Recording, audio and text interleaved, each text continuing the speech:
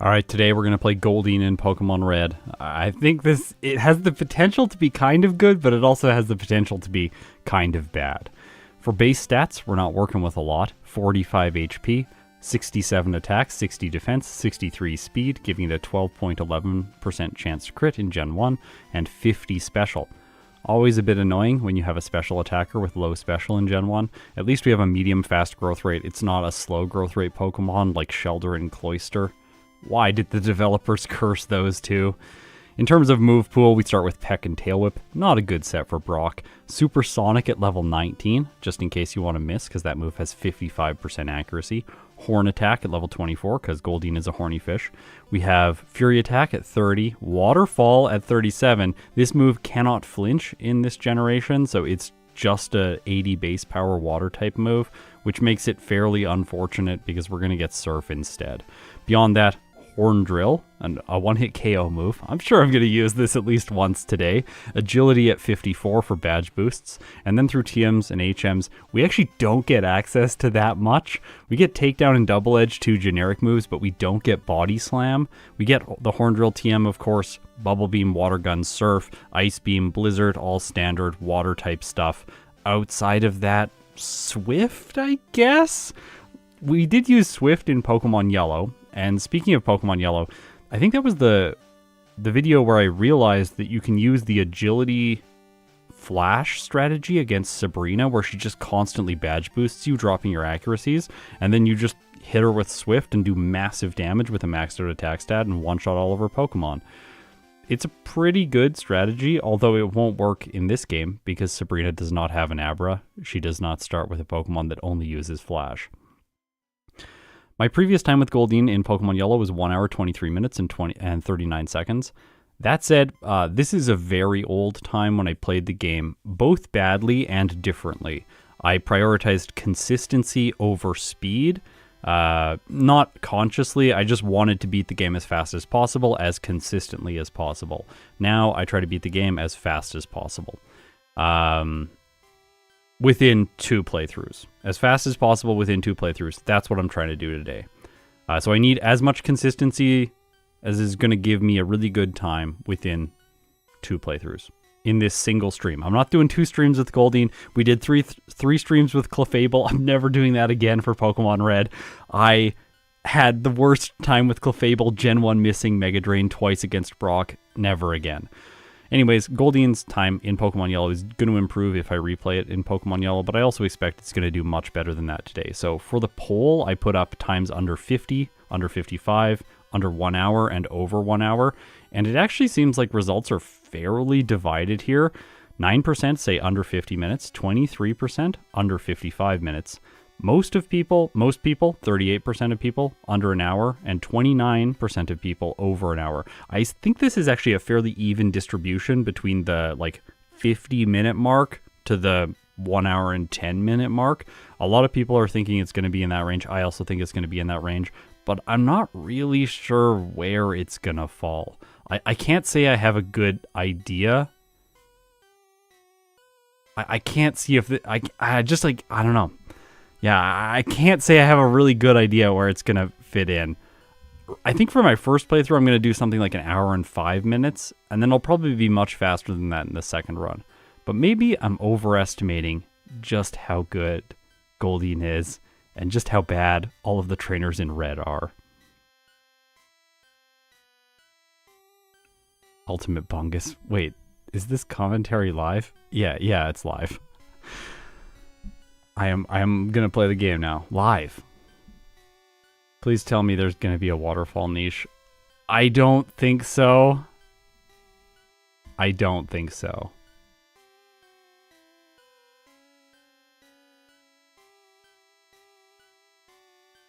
No, waterfall's not an HM. It's not considered an HM move in this game, so you can delete it. It's not like Gen 2.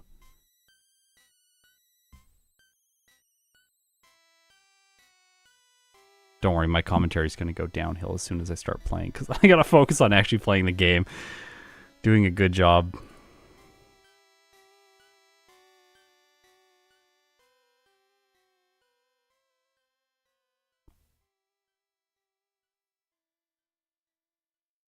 I've been recently playing... Are you using Surf? I think we're going to use Surf.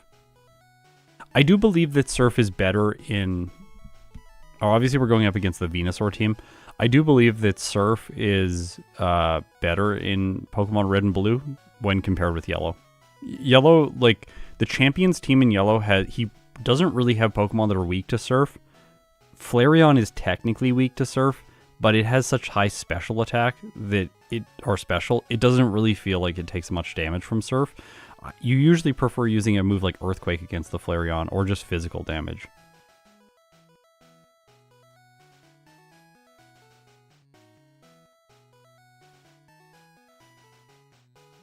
Okay, also, the Brock split. Let's get into it. So this is gonna be a rough opening. Oh.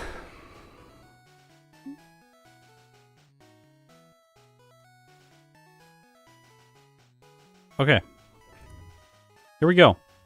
My back's actually kind of sore today, so hopefully that doesn't affect me, but let's do this. Pokemon Red with only Goldine. First attempt. Alright, are you ready for me, Brock? Let's go. So we're only going to have Peck and Tail Whip for his Pokemon until level 19, where Supersonic becomes an option. I don't know if Supersonic is going to be a good option.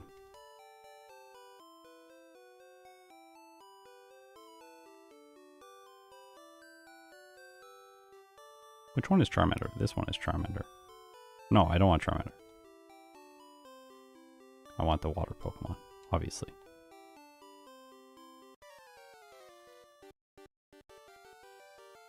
So, this is an advantage, also good back sprite. I think this looks like Goldine. It also looks small and cute. Excellent. This is an advantage of Goldine, is that it's a water type Pokemon, but it starts with Peck, which is super effective against both the bugs in the early game, as well as a bunch of grass types. I consider this, there are 4 factors that usually make water Pokemon decent in these games. One of them is coverage against grass type Pokemon. This can come either in the form of a super effective move or as just normal type damage. Some Pokemon don't get normal type damage, like Omanyte, I believe is one, or Omastar. Omanyte, I think it is. It gets like Horn Attack at level 24 or something like that, which makes some of the grass types really brutal. Another one is Horsey, which only has Bubble or Bubble Beam.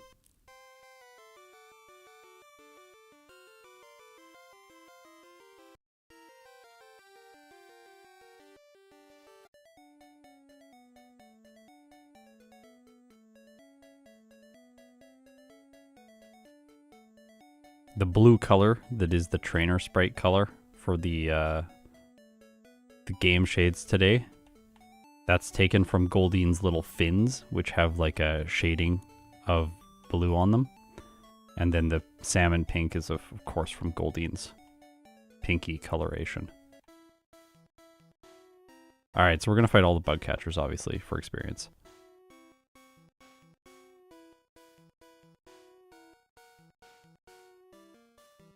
Efficiently today, yeah. That's good. Medium fast growth rate's not great for leveling up in the early game. Would be this Brock would be less bad if we had the medium slow growth rate.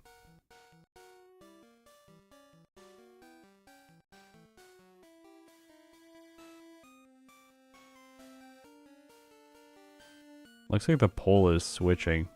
As I'm progressing through the early game, people are saying less than an hour, but over 55 minutes.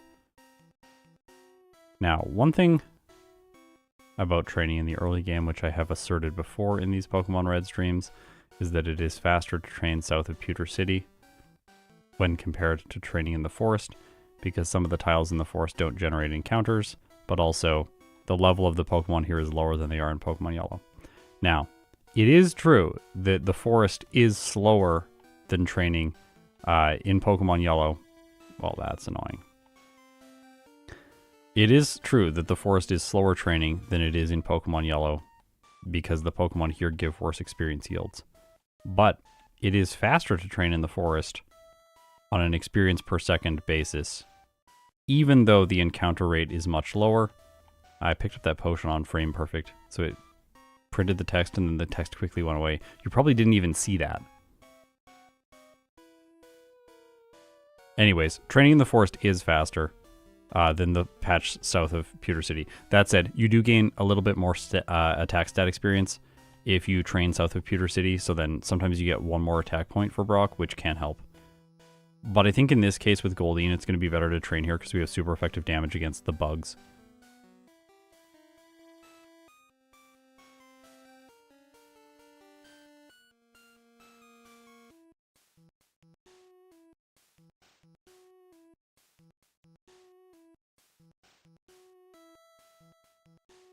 Ike does not. He plays with a PlayStation controller.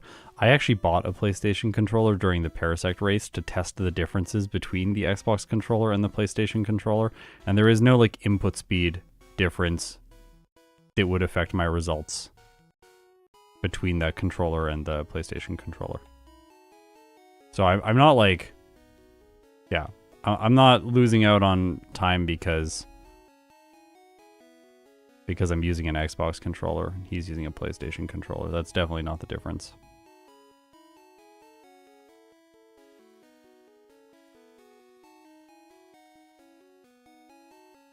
I feel like the boulder will not be good today. Maybe. We'll see. Alright, Blackout 1. I think in the future I maybe don't do the training in the forest and I just come here earlier. I was a little bit worried about the Diglett doing a ton of damage, but obviously I shouldn't be worried about that.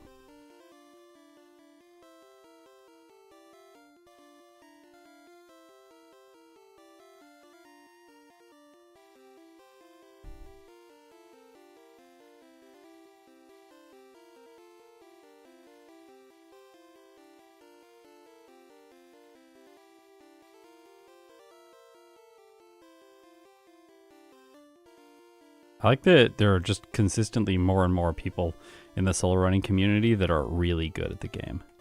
It's been really inspiring. Also, I don't think I bought anything and that I just started blacking out, so we're going to have like no money. Whoops. I'm not used to doing the buy before Brock.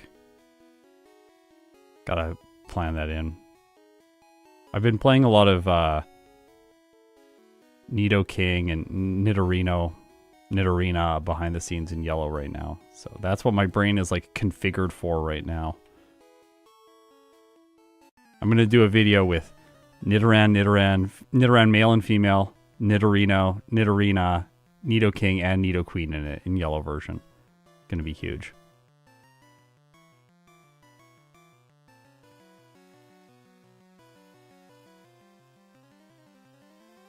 Alright, this is getting kind of slow. It's taking the Sandshrew a long time to knock us out, and it can use Sand Attack.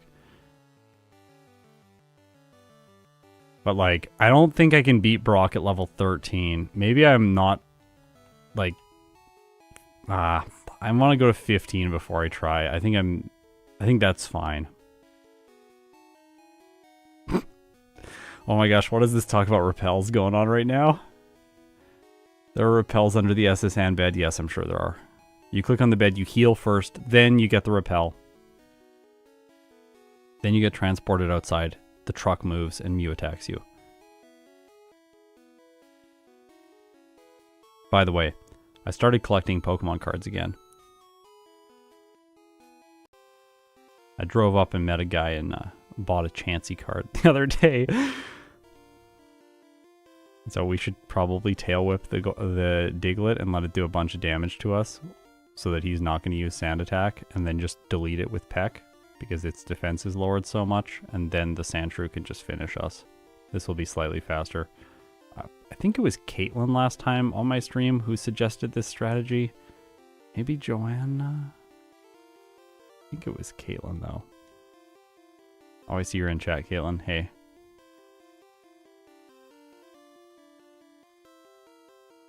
I only have one Venomoth. No, I pushed that a little bit too far. No, that's a little close for comfort. I was watching chat instead.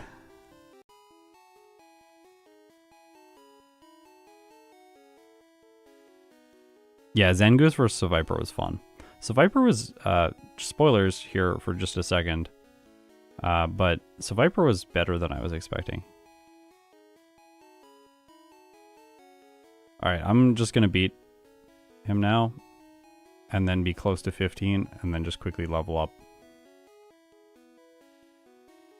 I'm only going to this patch because I don't know, it's going to be like 3 Pokemon, and I don't want to walk into the forest.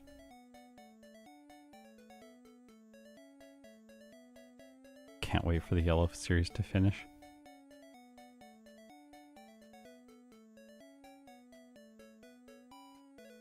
There's a guy selling a Charizard too, but I'm like, he wants you to give an offer, and I'm like, I don't know, like, I don't really know how to value something like this. I don't know what the criteria are for a valuable Charizard or a non-valuable Charizard. Alright, Brock. We're 9 minutes in, 8 Blackouts in, level 15. We have Tail Whip and Peck. I don't know. Okay, Geodude's using Defense Curl, so Tail Whip's doing nothing. So I guess we have to wait till it tackles us before we actually lower its defense, which is fairly annoying. I'll go now. Let's see how much that's doing. That's okay. This is... Maybe the Onix just goes for Bide over and over again, and we get it all the way to -6, and then we do decent damage. Okay, 1 Bide. 2 Bide. Oh my gosh, we did it.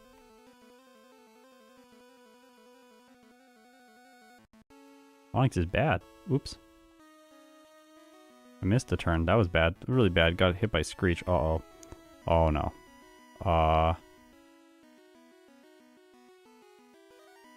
Stop critting. When I crit, it does nothing. Oh my god, can I do that? Yes! Yes, yes, yes! Okay, for first attempt, Brock. Oh, my adrenaline right now. So, I don't know if we can rely on that for the second run. That seems a little bit sketchy, I'm not gonna lie. Do we need Bide? We need Bide. We need Bide. We're gonna skip other items.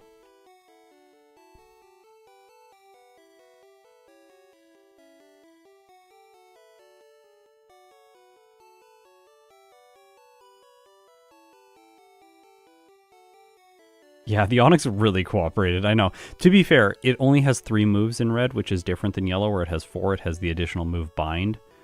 Because it has less moves, it's more likely that it just goes for Bide over and over again, and it's less likely that it does damage, because Tackle's the only thing that can do damage to you if you outspeed it, which Goldine did. I'm going to fight the Bug Catcher, because just fast experience, and we one-shot all of these Pokemon. If you one-shot all of them, I think he's roughly equivalent to the Lass. In terms of time. He only gets slower if you have to two-shot one of the Pokemon, which is usually one of the Cocoons.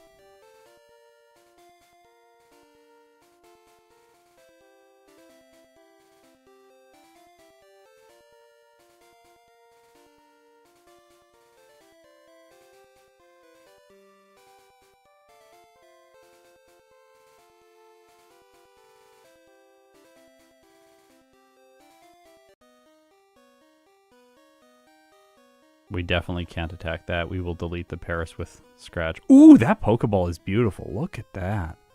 Oh my gosh. Oh my gosh. We're going to get Water Gun, of course. Our first same type attack bonus move.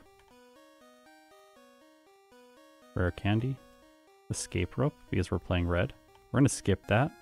Don't want to fight that guy. I'm going to fight the Hiker, because the Hiker is a really quick experience if you have a water type move.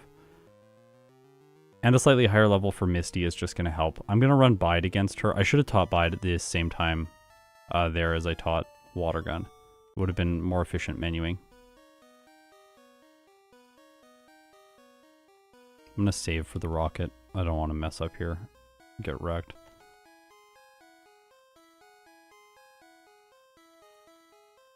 Okay, Water Gun does do better damage. But doesn't change the number of turns to KO. Actually, yes, it does against... Yeah, it does. Sorry, I was reading the wrong move. It does change the number of turns to KO. Luckily, this... Disable expired right before the Voltorb. Perfect timing. Luckily, the Voltorb does not have electric moves. If that Voltorb had electric moves, this battle would be very scary in most playthroughs.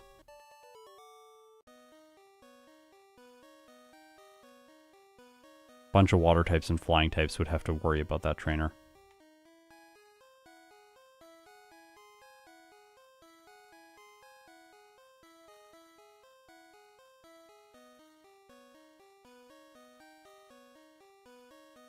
Do-do-do.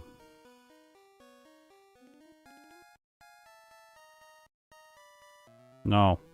I hate this trainer. I didn't save. No. Alright, delete me. Come on. There we go.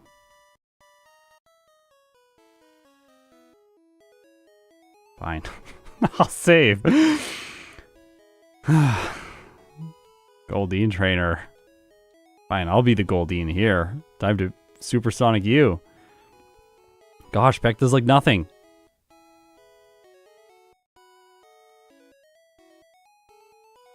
Yeah, Goldeen's front sprite's really good. Very sassy. Alright, bide in the place of tail whip. Save by Misty. So the strat here is basically just use bide against the Starmie. Knock the Starmie out with bide. Oh, we might have to supersonic the Staryu actually. It's like it can't do a lot of damage to us because if it does, then we won't have bide health for the Starmie. Wow, this is not a great position actually. I was hoping Peck would do a little bit more. Okay, we're dead. Wait, maybe not. Dead. Reset one. Fighting Misty first makes a lot of sense because you're going to get Bubble Beam for all of Nugget Bridge, which will speed up progress there. I do think this is the better strat than trying to skip her and doing someone else first. We could fight the rival and then backtrack to Misty at like level 20, but... why is it doing that?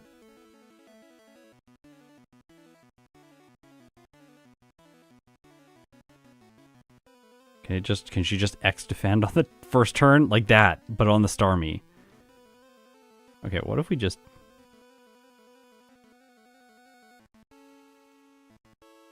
This is going to delete it. Yep. Okay, we can actually leverage a different combo here. Well, not this time, apparently. I don't think... Maybe level 20 helps us... Just restart? No, it's a first playthrough. We're not restarting. That's not how I do these.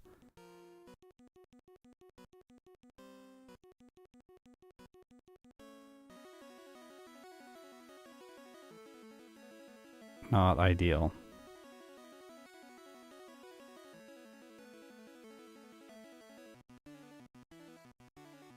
Alright, what happened there? I did a lot of damage, but it didn't really attack me. The reason is when Supersonic deals self-inflicted damage to the Staryu or the Starmie, that gets added to Bide's accumulator. So Supersonic and Bide combo pretty well together when Supersonic doesn't miss like this. Because you can just Bide and then she hits herself, tackles, and then I do a lot of damage. But, oh gosh. Yeah, and level up doesn't change the Bide interaction at all. Yeah, it would just give me more speed than the Staryu likely. Because my speed right now is 37. Okay, I'm going to try and fight the rival. Because, like, this is really bad. 5 resets to Misty, like, that strategy is definitely not good enough. Either we have to level more in Mount Moon. Okay, well, this is actually awful. It's a 4 hit on the Pidgeotto and only 86% chance. I'm probably still going to win because his team is quite bad. Unless the Bulbasaur is brutal. We only got hit by 1 sand attack. This is like the best case scenario. Alright, well, that's not. Yeah, okay. What just happened? He just like... He spammed Growl against me with the Bulbasaur. This is the last rival battle where he does not have good AI, so that's why that was possible. And then I crit. What a battle.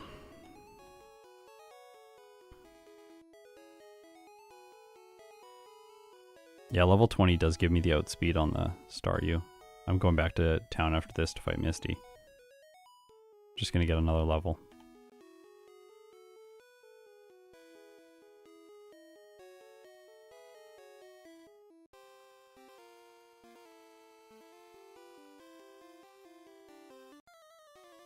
Okay, now we outspeed the Staryu, and it's only ever going to use Tackle unless she X defends. So I can just go Bide against it. Oh. Alright, well. Can we just Bide now? I think so. Oh, gosh.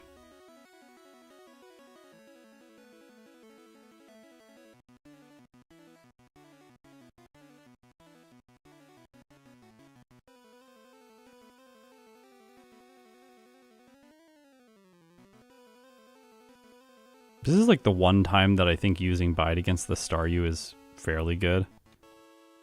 In most cases, you just want to save all of your health for the Starmie. This is an ugly fight. I don't like this fight. Let's try Peck the Goldine and conserve some health, but I don't know if that is the right strat either. We might have to use Supersonic to conserve health for the Starmie. This does not feel like the right choice. Well, I have more health, I guess. That crit was good. There we go. Rough Misty.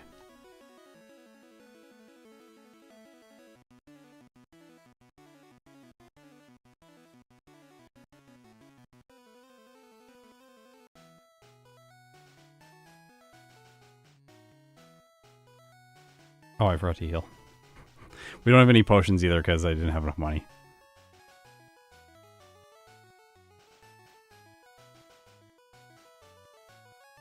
This is the compounding effect of an early game mistake.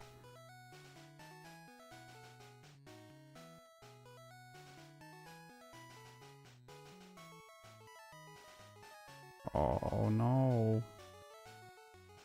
Damage ranges even with Bubble Beam. That might be a reason to not get it and just do all of Nugget Bridge and then backtrack to Misty.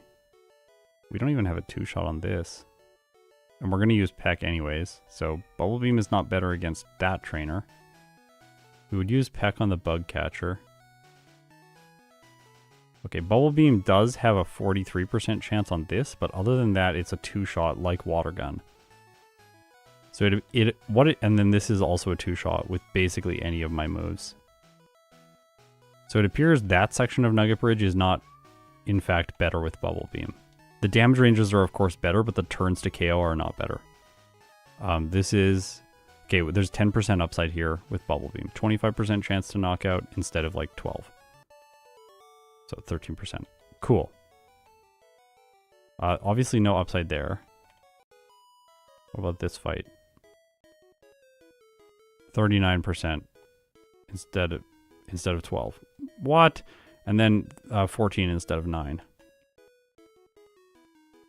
This guy's better to fight. Water Gun. Okay, Bubble Beam. This is one case where Bubble Beam reduces turn count. I can one-shot the Machop with Bubble Beam, whereas it would be a 2-hit with Water Gun. Horn Attack. That's better than Supersonic. Supersonic's bad.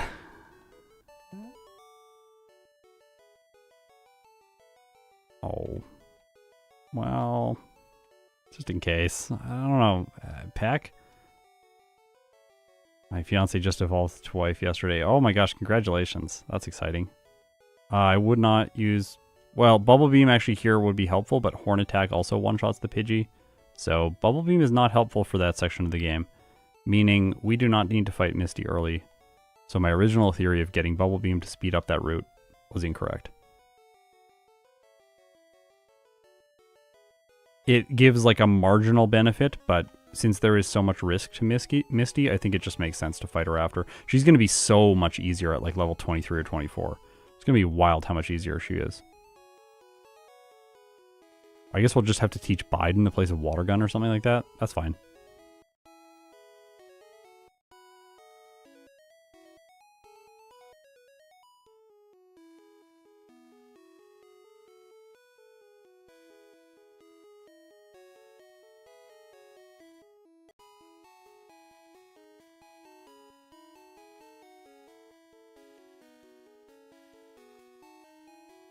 And then by this point, we'll have Bubble Beam anyways. And it does improve damage ranges here.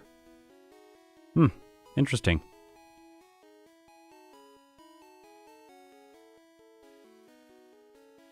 Now we don't get Body Slam. I don't know if we should play safe and get rest.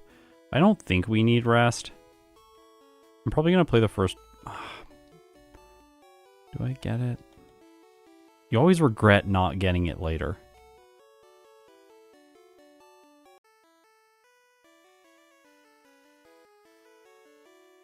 When you really want it at the end of the game.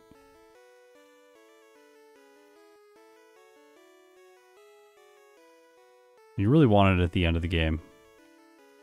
And you don't have it. It always feels bad. I don't think I have any potions. I need to switch where I buy the repels. I haven't actively worked on that. If I buy the repels before I head to Surge's gym, then it makes this section of the game easier. But also, I could have bought the super... oh no. I'm dead. I'm definitely dead here. Unless it leech seeds. Haha! It leech seeds!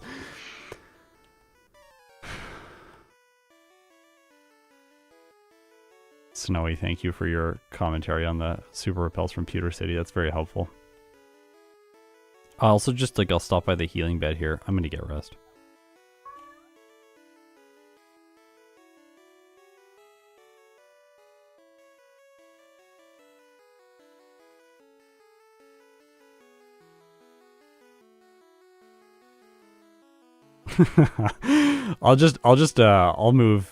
I'll remove rest if we don't need it. This first run is already a disaster. We've had so many mistakes. We got a blackout to the Goldine trainer in Misty's gym, and then like so many resets against Misty. So that's encouraging though. For the second run, we'll be able to improve the time dramatically. Always teach cut first in this game. That's something that's different between... should I heal that? I don't know. Surge is kind of bad. Maybe he's not going to be bad, though. He has good AI.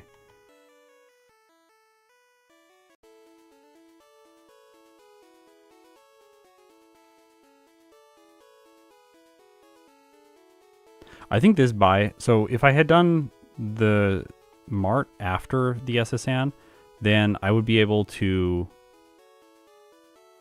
have those super potions at the same time I get repels with a little bit more money. And I can also like flex them in if I want them for better Pokemon, if you take too much damage when you're on the SSN.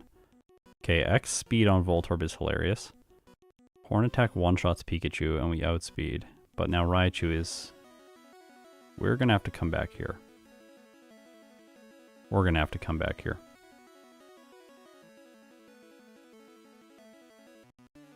This makes no sense to do right now. Unlike in yellow, we cannot luck through Surge.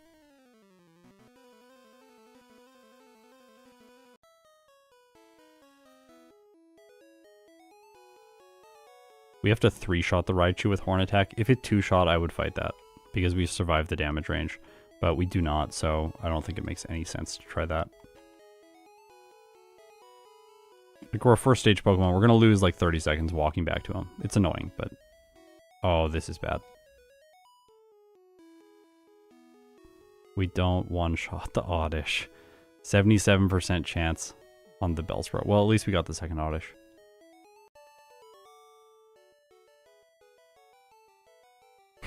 What's happening with all these people telling me to buy repels in Pewter City? There are no repels in Pewter City. I know that Snowy's doing it as a joke, but now I'm seeing other people write it in chat, and I'm starting to think that people are taking it seriously.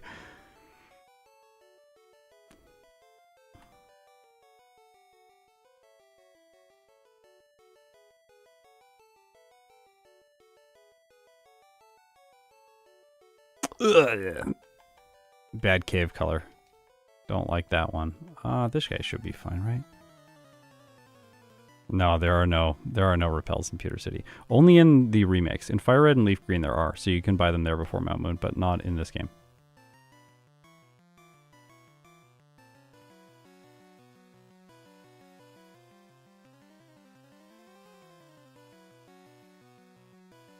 Cave color tier list.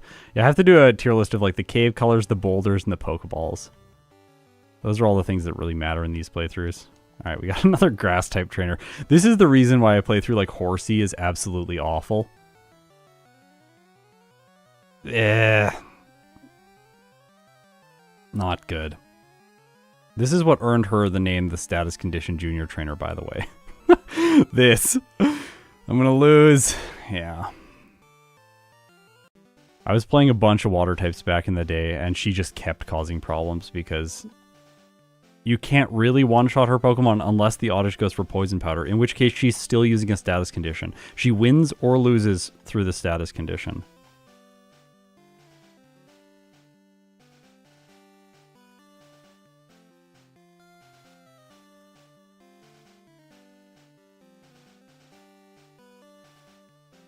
Luckily, self-destructing hiker is not going to be an issue.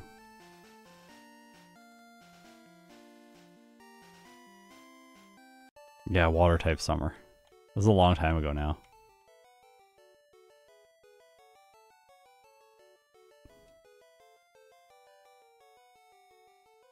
Oh man, these damage ranges. Oh, I'm so disappointed. I should have saved before this person too. Again, grass type.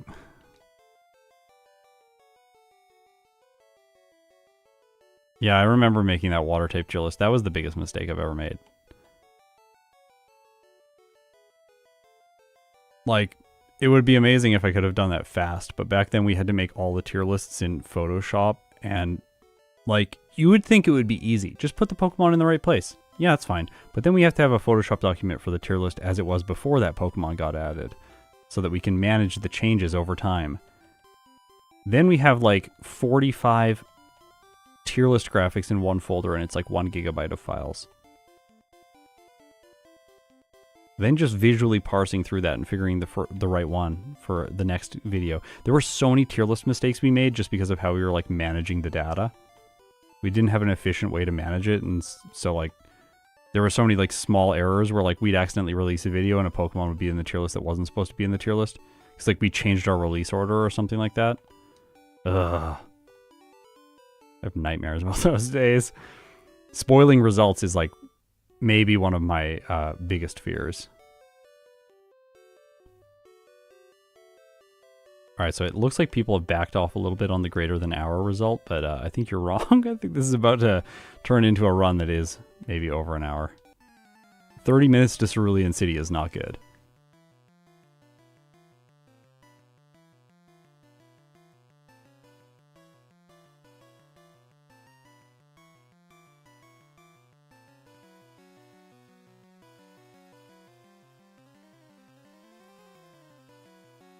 Snowy, oh my gosh.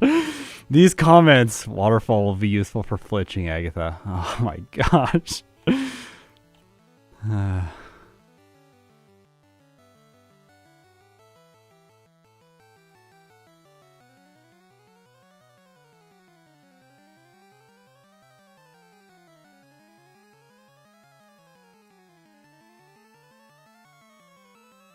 What do we increase? Increase special or I don't know. This is such a hard choice. I think it's red. I think we improve special. Uh-oh. I made a mistake. I made a big mistake. I'm gonna sell one of the calciums. Don't do this. Don't do this in your play. This is not the way. Alright. Wait, we should buy some antidotes. Or a Goldine.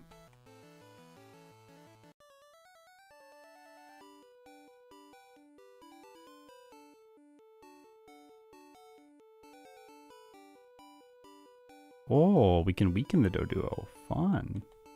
If you buy Great Balls last from the mart, which is why I went to the top first, if you buy Great Balls last, then they're at the very bottom of the inventory, and it makes that catch there just a little bit more menu efficient. Oops. Not what I wanted to do. I want to put super potions in third. So once you reset the cursor, then you move the potions. Bye-bye. This resets the cursor. Go all the way down. Gotta teach fly. After teaching fly, reset the cursor by deleting the Great Balls, then use the super repel. Oh yeah, I can't fly yet. Then you normally fly to Pokemon Tower, but in this case I can't. So we're gonna... do we fight Erica now? No, I don't think so. She's gonna be sketchy. I think if we were a fully evolved Pokemon, we would probably fight Erica now and then go back to Surge, but in this case, as a Goldine, I don't think that makes sense. Wait, I didn't heal.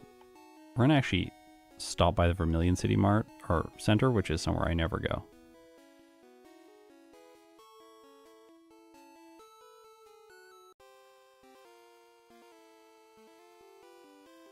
I have Ice Beam, but I don't think it's enough for Erica. Oh, these damage ranges are still terrible. They're still terrible. 64% chance to two-shot the Raichu. Thundershock. Okay, well that was really bad. That was a crit.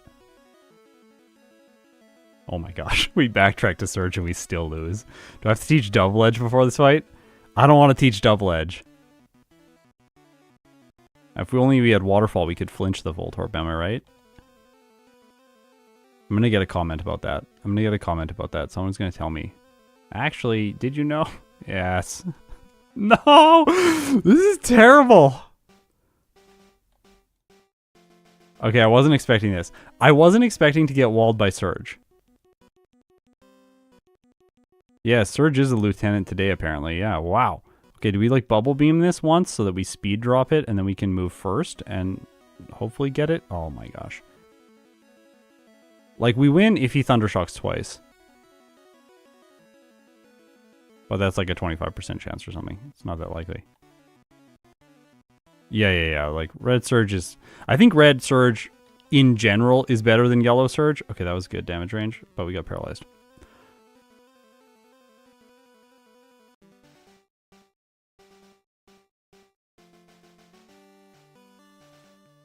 Like, I have to walk everywhere if I don't do this battle.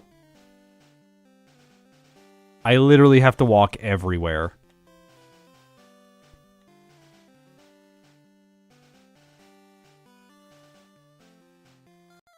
I hate this.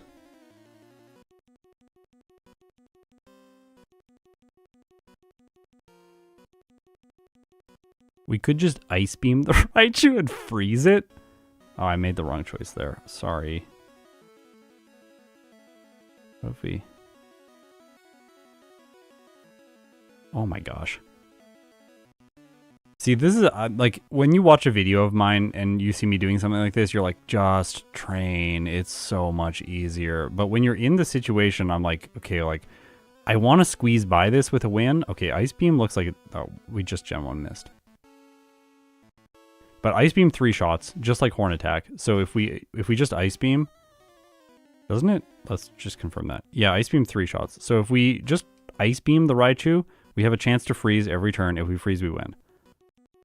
Whereas Horn Attack, we don't have that upside. Oh, he can also Thundershock twice, and then we win. Which he just did. Okay, there we go.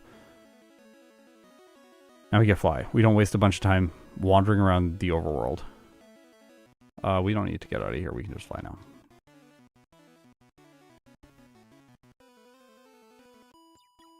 I could have got Horn Drill. I should have picked up the TM, but I spent my money badly in Celadon City. I might want to get the extra nugget. I might want to get the extra nugget from inside the rocket hideout. That's something I rarely do now, but it might be worth it with this run just to get enough money so that I can get the 2 vitamins. I don't know if the vitamins will be useful. We'll find out. Okay, that's not great that we're not one-shotting that, but... We also don't have great moves against the Ghastly as we head up the tower. Ghost. I haven't seen that in a while.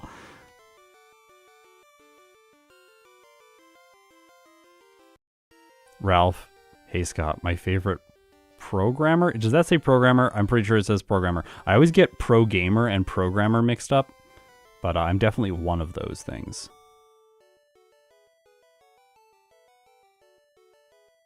And I think it's half of both. I'm not a full programmer, and I'm also not a full pro gamer. I'm just scared now. This whole run's been bad. I'm just saving in front of, like, random people who are generally not a problem. Okay, well, 3 shot on that with Ice Beam.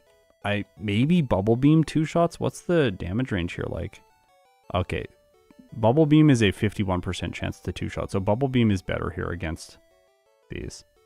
Oh no, never mind. Peck is better because it's physical. It has a guaranteed 2 hit. Interesting. Not what I was expecting there. I think we got a potion a little bit now.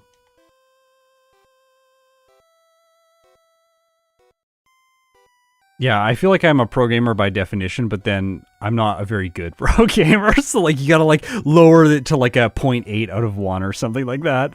And then with the programmer, I'm definitely not a programmer, but I have programmed some things that do work and they are professional. Like they help me with my job. But my skills as a programmer are like, instead of a for loop, let's write the code 15 times. Oh, it works. Good. Let's just do that.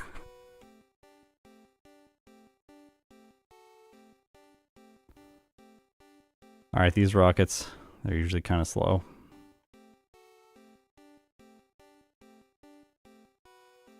Aw.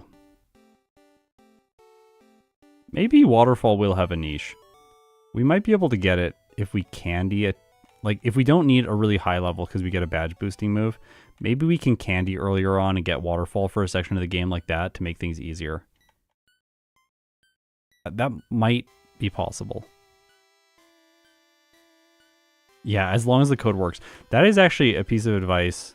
I don't remember who gave it to me, but someone gave that to me. Like, they just said you can spend forever optimizing a piece of code and making it look more beautiful and things like that. But like, if it works, it works. Maybe don't overthink it.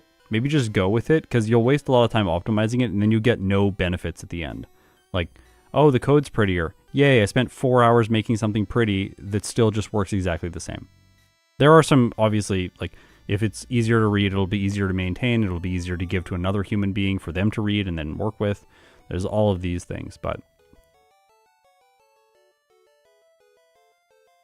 also, if you're never going to update it and it's fine, just leave it.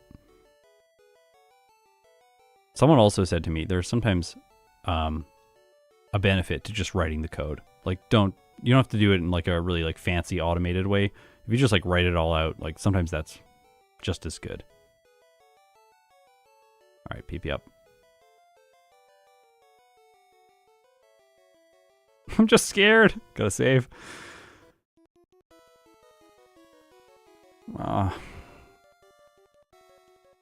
Am I missing something that would make Goldine better? I don't think I am.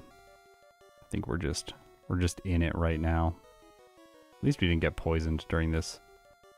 If we get poisoned now, it's too late for him to really capitalize on the poison. Yeah, it's too late. But if that happens on like the first coughing when you're two-shotting, it becomes a very challenging fight, which is why I saved before it. This doesn't really happen with good Pokemon because they usually have a move like Psychic or Earthquake, or they can just use a different move that has coverage and it still does a lot of damage. But for a lot of first stages, he can be problematic, even though he gives really good experience. Level 36 will block all encounters in Safari.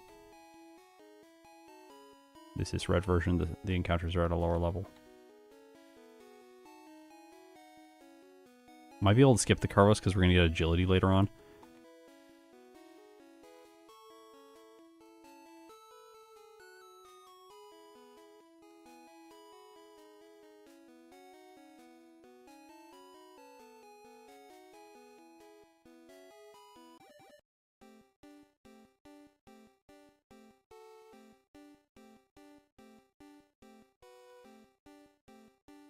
Do we teach Surf? I think we do teach Surf.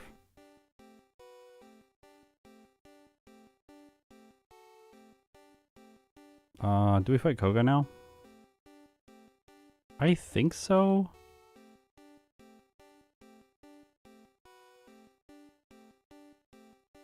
Is there a level 38 Tauros? Are you sure? Or is that only yellow? And is that in the area where I have to go through grass? Oh my gosh.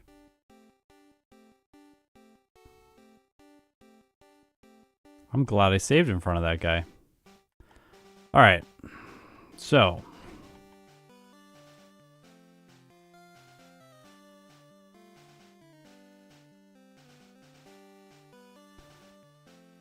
We need to train. Silph is the best place to train when you want to fight a lot of trainers, so we will start here. Oh, excuse me. Got the sneezes. Yeah, Double Edge would have won there, but we don't want to. I don't want to put Double Edge on my set and then feel like I need to delete it later when my moveset starts getting constrained by stuff like agility. Because like we can't delete Surf at this point. There's no move deleter. So one slot is gone. We only have 3 other slots to work with. Ice Beam, we probably want to hold on to Ice Beam for a while. I do think I can get rid of Peck for Waterfall, just so we have a little bit extra PP against weak Pokemon. So Waterfall Dream is alive, we can just use it here. It's not an HM move in this game, so we can delete it whenever we want. Like, I could put Double Edge in the place of Horn Attack, but then where do I put Agility? Like, I guess Agility has to go in the place of Waterfall, and then we have, like, Ice Move, Surf, Agility, and Double Edge. But then where does Horn Drill go if we need Horn Drill?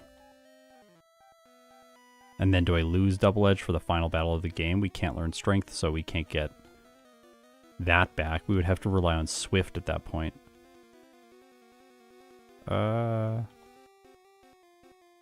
It's good that's not an electric move. That would have got me.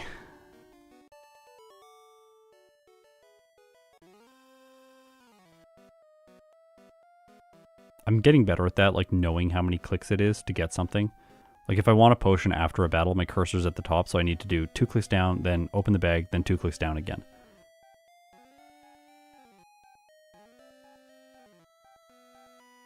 I got a 2-shot this no matter what, so save Surf PP. 73% chance on that. 82 on this with Waterfall. I'll go for it instead of surfing for the 1 hit.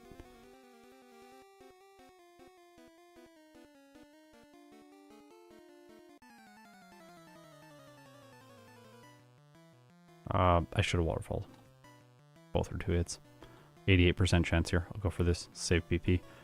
2 hit no matter what on this, so Waterfall both of them, and then surf this. 52% chance. Oh, didn't get it. That's okay. It's not a steel type.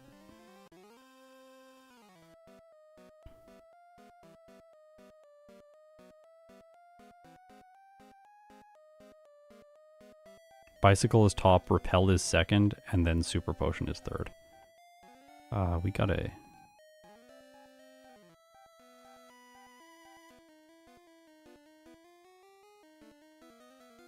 Gosh, this is bad.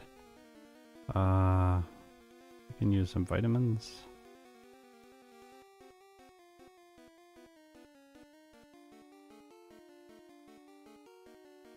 Yeah, it would be easy to disable the evolving every level, but I don't want to do that. I've intentionally left that in.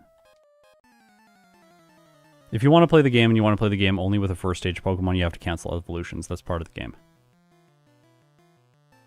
It wastes time. It's a disadvantage for first stage Pokemon. Some Pokemon have an advantage because they evolve by trade. You don't have to cancel those evolutions. That's an advantage for a Pokemon like Kadabra. That should be factored into the results in my opinion.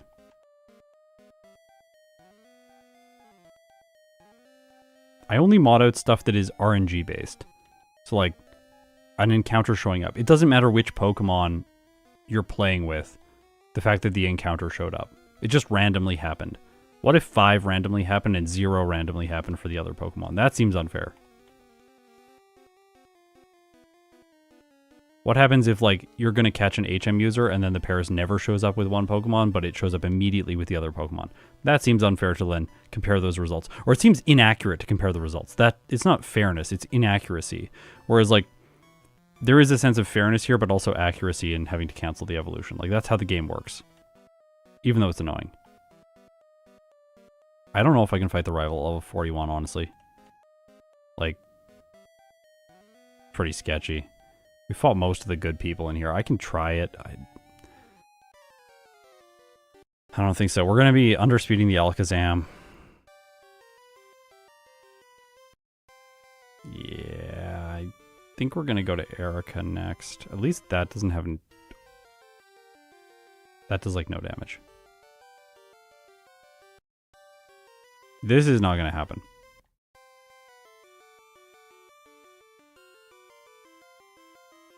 Nope. Yeah, the UI is available for download at my Discord.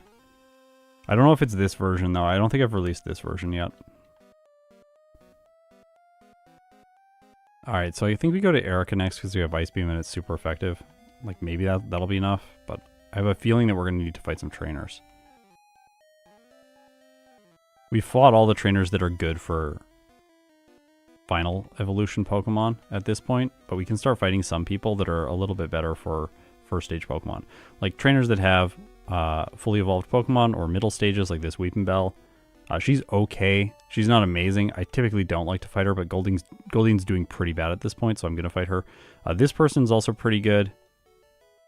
She has 4 Pokemon. The experience yields of each individual Pokemon are not great, but the fact that she has 4 means just less intro animations to a battle. Like, you don't want to fight the person on the left because she's got Bellsprout 1 Pokemon. That's not very good. The person on the right is also sometimes good.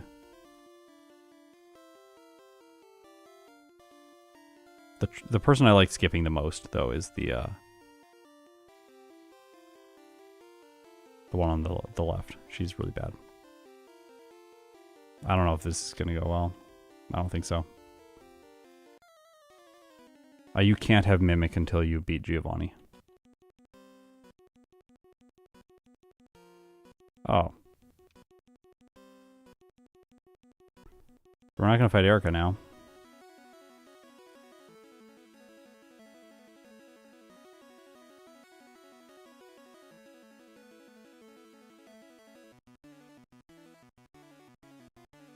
I don't want to do Dojo. There's just no one good left. I'm here now.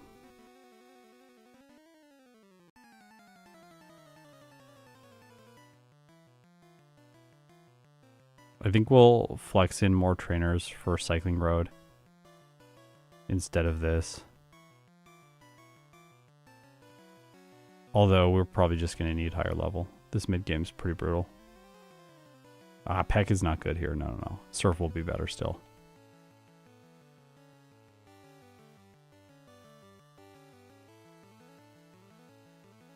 Like, super effective Peck is an effective power of 70. Surf is 142.5.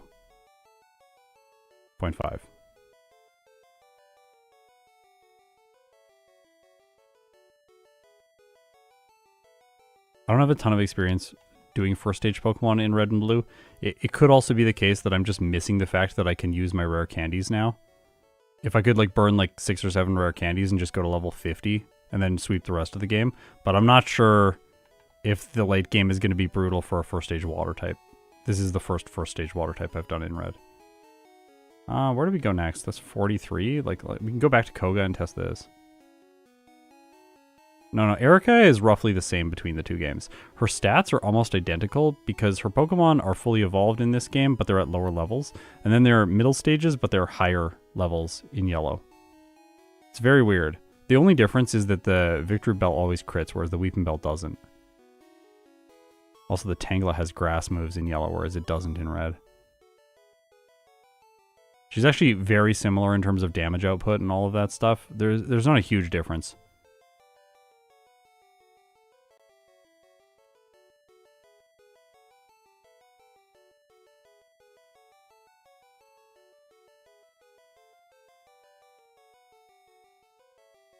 Now, why doesn't Goldine get Horn Drill?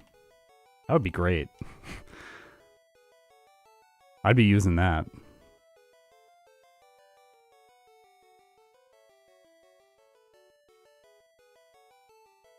Do I teach Horn Drill?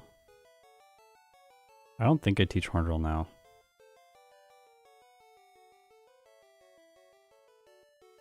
Not right now. I don't know how much training I'm going to have to do. If I need to do a bunch of really inefficient training and knock out a ton of Pokemon, I want to keep Horn Attack on my set. And like for this, it's better. I don't think it's better here though.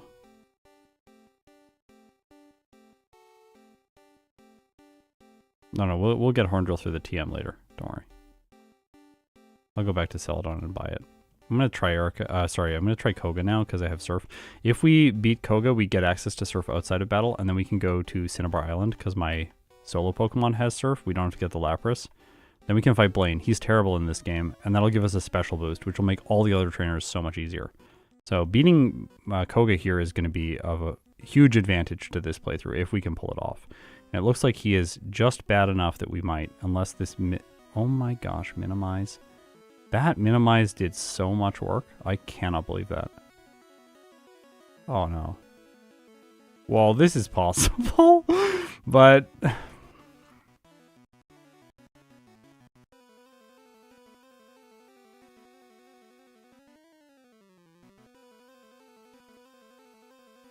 No, I'll be using Double Edge, but probably later on.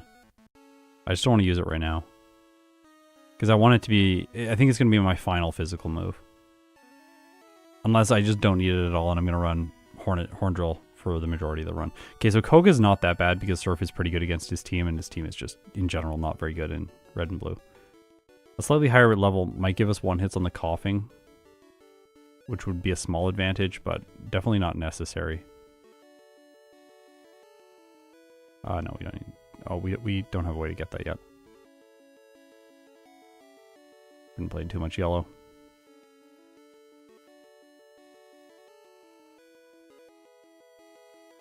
Whoops. It's like the Fisher for good experience yields.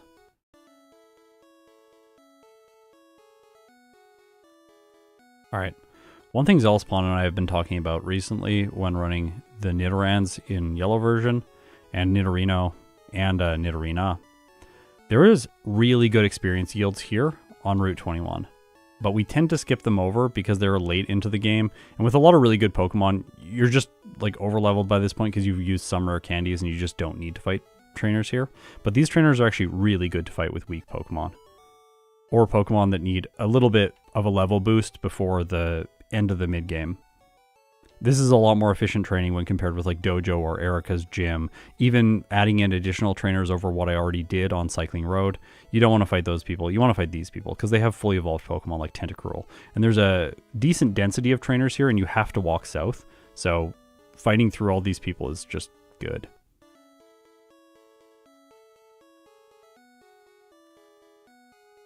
Wow. This is not good. The Cloyster, I guess, can only use Supersonic because that's his only normal move, and apparently that guy has good AI or something. Guy's got a Starmie. Oh no, this guy's got a Seeking, sorry. There is a Starmie guy as well. I think he's just south of here. But again, it's like Seeking, Goldine, you're fighting Cloyster. That's good. This is also really good if you have an electric move. Like you can get Thunderbolt or something, you just steamroll through this area and get a ton of experience and you're really happy about it. But there's nowhere else where I can fight a Starmie. Like I'm going to fight like, I don't know, a Bellsprout or something on Route 15 or that's not good. This is much better. Or like a Weezing. Like a Weezing is okay. There are some okay trainers on Route 15, but in general, this is better. There's also some people inside of Blaine's gym that are okay. We could fight those two since we were going south. I've run out of Horn Attack. Very sad. I think I will skip the remaining trainer. Just go straight down here and heal. Oops, I'm going to do Blaine's gym next, so healing in Cinnabar Center is pretty good. You teleport out of Mansion back to Cinnabar. I needed a heal anyways, so we can just stack those two things together. Also, I want to reset the cursor here so we can use... Oh, I didn't get the vitamin yet. It's like, I'll use the calcium. Well, we don't have the calcium. We can't pick it up. Definitely not going to need Toxic.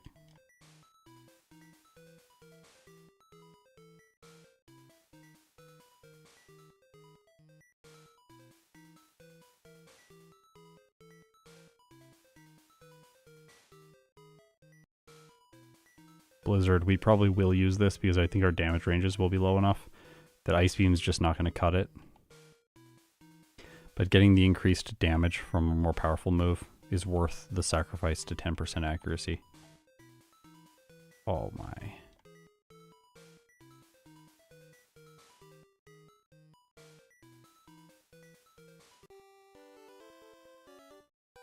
Okay, we can fight this guy. First two trainers.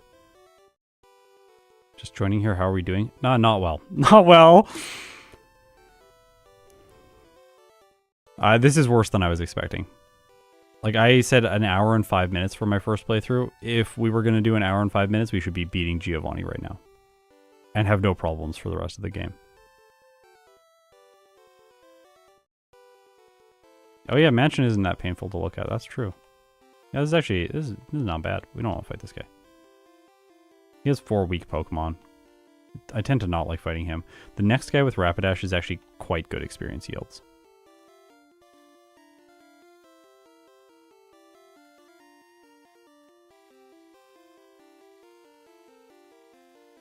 Skip this guy. We'll skip the Tombstoner guy. Shout out to Gym Leader Matt. And then Blaine should be fine.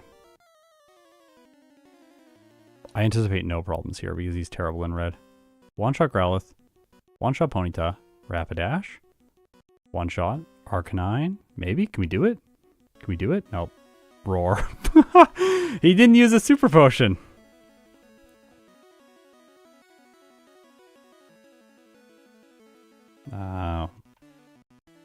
Now we can go back to Silph. We could fight Erica now, I think, because we have the special boost. But we can also go back to Silph. We have a speed boost, so we'll be faster than the Alakazam, making the rivals team not as good. And then with the special boost, I think that'll give us what we need. Did we fight this guy last time? Yeah, we did. Yeah, okay. Hypno Sandwich. Yeah, it's really good. Tasty.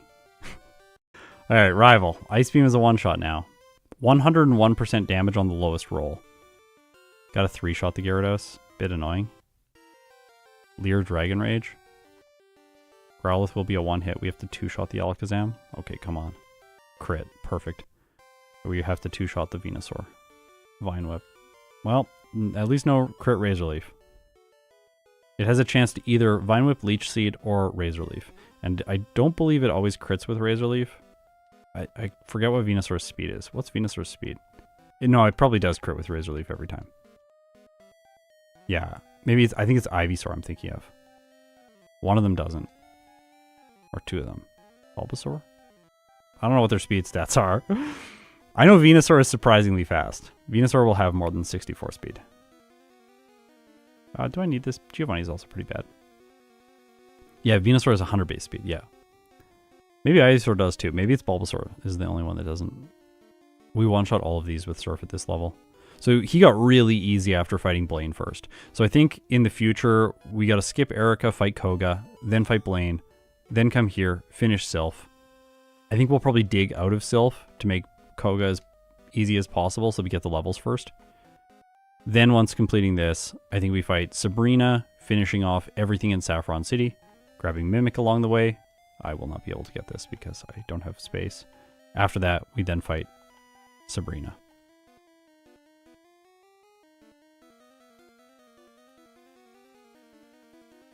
$100 bases. Oh, it's 80. Okay, well, 80 is still high enough.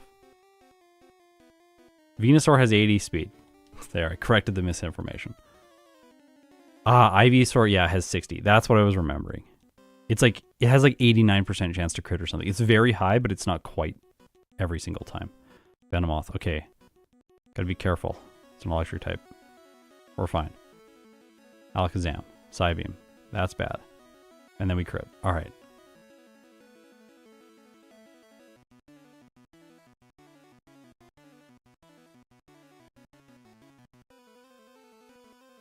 I shouldn't have done that. I should have healed somewhere else. You can't dig out of Erica's gym.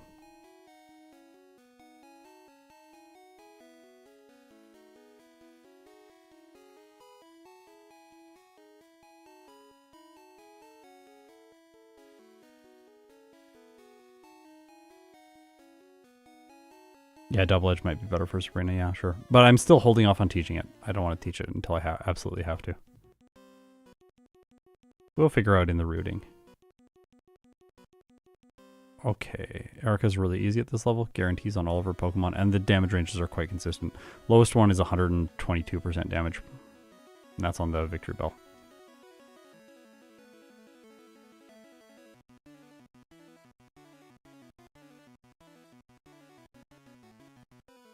I think we fight this guy. He has quite good experience, and he has 2 ground-type Pokemon, which get knocked out quite quickly, and both of them are fully evolved.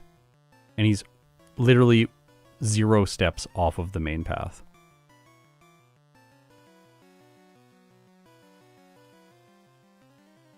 It's rare to see Erica second last. Yeah, unless you're playing a bad water type. Like a bunch of first stage water types fight Erica quite late into the game. Agility. I think Waterfall's gotta go, sorry.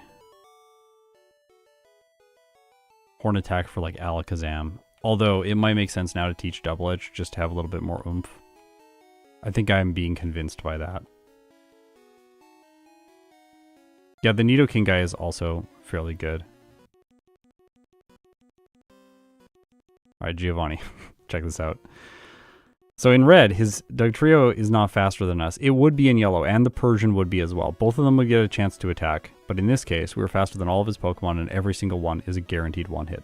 The only way we lose here is if we Gen 1 miss. Even in that case, if the Dugtrio crits with Dig, one of the most powerful moves on his entire team, does 57% damage maximum roll.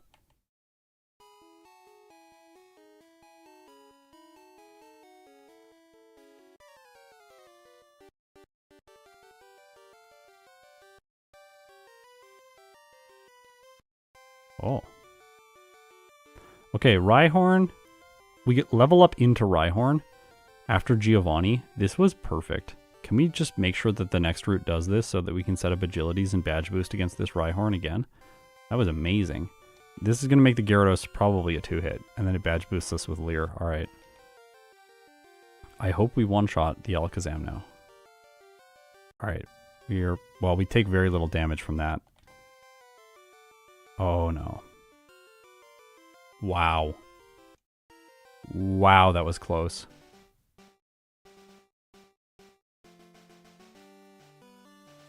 It's very clear that this is the option.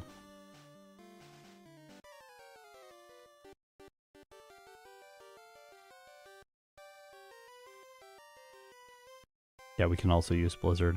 I think we'll probably switch to Blizzard if we lose this time.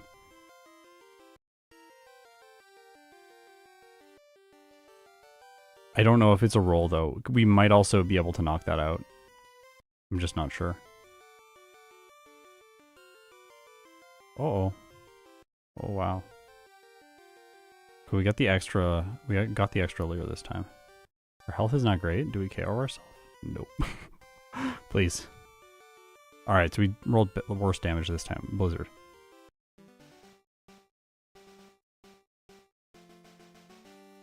I hate that Ice Beam isn't slot 1. We should make Ice Beam slot 1, and then we can use the PP ups more efficiently. I'm like 100% convinced this is the correct strat. Oops, I forgot Double Edge. It's fine. If we one hit the, we actually don't need it. This is my one hit as well. Yeah, it does. So that's a little bit better. We don't take damage at the beginning of the battle.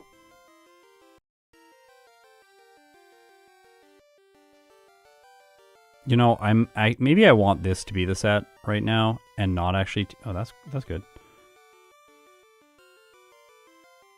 Because I don't have Horn Drill, and I might want Horn Drill specifically for Lorelei. Like what? I have like no options on Lorelei. Are you kidding me? Okay. Maybe we rare candy before this fight?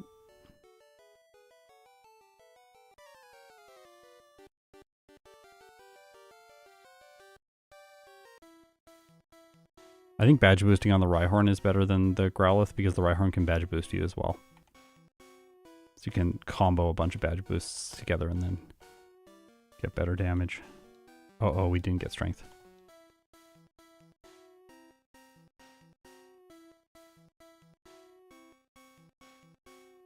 Already did that part.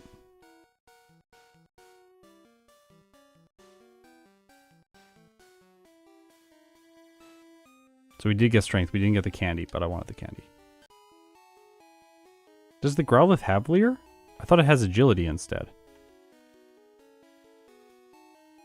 Rhyhorn has Tail Whip, right? In that case, then maybe the Growlithe is better because it has fire moves and it's not going to do as much damage. I don't know. The Rhyhorn's pretty bad too.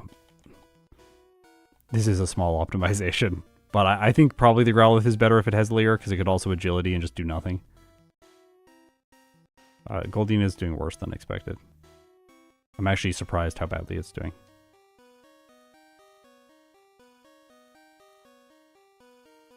These are good boulders.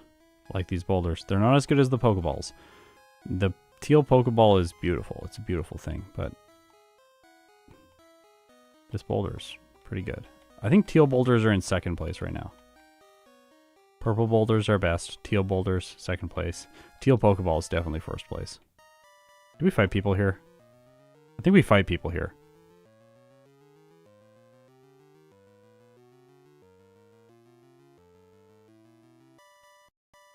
My level's a little bit low.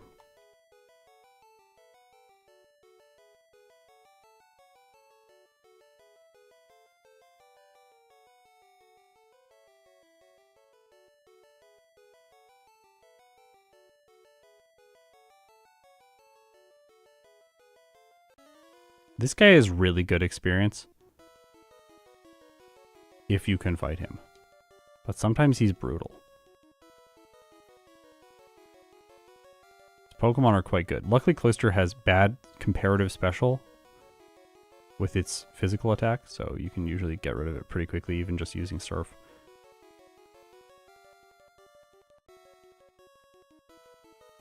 Oh yeah, Shelter is going to be really bad in this format. Shelter was really bad in yellow too.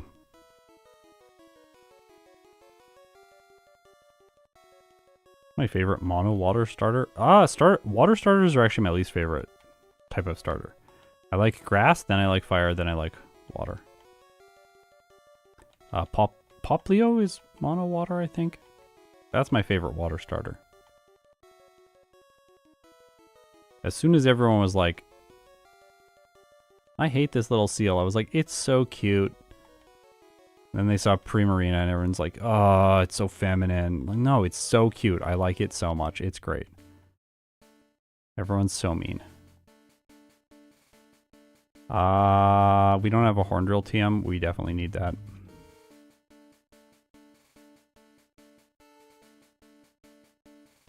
Wow, this has been a rough run. I'm so happy I picked up Rest.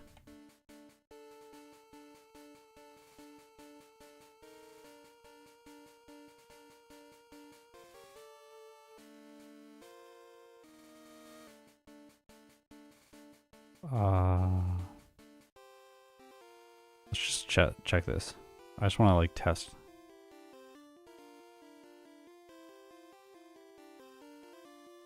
Oh, wait a second.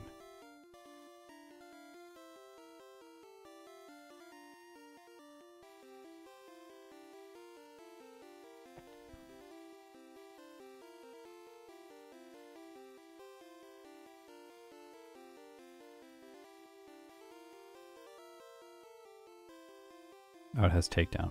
And then it crits me.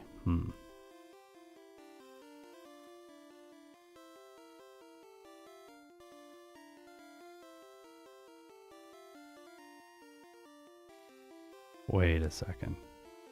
Oh, wait. Yeah, this thing has a weird... There's a weird AA quirk on the Slowbro. Where it can do that. Am I going to win?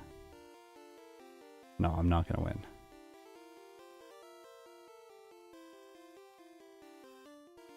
Okay. This was way better than I was expecting it to be. Like, way better.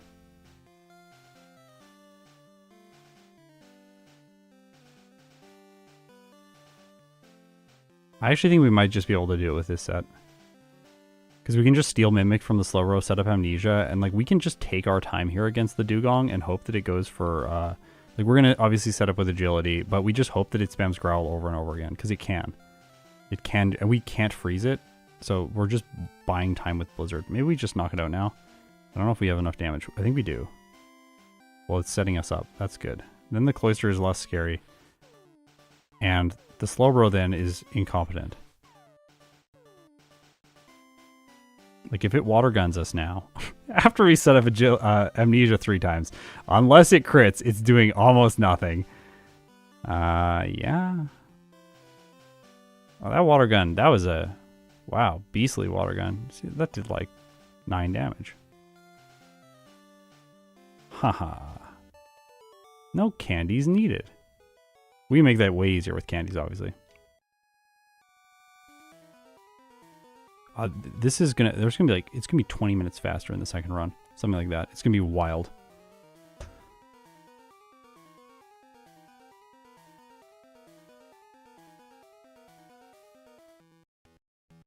That was a +6 water gun. That's why. That's why. Hey, Super. I'm good. Goldeen broken. I'm actually surprised just how good Goldeen was there. Like, that was a decent fight. For 11 candies. 11 candies. This is gonna be rough. Like, I think we're probably candy before this fight. Like, there's no reason to not be candying at this. I'm just testing stuff now. Yeah, this is not good.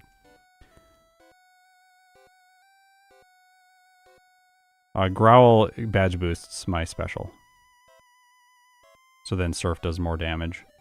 So the more the Dugong growls you, the more Surf does, which is why I got rid of Horn Attack, because Horn Attack's physical, and you're not going to use it after you get hit by Growl. But you could also continue badge boosting against the Slowbro, because it can use Growl. You have to be careful. I think I'm going to go to 68 here. Yeah.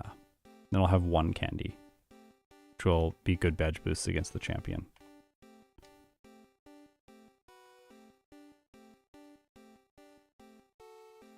We can't mimic anything good here, really.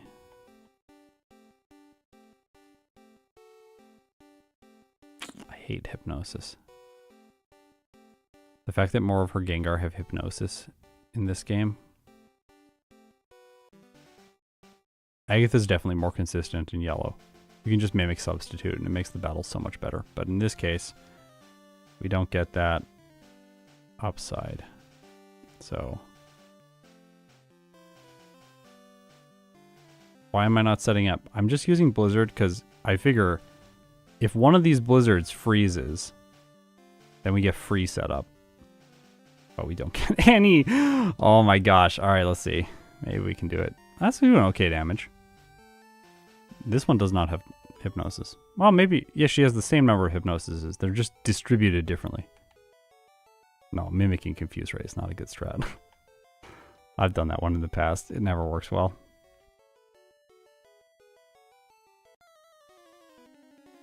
Okay.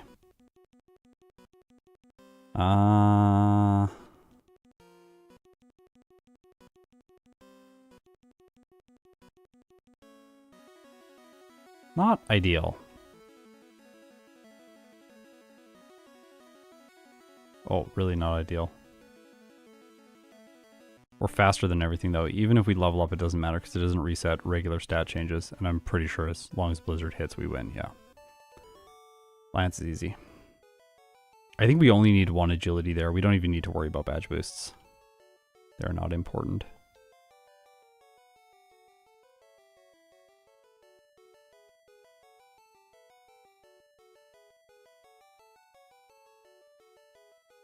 All right.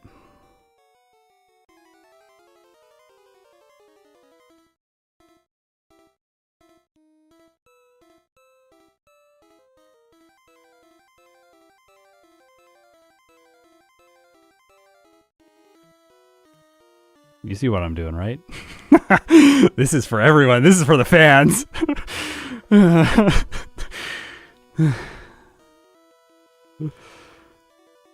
Turns out it's actually decently good. Not gonna lie. Uh-oh. No. Okay, well, maybe. Now, do we use it for this? I don't think so. I think we use Blizzard. Got him. Easy. Okay. First run, 117, 18, 24 resets, 9 blackouts, level 71. This was a rough run. Wow. The whole time, you can tell that I've been playing better Pokemon. And that I think that Red version is easy. Because I played this like Red version was easy, and I was using a decent Pokemon. Ah, 420. Game time. At what level does Goldeen learn Water Gun? It does not learn Water Gun through level up. You have to teach it with the TM after Brock.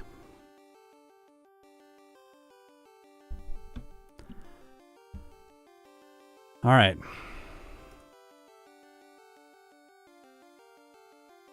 Oh wait, I gotta take a screenshot. I keep forgetting to screenshot these runs. Like, never have the screenshot. And I'm like, gotta go into the video file and extract it out. That's always inconvenient.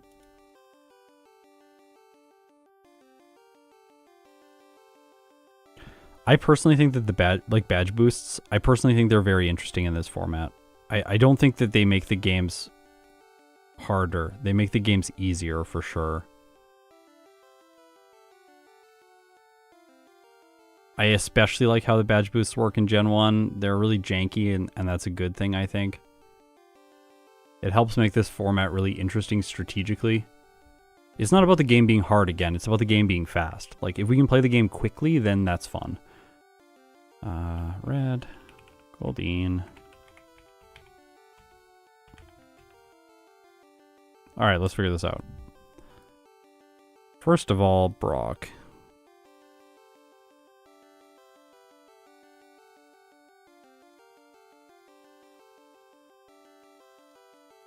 How much damage do we do at a lower level?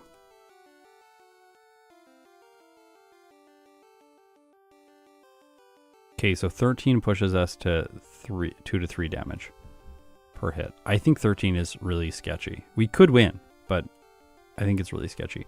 1 Leer goes to 3 to 4. 2 goes up again. 3 goes up again. 4 goes up again. Oh, a lot. Look at that damage. 4 on Geodude takes us up to 6 to 8 per hit. Alright, every single Leer increases our damage against the Geodude. And 6 does give us a benefit on the Onix at this level.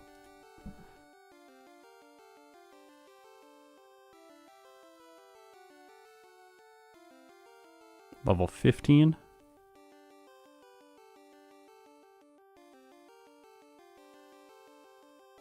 Oh, 4 Leers takes us up to 8 to 10 damage per hit on the Geodude.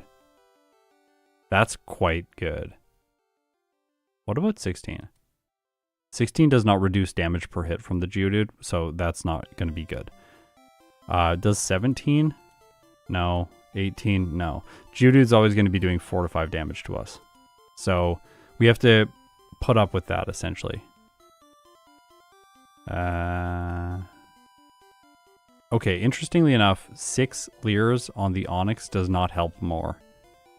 I think we max out our benefits at 4. We do. Nope, 5. Only on the top damage roll, though.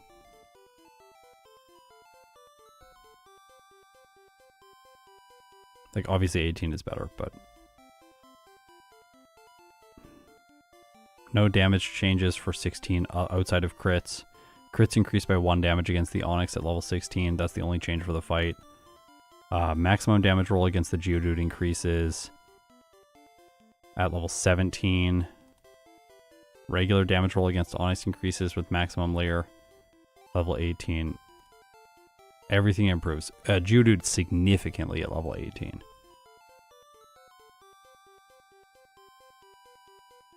So is Scott's catchphrase damage rounding thresholds? No, but damage rounding thresholds are just a big part of the game, so we have to talk about them a lot.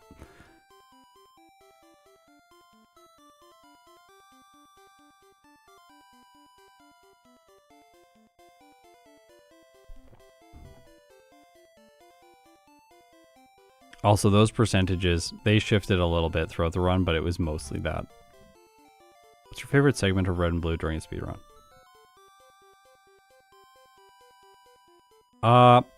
The champion battle and Rival 6. I don't know why. They're really fun to figure out because there's a lot of badge boosting stuff and like level optimization for experience yields. I find that all very engaging. Also, the reason I went for Sky Attack there at the end is because we started with Peck, and I'm like, it's nice and thematic to have a flying type move at the end. And then I realized, like, I don't have a physical move. How am I going to knock out the Alakazam? I'm like, well, I have Sky Attack now, so I used it. I wasn't even thinking about that. I was just like, I'm just going to mimic Sky Attack for the meme. But it ended up being useful. Also, Alakazam went for turn 1 recover, which is definitely a benefit for us.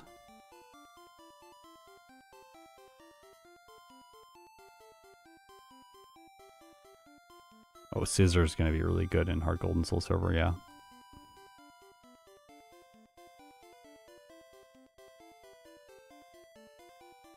I think level 15 is the correct level for this battle. Like, I don't think 14 makes sense.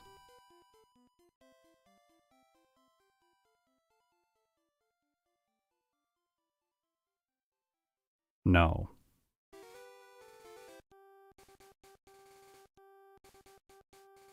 Uh, 9 to 11 damage per hit with 6 Leers on the Geodude at 14. At 15, 11 to 13 damage. Yeah, we're not going to get there though. We're not going to set up that much against the Geodude. I think 4 turns makes the most sense to get to 8 to 10. That's quite good. Then it's a 5 hit. And it's probably going to be like a 7 hit because it's going to set up defense curls. It'll be annoying for sure. Then the Onix will probably set up fully against it, just because it's going to go for bide. That's usually what happens.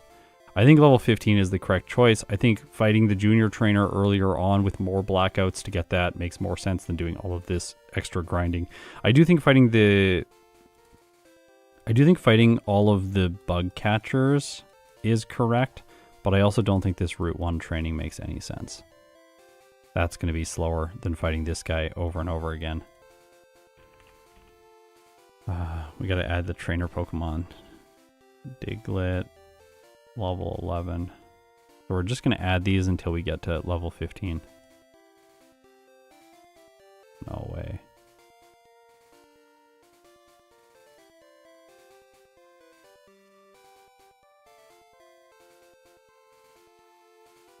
Alright, we need... Oh, whoops. Those are wild Pokemon. Those are definitely not giving the experience we need. We'll have less. Trainer. Okay, so we do the Pokemon Center heal, then Trainer Pokemon 1, 2, 3, 4. We need 4 more Blackouts against the guy to get level 15. And then we also don't need these wild Pokemon. So 4 more Blackouts to the Junior Trainer removes 4, 5, 6, 7, 8, 9, 10, 11, 12, 13, 14, 15, 16, 17, 18, 19, 20, 21, 22, 23. 23 wild battles for 4 extra Blackouts to the guy in the gym. Yeah, level 13 Brock is like Brock Attempt Stream, where we just fight him for like 3 hours and never get by him. I think level 15 is still honestly going to be kind of bad. I think if we wanted to make... Like, if you want to have a run with Goldeen where you just go in, you sit down, you play, you have 0 resets to Brock, probably 18. You'll have so much more health, you're over the next damage rounding threshold, damage ranges will have increased, they really jump up. 13 to 16 damage to the Geodude at full setup, and 7 to 9 against the Onix. Like, 18 is going to be so much better. But does it? It doesn't change the damage that the Geodude is outputting, which is unfortunate. But we do have more health, obviously. Health changes, goes from 43 up to 50, so 7 more HP. I wonder what I did in yellow a long time ago. I probably played like level 18. Even though Brock's Pokemon are lower in yellow. Maybe I played 15. I might have played 15. But I was pretty conservative back then. I'm pretty sure that I did high level. Oh, there is a wild Pokemon in here that we need to take out before we... this wild Spearow. Just want to get rid of that before we optimize, and then nothing works because we didn't knock out that one Spearow. This has happened before. On stream in red version. Okay. That gets us Brock 15. I think everything I did in Mount Moon was fairly solid, but then the next section of the game with Misty was perhaps the roughest part of the run, other than Surge. And I think that all of this can just be made better by fighting Misty later into the run. I'm going to delete her and add her over here.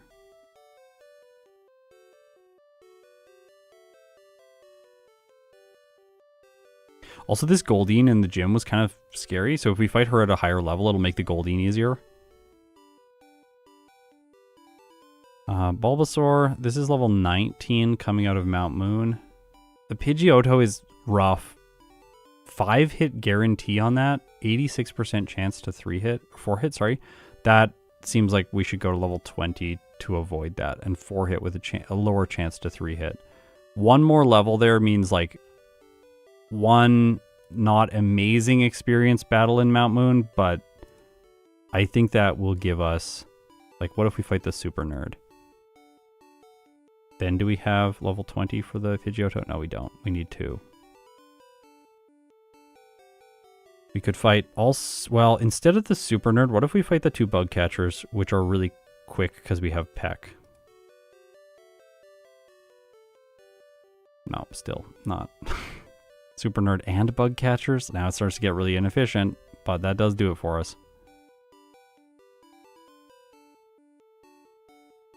No, Zealous, I went through the damage ranges for Bubble Beam. It does not change the number of turns we need for Route 24 and 25. and then we would just fight Misty at the higher level. Like, there are some cases where it improves the chance for us to one-hit by like 10%, but in most cases, it's going to leave the Pokemon on slivers of health, and then we're just going to have to knock them out with another use of Bubble Beam or something else. And we had so many problems beating Misty, because at the lower level, we're not outspeeding the Staryu. And yeah, I reset like, I think it was like 7 or 8 times to Misty trying to use Bide. It was brutal. And then the Goldeen trainer gave us a Blackout because Peck does almost nothing to her Pokemon. I think it probably makes sense to do these extra 4 trainers in Mount Moon. They give us 20, which makes the Pidgeotto easier, and then they synergize, giving us a slightly higher level later on. We outspeed the Staryu, then we 2-shot with Horn Attack. That's more consistent. And then at this point, Bide will just delete the Starmie. We'll have such high health. Do we need to do both bug catchers? Yes. Yes, we do. If we take out one of these trainers, it ruins the experience. We have to do both bug catchers, the Super Nerd, and the Hiker. This takes me back to when I just fought everyone inside of Mount Moon because Cerulean City was always so brutal. Like, of course, we could just not care about the Pidgeotto and just be like, well, if it sand attacks us, we'll just have a terrible time. We'll just reset or something like that. And we can go into this at level 19, fight only the Hiker, save these 3 trainers, and like luck through the rival. I don't know. The chance for sand attack is so high because it only has 3 moves. Yeah, we can try the last. I don't think it'll be better, though.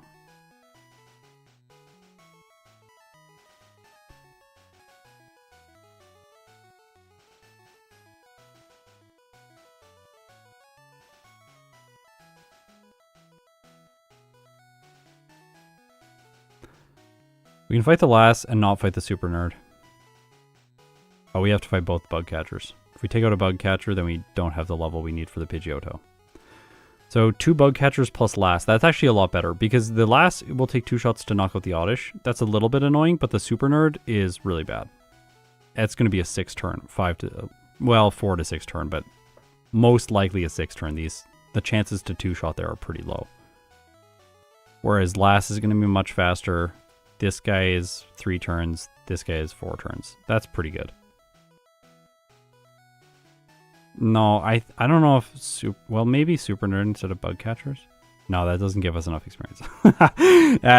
It's also 6 turns here, and then the bug catchers are 7 turns.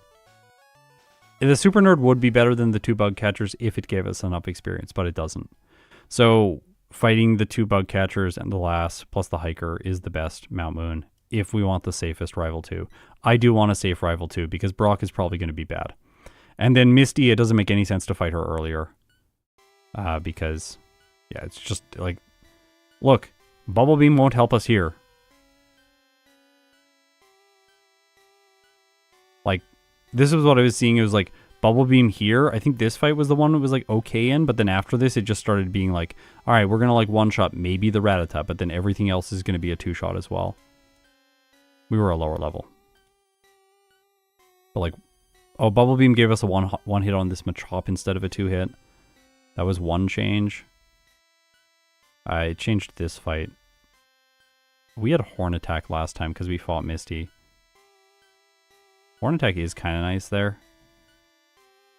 I don't know if we could flex in the Onyx guy and get it. He's so fast.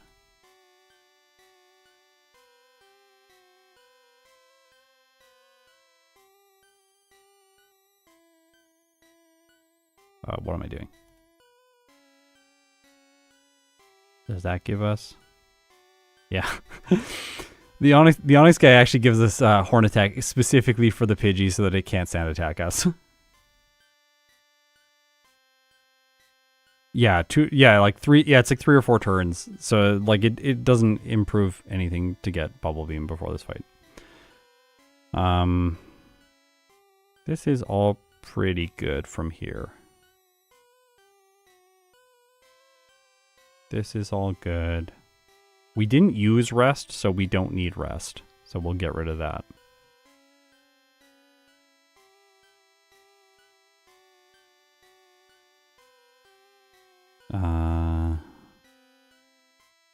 I really dislike that this battle has these damage ranges. What does 28 do?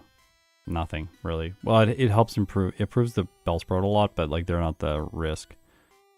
The Oddish is the annoying Pokemon. I think we just have to deal with that. We don't need rest. I joined the chat, yeah. Onyx Trainer isn't worth it just for the Pidgey. You don't think so? You're not scared of Sand Attack. I see. I see how it is.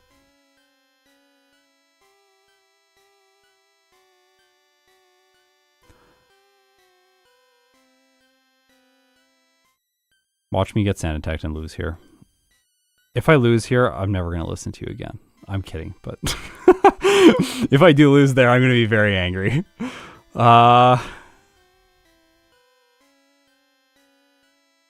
This is all fine.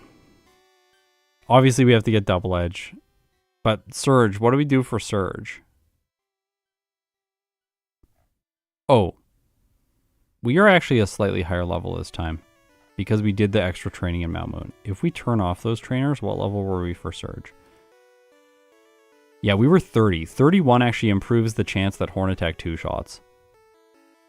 So these trainers early on, they solve the rival on Nugget Bridge, but they also solve Surge to some extent. Like 83% instead of 64% is quite good. That's quite good.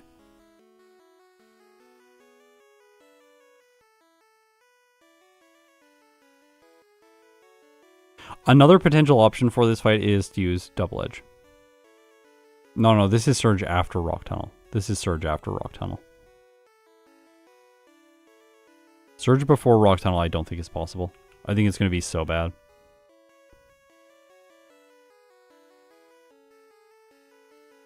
Like, we could, because Thundershock does not 2-shot. So, like, we could survive in 3-shot with Horn Attack, provided the Voltorb does not attack us. But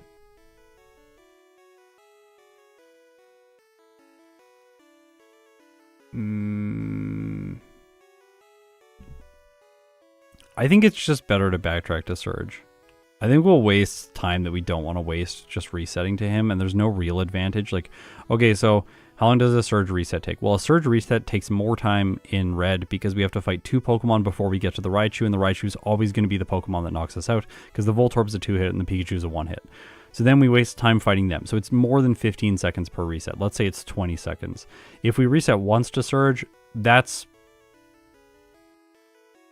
I would say, slightly better than backtracking. But if we reset twice to him, I'd say it's neutral. And if we reset 3 times, then we lose time resetting to him. And I don't think that I'm going to get by him that fast. I think he's mostly going to beat us. Because he's only choosing between Thundershock and Thunderbolt. And if he chooses Thunderbolt once, we lose. And we don't have a chance to 2-shot with Horn Attack at the lower level unless we crit. I just think coming back here at a higher level is so much better. Also, let's check Double Edge here, because I did just kind of use Double Edge throughout the entire playthrough, so if we teach Double Edge before this, like, we could put it in the place of Water Gun or something. Right, like, we don't have to replace Horn Attack, but if we do replace Horn Attack, so we one-shot, and then 2-shot the Raichu. So we can't actually Double Edge the entire fight. We'll lose too much health, I think. So what we should do is Bubble Beam, and then Double Edge the Raichu to knock it out. But we could also, I think it's probably better to teach Double Edge in the place of a move like Peck, which sort of stops being useful at this point in the game. So then what we can do is we can Horn Attack, and then Double Edge the Raichu after Horn Attacking once. Because if we Horn Attack once, we do a lot of damage, then we just finish it with Double Edge to ensure that we get the 2-shot. Because either way, we're going to 2-shot, unless we crit with Double Edge, but I don't want to bank on that.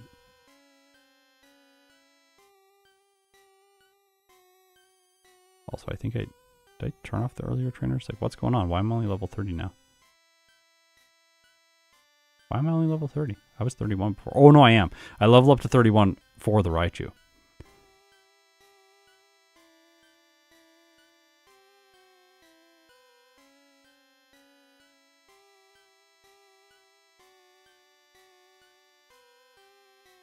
Backtrack to Surge. This isn't good. Do you mean isn't good as in like this is not the correct choice for Goldeen, or like this isn't good in the context of all runs within Pokemon Red? I agree with it isn't good in the context of all runs within Pokemon Red. Like it's not fun to have to backtrack for this fight.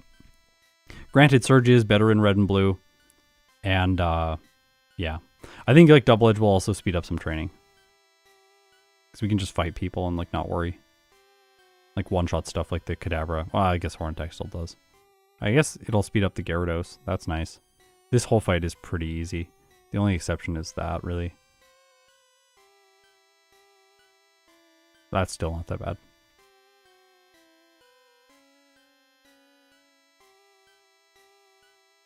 Yeah, I bought Super Potions last time. I'll buy them again this time. Oh yeah, use vitamins.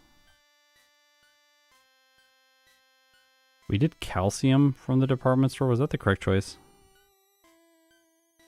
Probably. Yeah, probably. We only should buy one. Bought two last time. That's not the right choice. Biker, coughing. Okay, we need to start getting training because we need to check Koga. Okay, look at the damage ranges on the coughing. Like, wait. I need to think about what level I need for the end of the game. Like, we used all these candies right here at the end, but we don't need to make Lorelei easier with candies, so we can fight her at a lower level. Which means, like, what level do we need to get by, let's say, this guy? Well, we can do it at that level, 58. So no candies are required for Lorelei or the hiker. What about Agatha? Well, we went 10 candies here to 68. And damage ranges here are 3 hit, 2 hit, 3 hit, 2 hit, 4 hit. 3, 2, 3, 2, 4. Okay. With 10 candies. 3, 1, 3, 1, 2, 2, 3. It's a lot better. A lot better. Now, do we get that same amount of turns at a lower level? 3, 1. Well, yeah, 65 is basically, yep, 65. But we also don't need to one-shot the Golbat. As long as we're two-shotting the Haunter, I feel pretty good about this fight. And three-shotting the final Gengar. Have you tried? Yeah, I used Waterfall a couple times in this playthrough. It was fun. Thanks for, Preston, thanks for the $2. I hope I didn't miss anyone else earlier. I haven't been, like, watching chat super. I'm just, like, in the numbers right now. I think 63 is pretty good for this fight. What about Lance? Well, the Gyarados is awful, but one shot, one shot, one shot, one shot. That is... We don't need rare candies for this fight. This fight's so easy. Well... Okay. Like, technically level 60... Actually, level 62, this is not a damage rounding threshold one, but level 62 makes the damage perfect against Lance. It's kind of bad before 60, like, not bad, but like, there's more of a chance that you don't one-shot something and then you just like lose because they crit you or something. Like Hyper Beam does 69% damage there with the Gyarados max damage roll. Yeah, I'm also not using agilities here, which will make the fight easier, but we might not level up into a good Pokemon, but if I use one agility, then we just max out these damage ranges and we outspeed everything. So Lance is not an issue. Champion. Let's just test agilities to see what the Surf damage... Okay, well, Surf, 45% chance to two-shot on the Alakazam. Sky Attack is better. Yeah, look at that. Beauty. We also... Oh, we had 63% chance, so we should probably set up agility But I don't know if we level up before that. Maybe it's just worth it chancing the Alakazam. Then with agilities.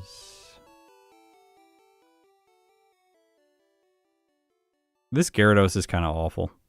But the Arcanine and the Venusaur are fine. This is also at level 60. Like, this is really low. We were 70 last time. So this fight also doesn't feel like it needs that many rare candies. So I think we can be a lot more aggressive in the mid-game using the candies to try and, like, get these levels somewhere in the range of, like, if we can get the level for Agatha to be 63, 5 levels higher, that's good enough, I think. That'll also improve, that'll also improve the champion. 5 levels higher seems fine. I always try to check this at the end. Like, we can obviously gamble with Horndrill, but I don't think we need to. Like, the mid-game was the hard part. And, like, gambling with Horndrill throughout the mid-game, I don't think is the correct choice. Like, am I wrong there? Or could we just, like, gamble Horndrill through some, like, really bad trainers? We could technically Horndrill Surge, I think. Are we faster than him? Yeah, we are. So we could Horndrill the Raichu. I don't think that makes sense, because you have to backtrack to him if you're Horndrilling him, and then you have consistent options, so why not just use the consistent options? You only should use Horndrill if there are no consistent options, and you can just save a bunch of time by, like, clicking Horndrill, and, like, 30% of the time you just win.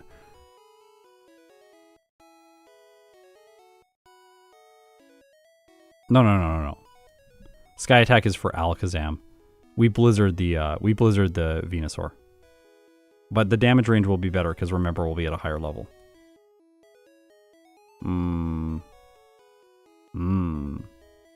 Maybe we do want to be a higher level. It's not great. Wait, did we just luck through by one-shotting that thing? Oh my gosh.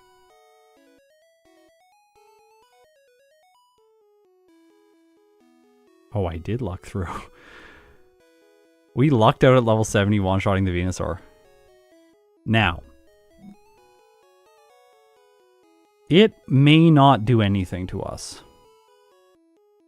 It may not do anything to us, and we can also badge boost from the Rhydon. So the Venusaur is not actually a threat, because it could just Solar Beam, and it could just Mega Drain, and both of those are not really that relevant.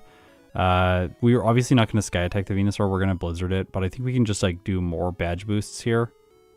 Like, we add in a Leer or two. Like, a Leer really improves things. Obviously, this level is ridiculously high. We don't want to be this high up level, because we want to cut time. If we Leer, we get 4 Leers. It's not great.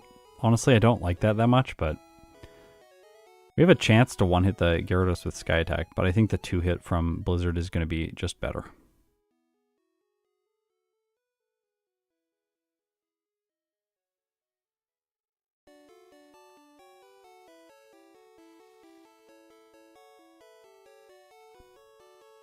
I don't think...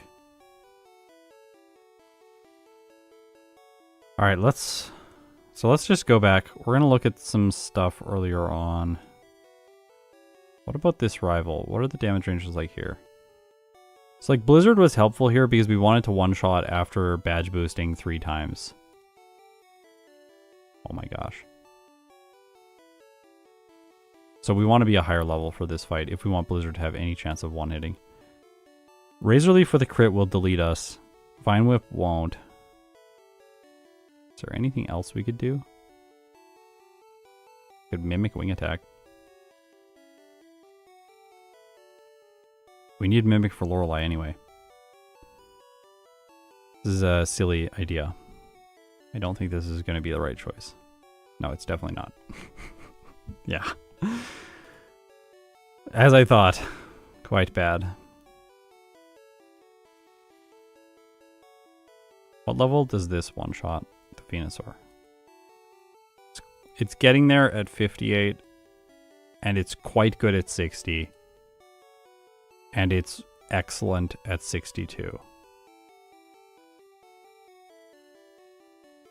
Okay.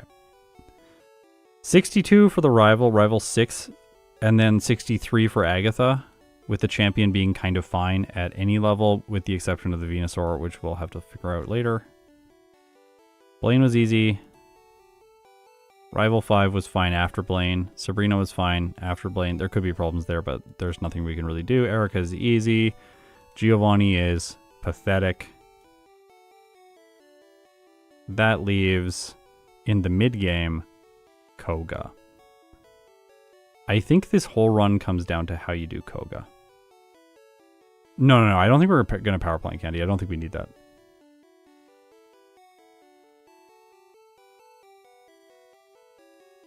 Now, let's check these damage ranges with 1 Leer. So if we get 1 Leer, agility, agility, agility, Leer, then when do we one-hit the Venusaur? 58. See, that saves 4 levels. Good call out, Zealous Pawn.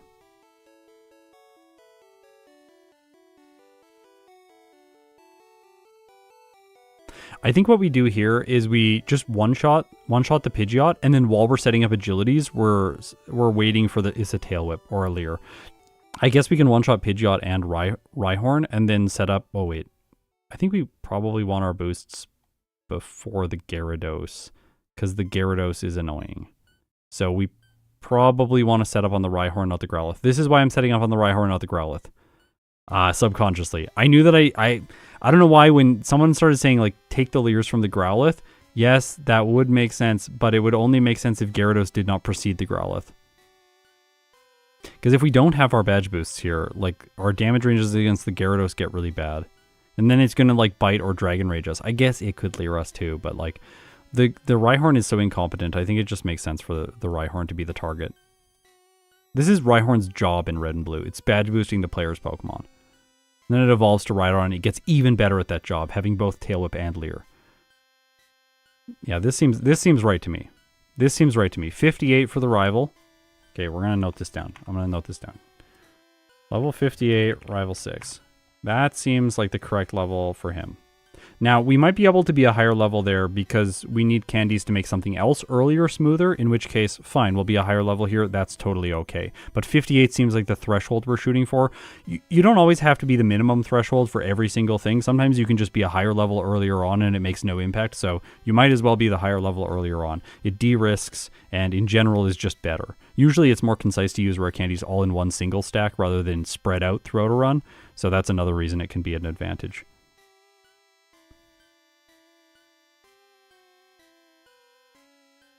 Double Edge, Okos, the Alakazam. In this case, yeah, of course we won't have Horn Attack here.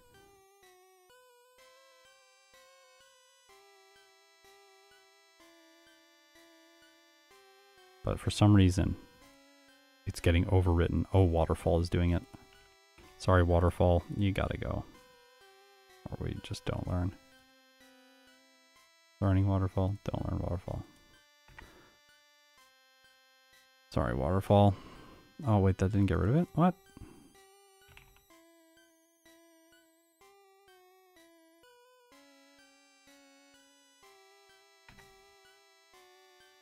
Water gun.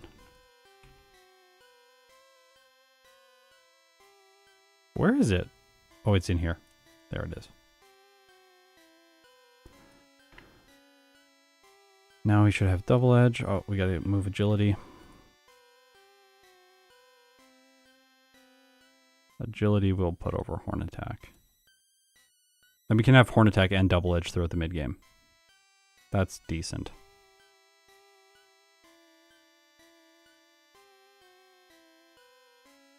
Why not learn Waterfall instead of Surf?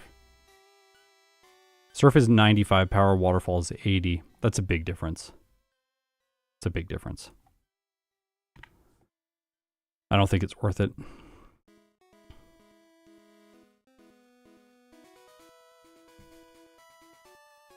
All right.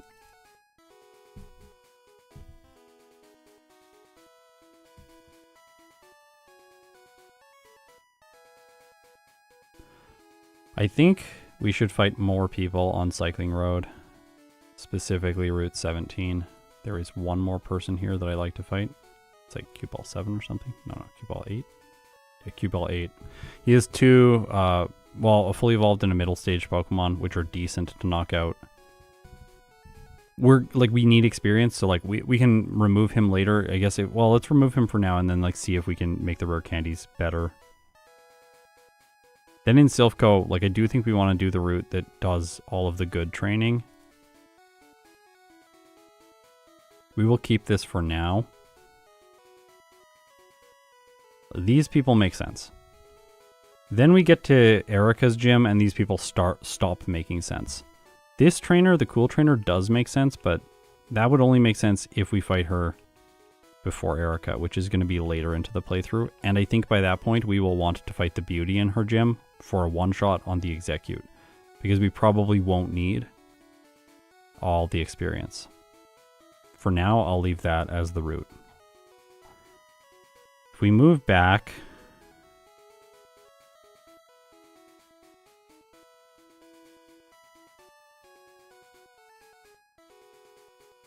Why don't you reach level 7 before the forest? That will help for Brock. What?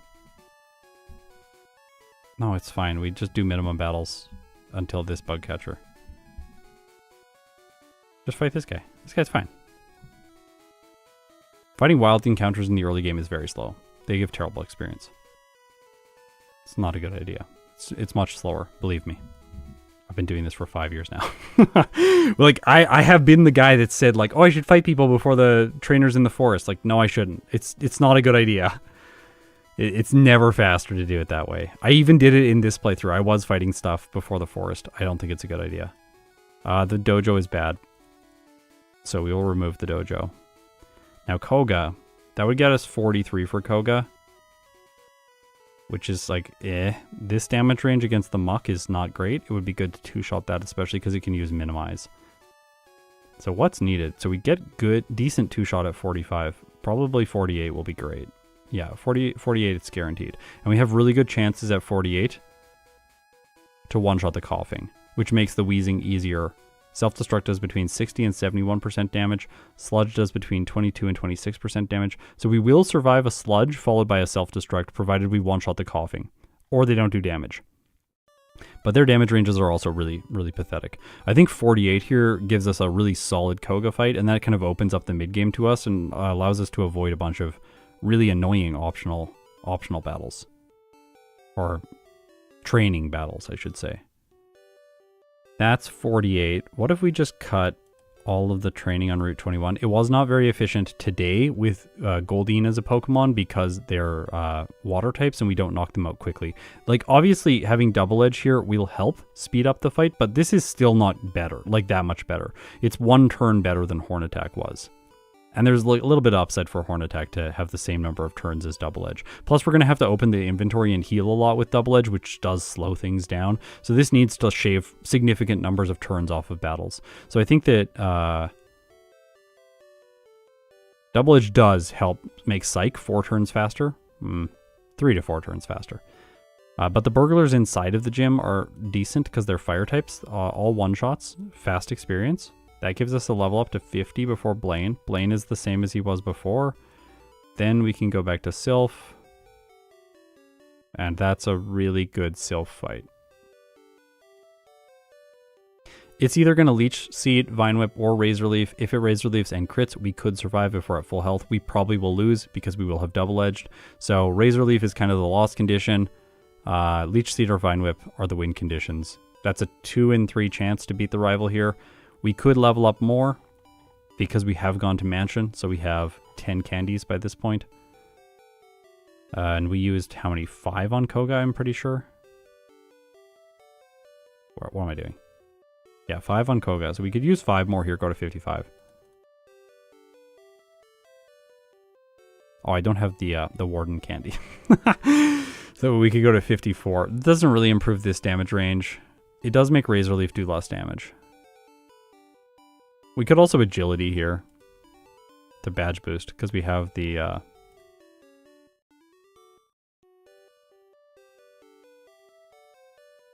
it's better. Could also teach Blizzard.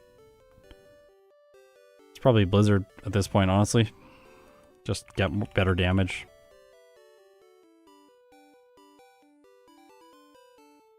Yeah, Zealous Palmer, I think the same thing. Yeah, Blizzard. This is the option. This is the choice. Blizzard. Blizzard is not good enough there, but we can do agilities. We can just do 2 agilities. Simple. I think we set up those agilities against the Growlithe. Because we don't need them for the Pidgeot. We don't want to get hit by Sand Attack. So we do agilities on the Growlithe. Well, it does nothing to us. Then we one-shot the Alakazam and one-shot the Venusaur. Very consistent. I like this. Giovani, simple. Sabrina. Wow, a double edge really helps here. Yeah, it really helps here. I think we do something different to the Alakazam turn 1. Like we Horn Attack it or something. We might have to Horn Attack it. Just to see, like we don't want to take recoil damage. I don't know if I want to just go for it right away. We do outspeed though. Maybe we do. It's a 48% chance. Maybe play contextually.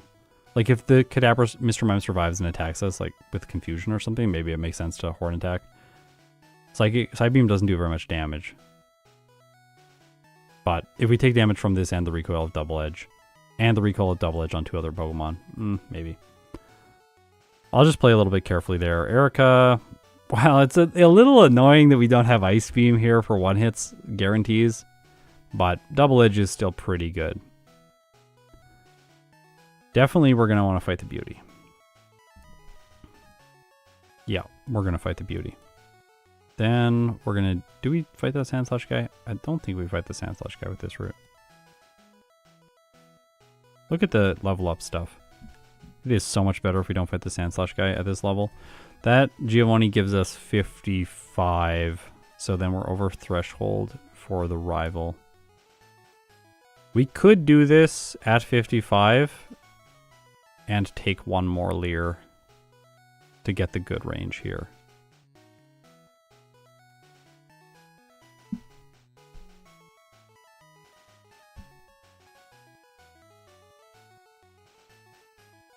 We don't have Ice Beam because we taught Blizzard in its place and we need our other 2 moves, our other 3 moves. Like we can't replace Double Edge, Surf, or Agility because we'll need all of them later on.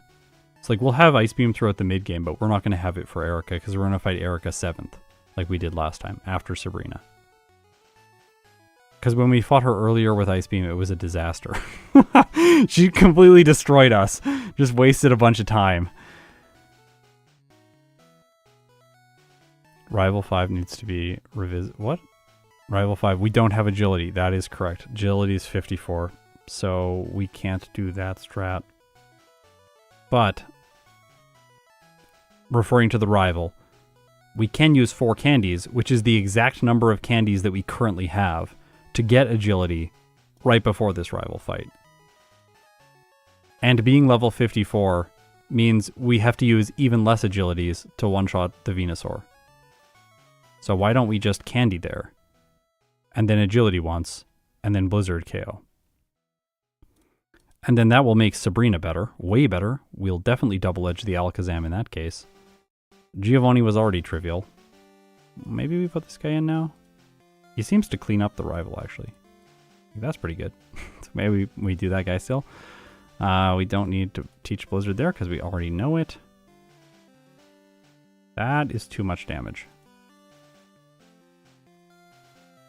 This minimum, that candies before the rival earlier on means we only need 1 Leer from the Rhyhorn, reducing the amount of time we need in this battle to get a consistent attempt. And then we are 1 level higher than we were last time for Lorelei. That's the trainer that I was wanting to talk about.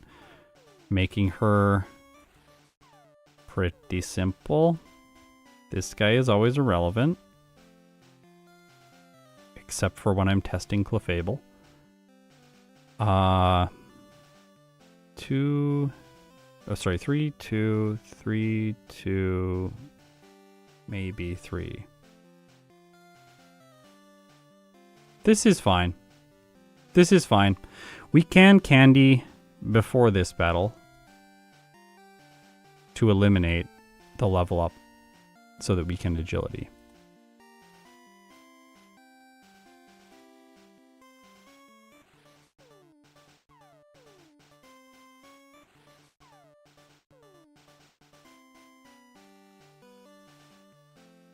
What? Clefable's amazing. Are you kidding me? So good. It's such a good Pokemon. Crazy talk over here. Do we need those Victory Road trainers? Probably not. Definitely not for this fight. Definitely not for this fight.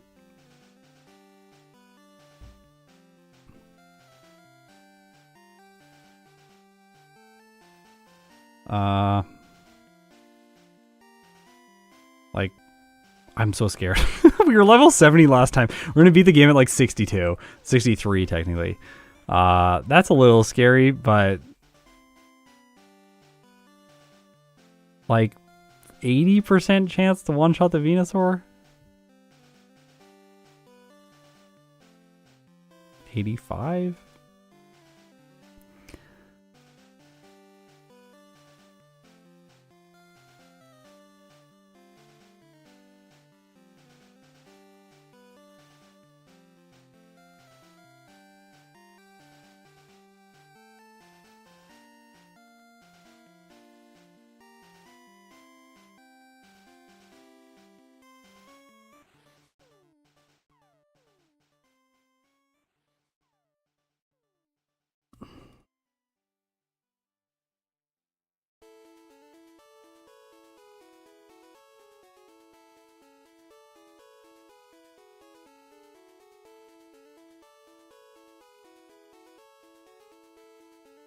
Zealous, I'm not sure what you're referring to when you said add one back in.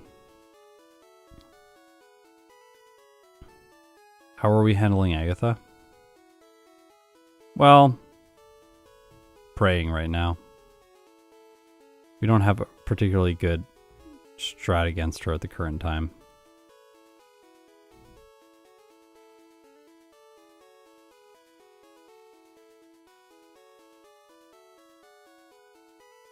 I also don't like our strat against the Alakazam for the champion. Double Edge is not great there. I actually think Sky Attack is better against the champion, Alakazam, because I don't think it's worth setting up the agilities on the Pidgeot. I think we should set them up on the right on, when we can get hit by Tail Whip earlier. It makes more sense to take our time there. I think it but we don't one-shot anymore. Like, we lost so many levels that the Pidgeot got worse. Oh wow, this Pidgeot's just not very like easy to knock out until you get to a higher level.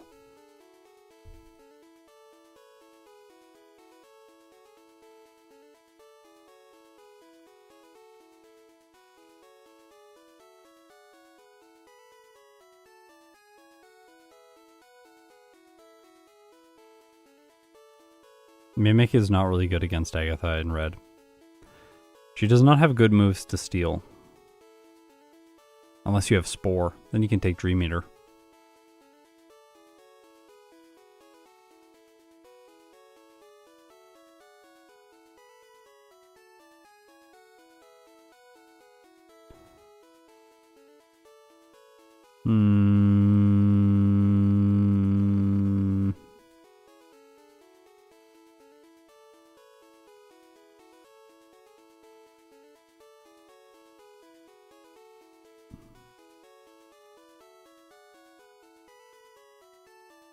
Lorelei should be fine.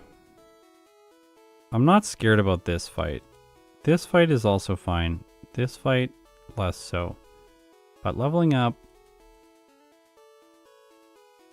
does not change things for quite some time.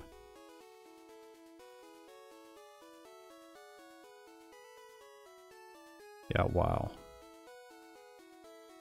63. We had said 63 here before. I do think 63 is the right level to fight Agatha at. I think we need to train for 63, so add a few more trainers back in.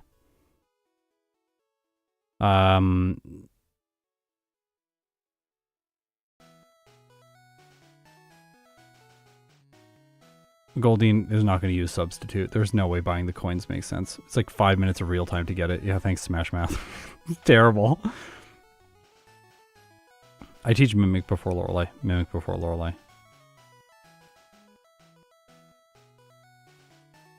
There's nothing we want to Mimic for this fight.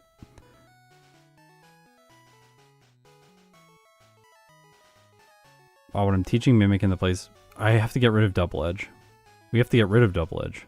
Yeah, we don't actually have double edge for the champion because we have to teach Mimic over double edge. Yeah. This is the correct set. Wait a second.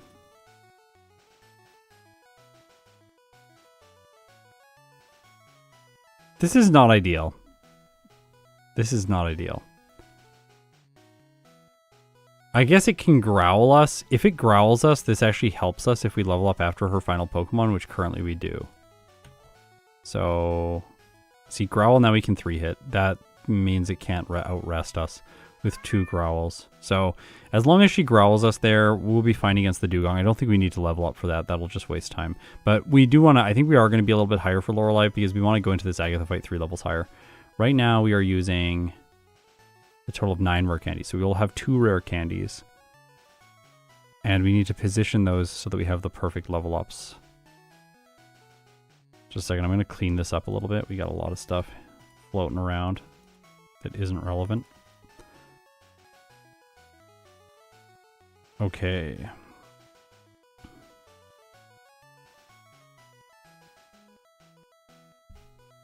Yeah, there's only one Blizzard TM.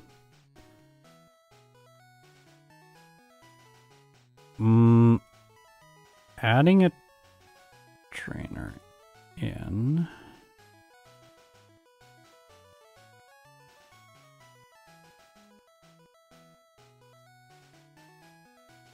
That's really bad. Don't do that. Beauty, not cool trainer. Really destroys this. Ah, definitely not. Beauty, beauty, beauty, beauty. No, you can't buy Blizzard, no. That's in Gen 3, I think. Or in Gen 4. You definitely can't buy them.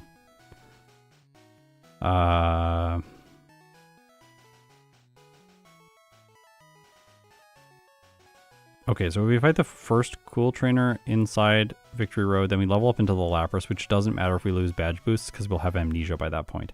This fight's irrelevant. We level up after the final Pokemon, then we can do 2 candies here to 63. And we level up into the first Dragonair. Well, it doesn't actually matter because the single agility here that we were doing is just for the outspeed on the Aerodactyl.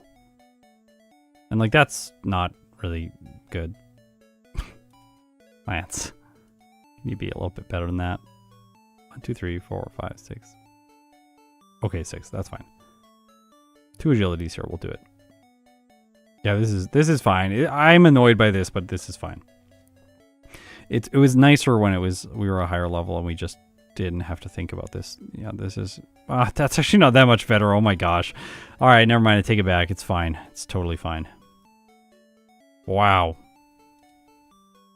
5 levels didn't change that damage range at all. Hyperbole. We now level up into the Rhydon, which is perfect. Because then we can badge boost against it. And here at level 65, we need to set up till Blizzard will knock out this Pokemon. How many Leers do we need? Oh, only 2. Technically, we need 3 to max out the roll, but 2 is also fine. So if we are like in a really bad position or something, we can just, oops, sorry, we can just set up 2 and then go, but 3 is better. Yeah. 2 or 3 here. 3 is, I think 3 is safer. I'll probably do that. Please tell me Sky Attack isn't the real plan. It is the real plan. What else would we do? We don't have double edge. We lose double edge because everyone convinced me that we should teach it earlier in the run. Everyone's like, teach it early. It's good. Teach double edge. Yeah, but then if we teach it early, we lose it. That's why I didn't teach it early last run. I was like, I'm saving it for the end of the game.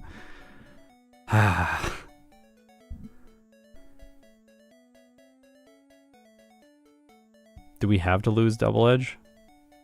Well, yeah, because we have to teach Blizzard for all the damage ranges we've discussed up until now. And we have to teach Mimic. We can't lose Agility. We can't lose Surf. It cannot learn Strength, which I mentioned during the first run.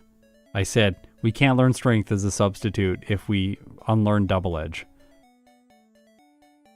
I could learn Takedown. We could use Takedown. I don't think that this is a problem. I don't know why everyone's thinking this is a problem. Why is this a problem? This isn't a problem. We teach Ice Beam for the late game instead.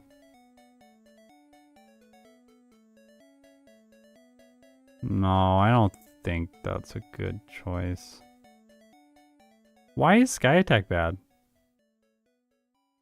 Why did the music stop? Whoa, it was just like, I'm done. Now it's back.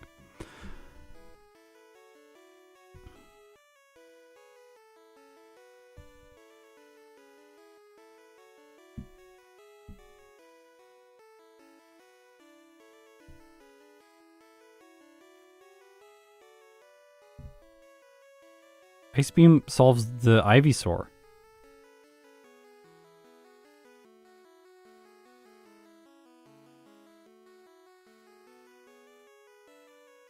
I guess we can solve it with Double Edge.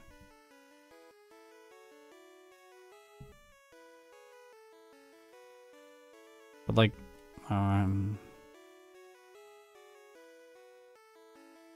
let's consider it. I don't like this idea. Just telling you now. I don't think it's a good idea. But we're gonna see.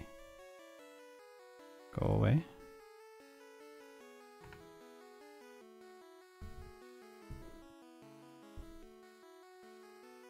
Yeah, we obviously teach Ice Beam over Blizzard. Like, now what we can do for Lorelei... Wait, this is bad. No, this is a terrible idea.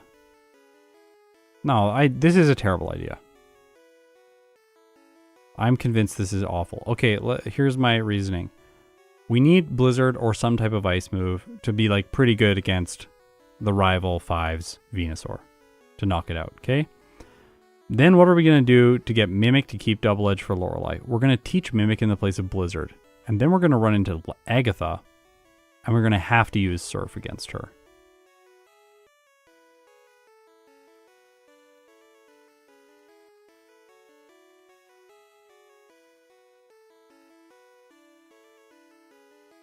I don't know.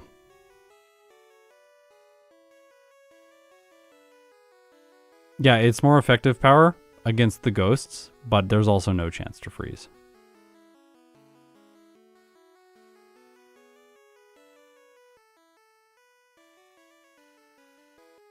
Waterfall has lower power, no. We need the power in the mid game for training, I think. If we're waterfalling this, it's going to be a 3-hit. This will be a 2-hit.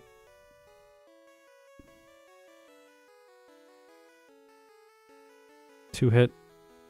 2-hit.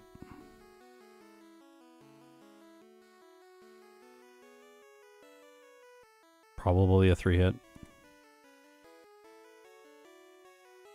Maybe a 2-hit.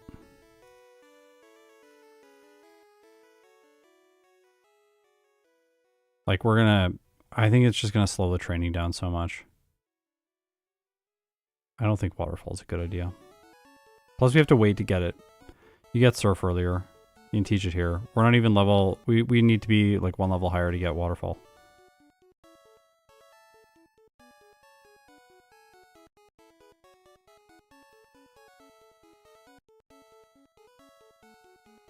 Like, we want Surf by this point. I guess Waterfall would be fine here too. Fine here too. I think it'll have enough damage for these.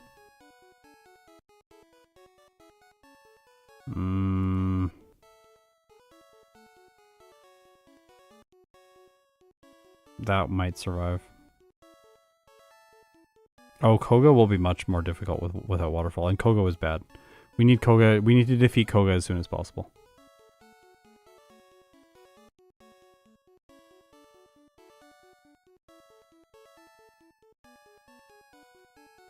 Like, let's look at Ice Beam here in the late game, because, like, we could get it back, right? So, like, the idea is then we rotate Blizzard into Mimic, and then Mimic into Ice Beam for Lance.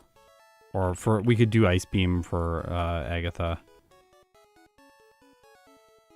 Like, how is Ice Beam here for Lance? Like, it's more consistent for sure. This will not be set up, so we'll two-shot the Pidgeot. Then we can double edge.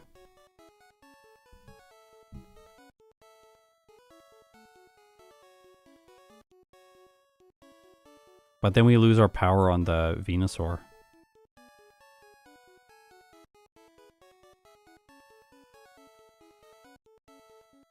Oh my gosh. Then we need 5 Leers.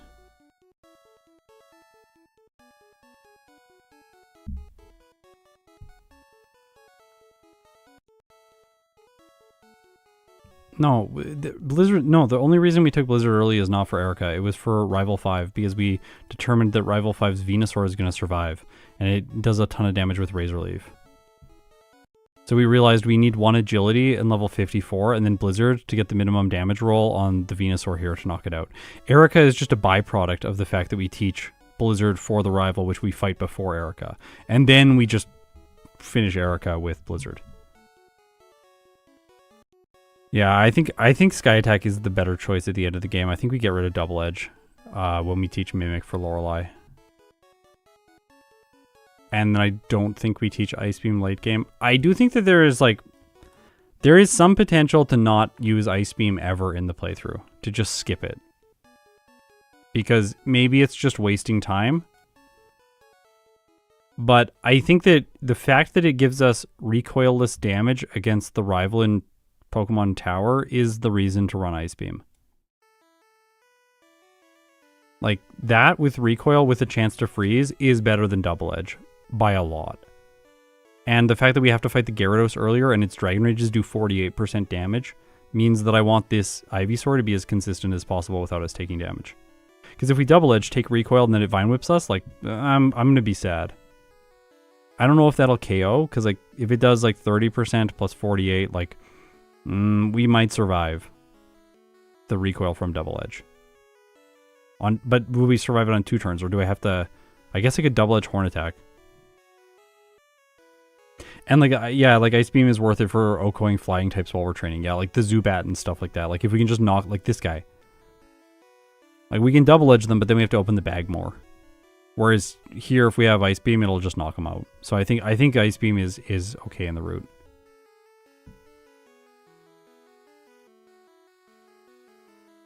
Yeah, we did test how many agilities we need for the Venusaur. We need 1 agility for the rival's Venusaur. It's right there. We've already tested that. We also already tested this one. We need 3 agilities and 1 Leer.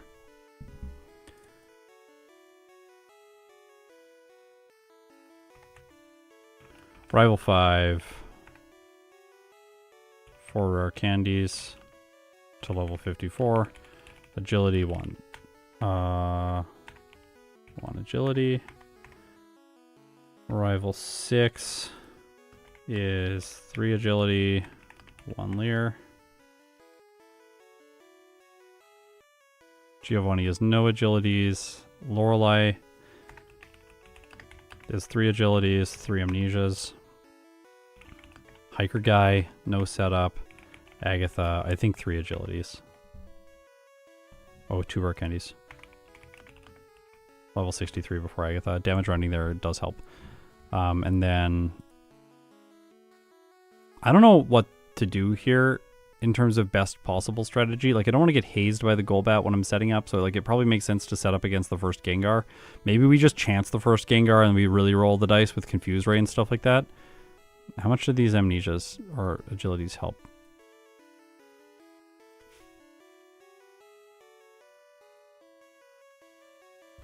Save 1 turn.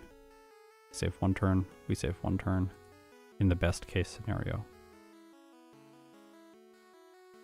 In the best case scenario with setting up agilities on the Gengar, we save 3 turns, and we use 3 turns to set the agilities up, so agilities are not worth it on Agatha.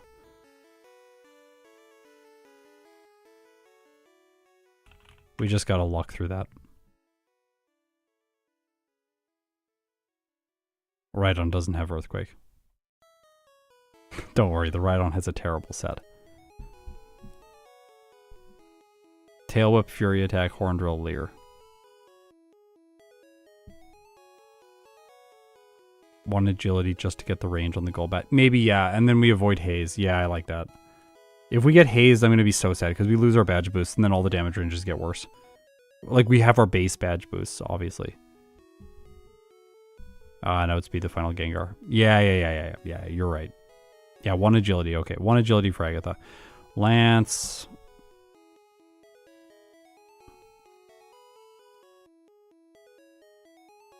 I think 1 agility. I think 1. Yeah.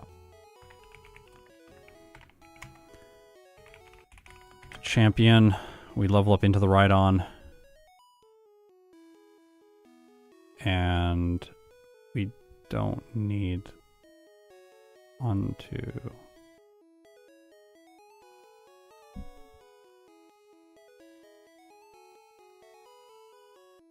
Wait a second.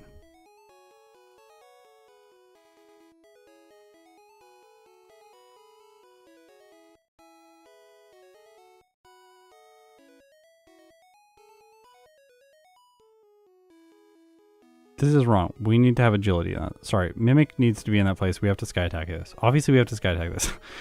Yes, that's better. Okay. Obviously, this is wrong as well. Mimic needs to go over double edge. Yeah, this is correct. Because sky attack is more efficient against this, and then we can badge boost on the ride-on. We want to badge boost on the ride-on so that we KO the Venusaur quickly. Venusaur, how many leers do we need? I think it was 2. Yeah, 2 is good, 3 is better.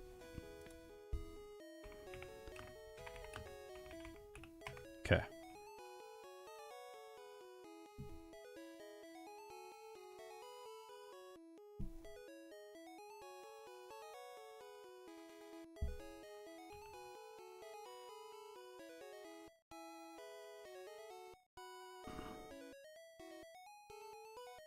One agility to one-shot goal bat. Yeah, and no horn drill. It doesn't need to solve stuff with horn drill. It has agility. Turns out badge boosting moves are actually really good. Okay, we want to do 5 rare candy before Koga to level 45, wasn't it? Or 48. I think it's 48. Yeah, 48. Alright, I need to review this so that I actually do the right things in the playthrough. Oh yeah, we gotta do the 2 bug catchers and the lass. Bug catcher times 2 plus lass, Mount Moon. That's important so that we get the level up to 20 for Pidgeotto, to reduce turns against it and minimize risk from sand attack. Then we're going to do Bide on Misty. Then we are going to backtrack to Surge with Double Edge.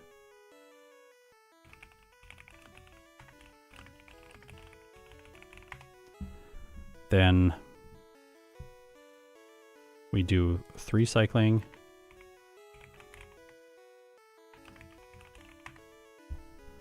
And we do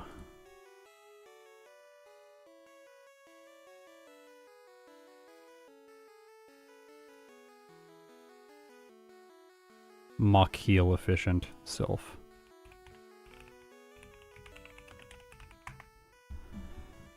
And after that, we do tame Koga.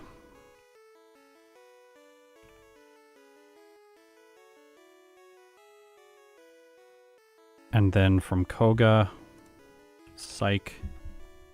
Oh.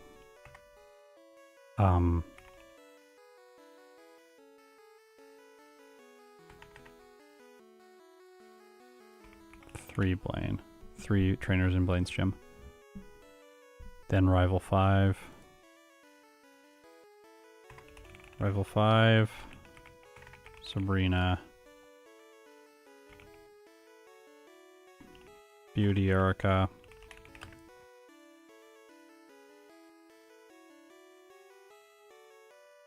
Sand/Giovani.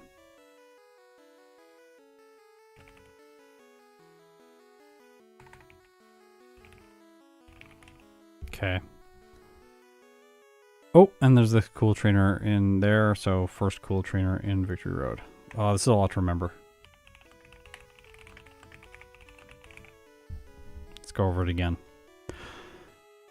Let's go over it again, just to make sure that I have the summary for the optimizations that we did for the second playthrough with Goldine and Pokemon Red.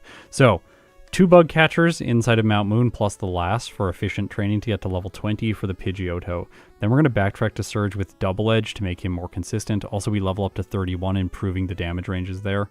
3 trainers on Cycling Road, Muck plus the Heal Grunt for efficient training in Silph, Tamers in Koga's gym, 5 rare candies before him to go to level 48, making Surf's damage ranges much better against the Coughing, 63%, and guaranteed 2 shot on the Muck. I'm pretty sure the Wheezing survives, but by that point, if we've had a good fight, we will be able to beat it.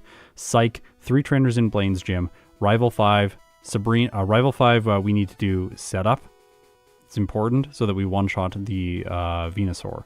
So we need 1 agility there. And we need to use 4 rare candies prior to him to get to level 54 so that we do have agility. After that, Sabrina, Beauty Erica, Sand/Giovani. Then we will fight Rival 6 at level 58. 3 agilities, 1 Leer gives us the KO on Venusaur with Blizzard.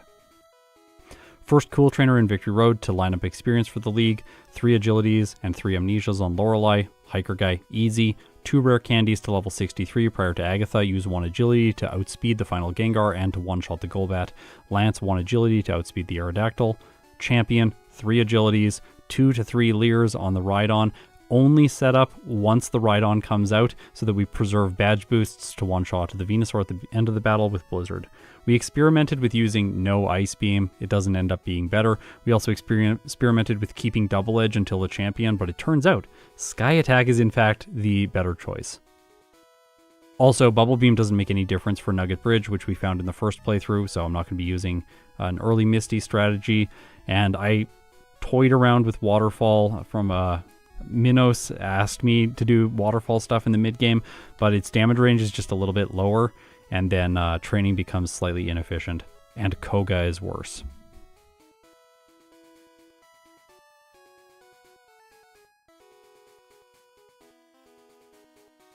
Minos. I think it's Minos. Yeah, Sky Attack does better damage. Yes, one shot. And we take no recoil. And we can't have Double Edge anyways because we talked about all the moveset stuff prior to that.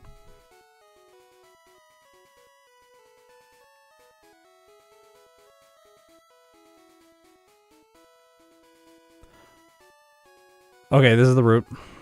This is definitely the route.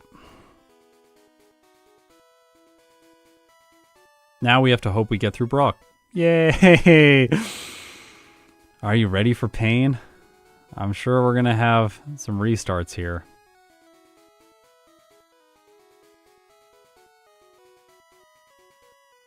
Just going to put the route summary up on a different monitor so that I can glance at it later if I forget what I'm doing. Might be worth 1 agility on Pidgeot just to outspeed the Alakazam. Yeah. And then get like 4 Ligurus from the Rhydon. Kind of annoying to get 4. But you're right, it might be worth it. Did we outspeed last time naturally? Huh, yeah, we did. 69 is speed tie, 70 is outspeed.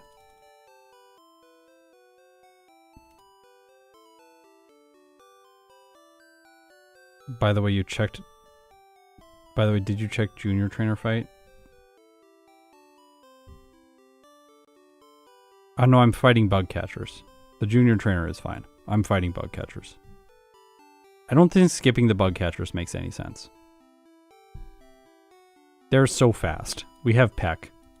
And it makes the Junior Trainer easier.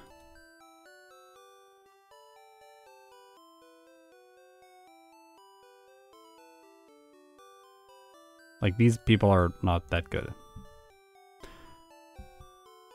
You have to skip them?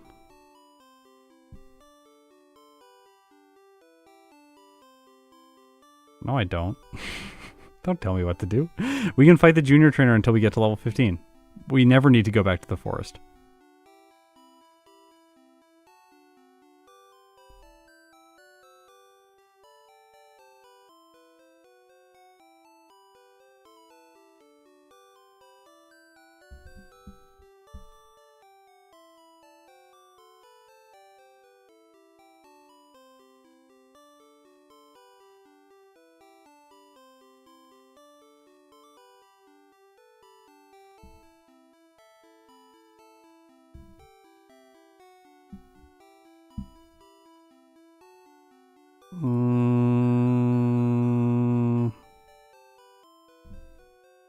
I don't think this is the right choice. No, this is not the right choice. We do not have the damage we need to knock out the Diglett. 6 turn, and it has a 4 turn. So we need to fight trainers to get to a level so that we can fight the Diglett. Maybe we actually need to fight wild Pokemon.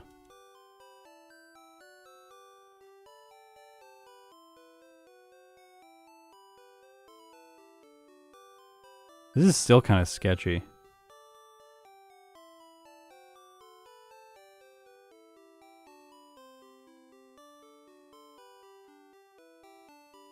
No, I don't think Red Ryosi is correct because we don't knock out the Diglett at the lower level, so we need to fight the bug catchers, and the bug catchers are fast because we have Peck, which is super effective.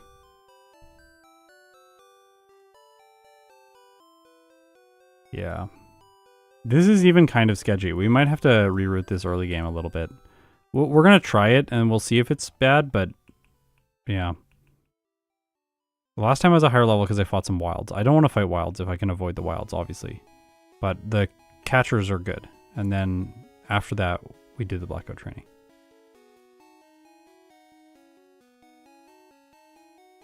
Yeah, exactly. Fight enough trainers so that you can beat the Diglett. I also don't think, though, it is 100% correct that backtracking through the forest after the Diglett trainer is faster. If the trainers are decently fast the first time around. If they're slow the first time around, then I do agree. Because you just speed back through the forest, use an escape rope, and you're good. No, Rival 1A is way too out of the way.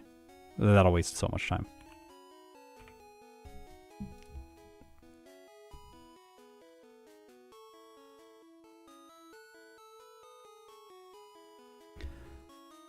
Okay.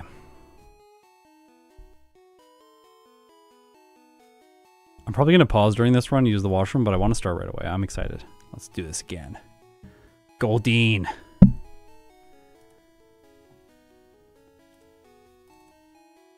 Gotta get my splits up so we can race myself.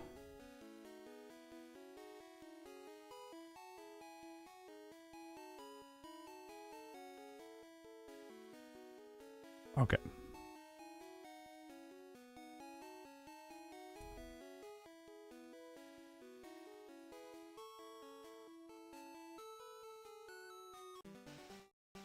We would not have to face Jolteon because this is red version. Nothing changes if you fight rival on Route 22.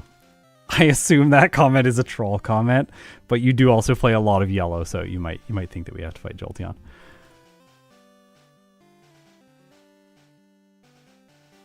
All right.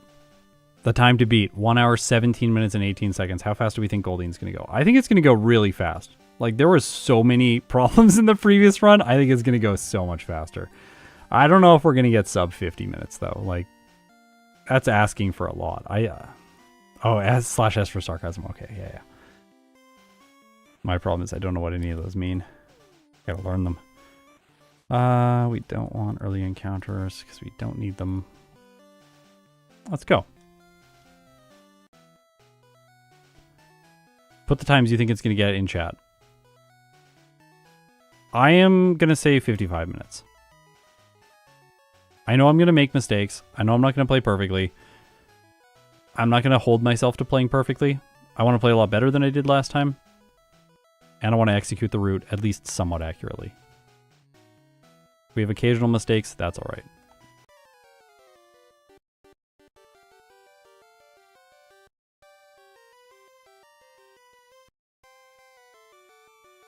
Well, that was a good start. 6 seconds faster.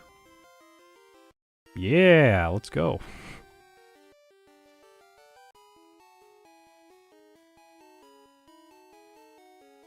Now I'm considering good control when I don't bonk long against walls.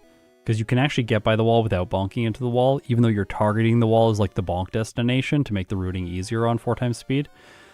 But if you bonk the wall several times, there's like a delay to you making the turn. So now I'm considering like how quickly do I make the turns? Like there was a really bad turn, but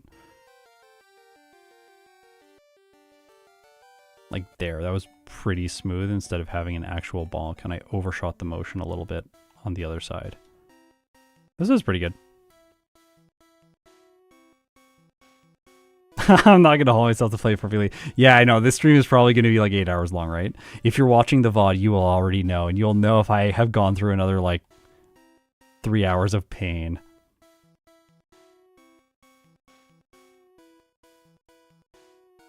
No.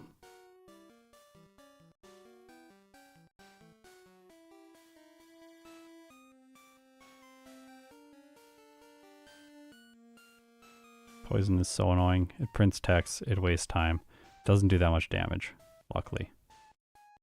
But that was very, very annoying.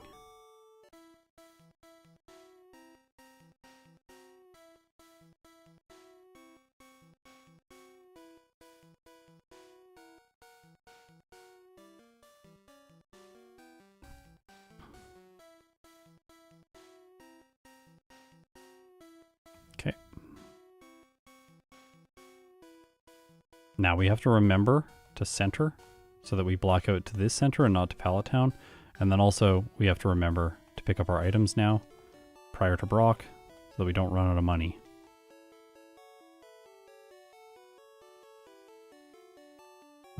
Yeah.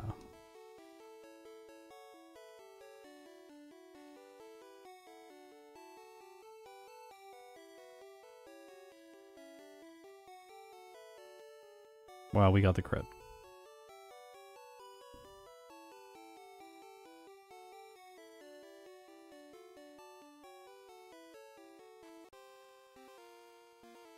I'm also picking that up. It was a strategy I think that Red Riosi suggested to Zealous Pawn, and I picked it up from Zealous Pawn's play, but to talk to... Okay, well that's not efficient. You want to talk to the junior trainer so that he doesn't have the little text notification pop up. That might be better. The lower level. I don't know.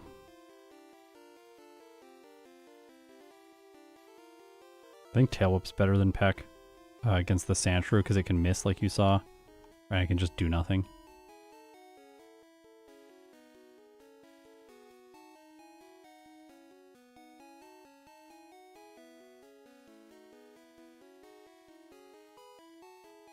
Peck also like flashes the enemy sprite, which I was timing yesterday. It takes a decent amount of time. Well, this is bad.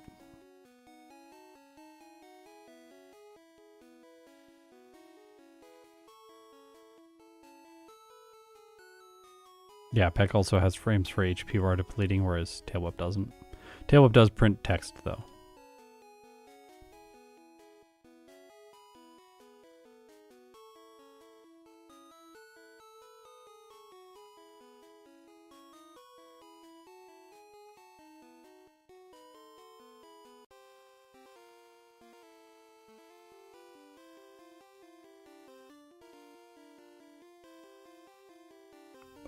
The bonks and counter and stuff like that, they go away when we're in battle, but then they show up after, and I can toggle, I can choose to toggle it between bonks and item count.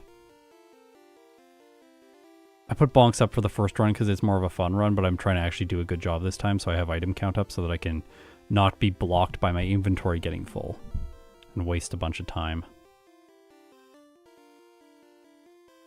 Yeah, the plan is level 15, but it's kind of sketchy. And it's a long Brock split, which is why I didn't restart when we had the one Blackout to the junior trainer. It's an annoying waste of time, but we do need to get by Brock in this run. Or in this stream, I mean. I'm not coming back to do another stream with Goldine.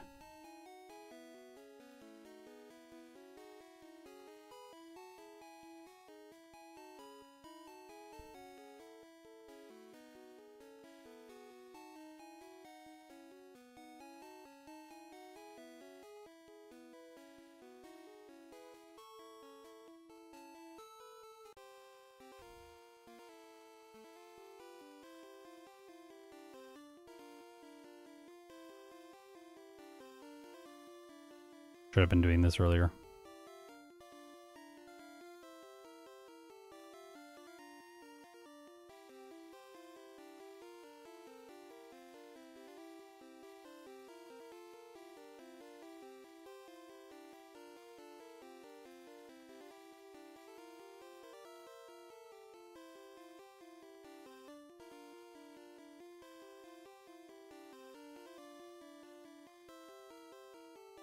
That Diglett is fast.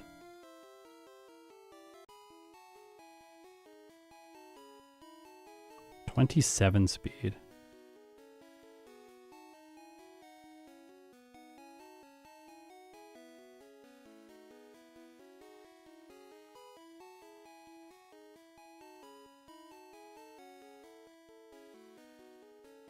This is so much faster.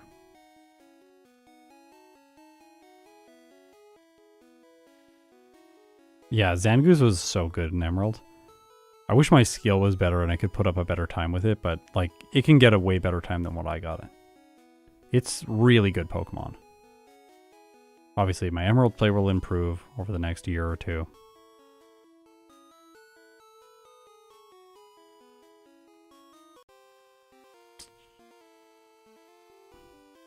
To be fair, Zangoose is not like the best Pokemon. In Gen 2, it's really good if you backport it, but in Gen 3, it's not as good as some other Pokemon. Like, there's a lot of fighting types that will just outperform it.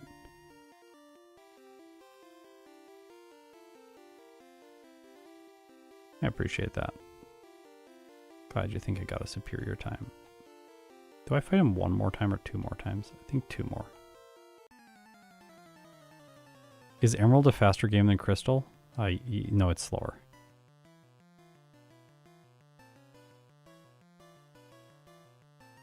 On average, it's slower. I think peak times in Emerald are faster than Crystal's peak times, but I think that overall Emerald is a slower game. Like, there's a lot more Pokemon that play Emerald to get like 3.5 hour times than there are Pokemon that play Crystal and get 3.5 hour times. There are very few Pokemon that get 3.5 hour times in Crystal. Just because like the game is not as hard. So when you're playing a bad Pokemon, it's like, well, like it's kind of bad, but it's not that bad. Like, you're going to, like, even with Tyrogue or something, the run is going to be like 2 hours. 2.5 hours. Like, that's like kind of the worst case scenario. Whereas in Emerald, the worst case scenario is like 6 hours of nose pass.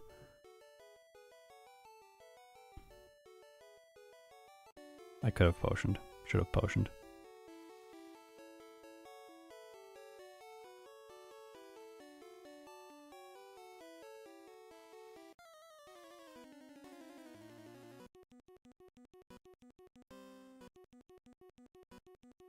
Hey, this is like, that was a really good start. You tackled me twice. We're waiting for 4. That's 4. Yeah, perfect. Oh my gosh. Okay, Onix, behave. Nope. This is not what I want.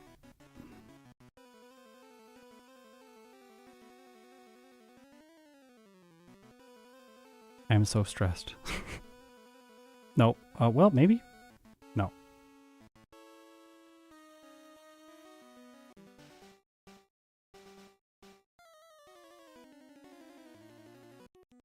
I think we got to do it again.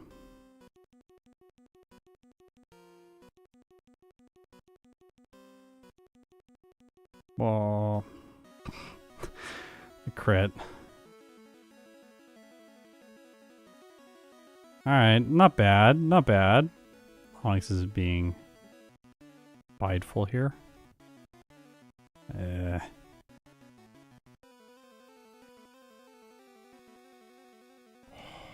Almost misplayed there.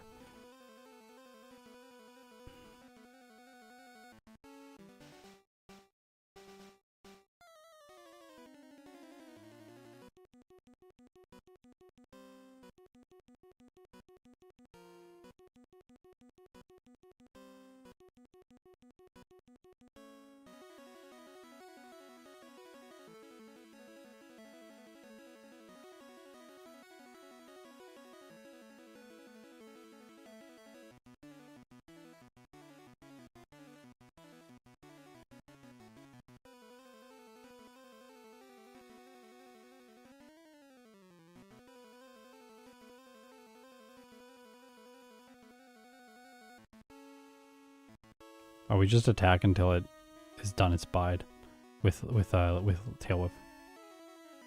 I like how we just call Tail Whip Leer. Like, there's a lot of times where the Rhyhorn is tail whipping us, but we're like, oh, how many Leers do we need? All right, I'm going to take this. This is not a good Brock split, but I am going to take it. We need to get 2 playthroughs, and I have been far too perfectionistic in these runs. People are telling me that in the comments.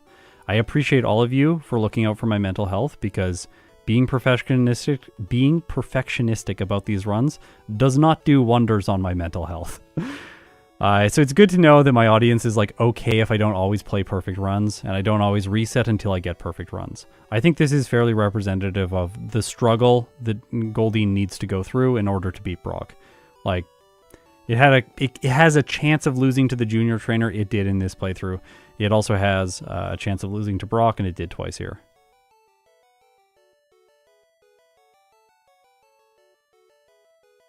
And of course, we could be more consistent with that fight and level up more, but I bet if I leveled up, say, 3 more times, we would still be training right now, and we would not have beat Brock.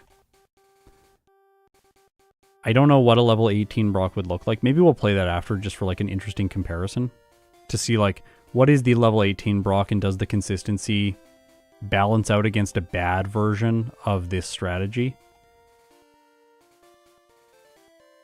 Just so we have that data point.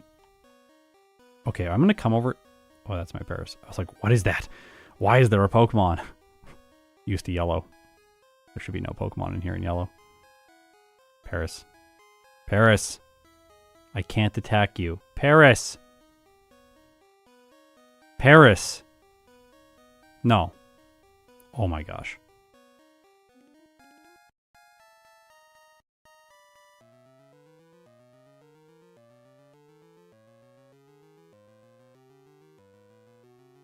Since I went over there to get water gun, this bug catcher is actually fairly quick to fight too. Yeah, I think that fighting Brock twice or losing to him twice is way faster as well. But I don't know that. I want to test it to see like how much is way faster. Is it 30 seconds or is it like 4 minutes? As we found out this week, my intuition about these things is not always correct. I was playing Nidorino and I was like, I cut I think 19 trainers from Zealous Pawns route, and I was like, it's going to be like 5 minutes faster. Nope, it's like 2 to 3 minutes faster. Yeah, right now I think that Brock, I would agree with you. I think it's around 2 minutes faster.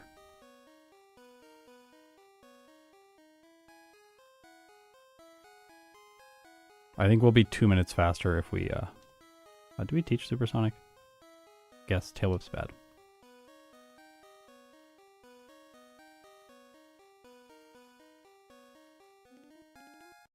This pink makes it look like the cave would be inhabited by Clefairies and Clefables. They decorated. They did a painting job. They painted the cave pink.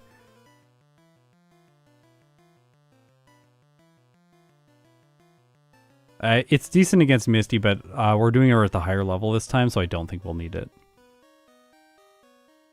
It was decent against Misty last time.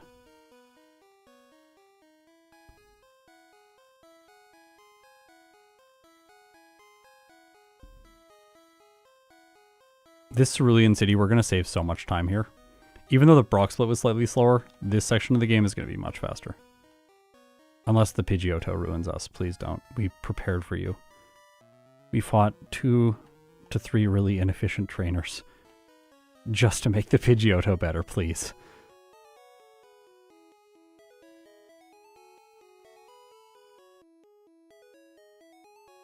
We are going to save here. I don't know, I'll accept like 2 resets or something and then I'll be grumbly. Come on. Alright, that's like the perfect Pidgeotto.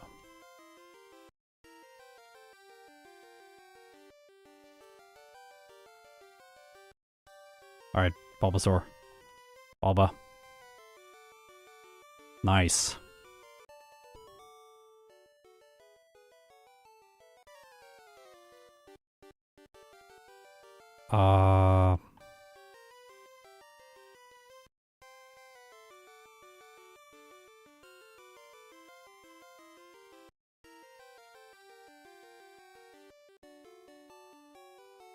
Wait, they spend their lives on dry land at the beginning? That's wild. I didn't know that. So cool. Oh my gosh. I always learn things whenever I say something about an animal in my videos. I'm like, oh, like when do like fish like get burned or something? Because I got burned with like a Goldine in my previous video. I actually think that happened in my Goldine video.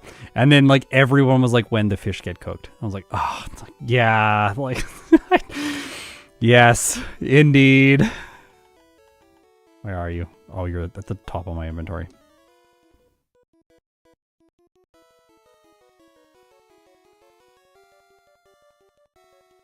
That would have been a one hit. The Rattata if we had Bubble Beam. That was one of the Pokemon that we sped up by getting Bubble Beam.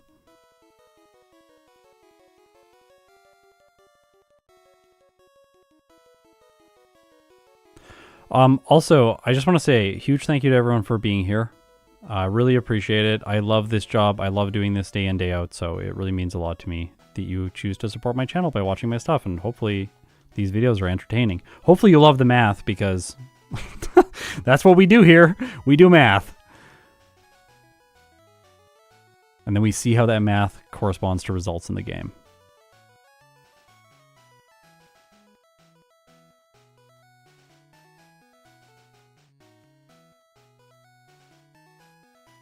I'm afraid we need to use math, yes.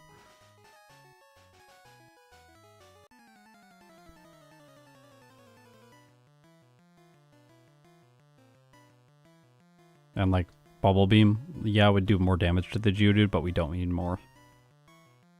We already have enough.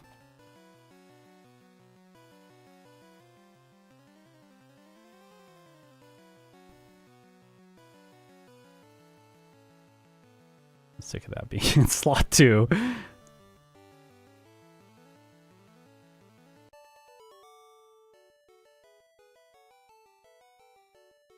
I love the elixir use into a potion use. It always feels so smooth. I didn't execute it very smoothly there.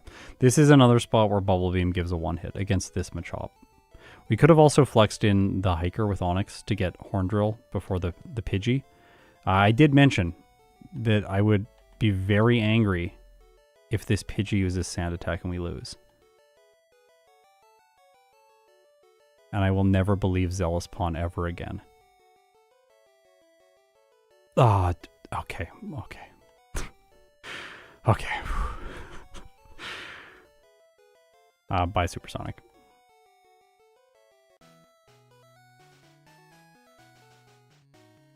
Bill! What a fine color you are today. Oh my gosh. That, like, Pokemon sprite looks real good with teal. Love it. Ford Escape Rope. Let's go. Did I use that last time? I think I walked back. Didn't I walk back? Did no one comment on that? We lost here last time. I'm saving. This shouldn't be a problem, but we have Horn Attack now. Like, this is so much faster. Last time it was like a 6 hit with back. It was terrible. All right. Misty. As far as sprites go in Gen 1, these two sprites, pretty good. Just going to say that. Hey, X defend before I bided. Thank you. Thank you. 3 turn with tackle, exactly what I needed. I didn't need to use this this bide, but we'll just do it. It was fine to Horn Attack at that point. All right. 21 seconds. That is wild. Last time I beat Misty before Nugget Bridge, and we are only 21 seconds behind. That's how bad Misty was last time. Trying to fight her before Nugget Bridge. We're basically even on time between these two splits. Or between these two runs, I should say. So it might not look like an advantage right now, but it is.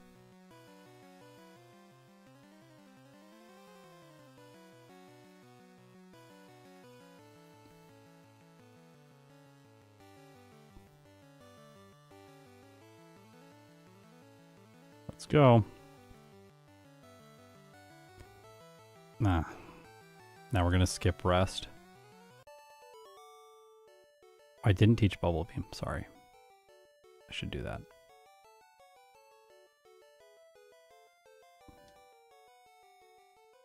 I'm getting in the habit of always putting the move that I'm gonna teach over in the top slot so that I never make a mistake. I made the Clefable mistake with it, and it was the most painful thing. Never want to do that ever again. So I'm just trying to get myself into that habit. It'll reduce mistakes. It's not always the most efficient thing to do. Like, you can just execute really well and then teach the move in the correct slot. And in some cases, it requires more shuffling of the moves, which wastes time, but it's very safe. And for streams like this, I think it's the best thing to do. All right. No. No. Please. Oh my god. I'm so scared. Okay. Both times he leech seated me. 2 minutes and 24 seconds faster. Wow. Yeah, surf in the top slot means that you can't accidentally teach level up moves when you're not paying attention and streaming. It happens way too much. Or I like look over, I'm like watching a podcast, I like look over, the guest is showing something, then I look back, I have like growl in my top slot. Like, oh, well, guess I'm doing another run.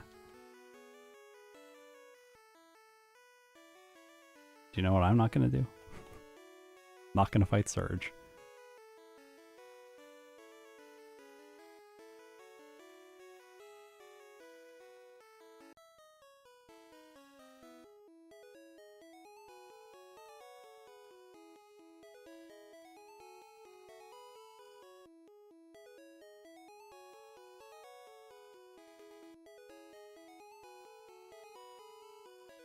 We save for this fight because we do not one-shot the Goldine. The Goldine, the oddish. Unless we crit. Okay, poison powder is good. Come on, no stun spore. Please, please, please, please, please, please, please. Oh, miss. Alright. This is good.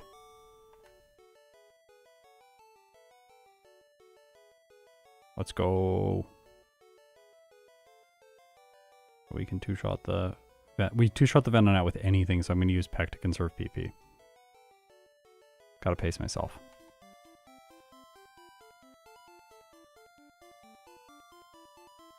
I need to get better when I reorder this.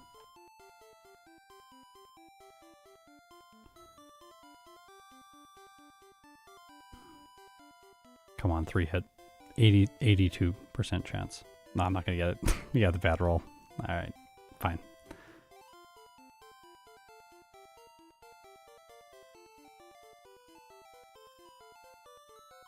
It's a bit sketchy. We might have to full restore here. 30% chance here. Ah, okay.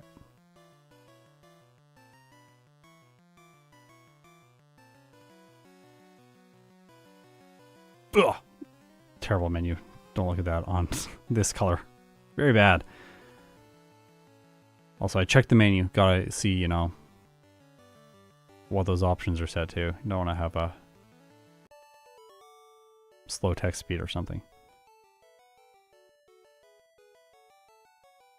No.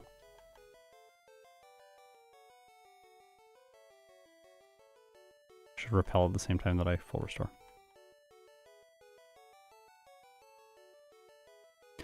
Hiker.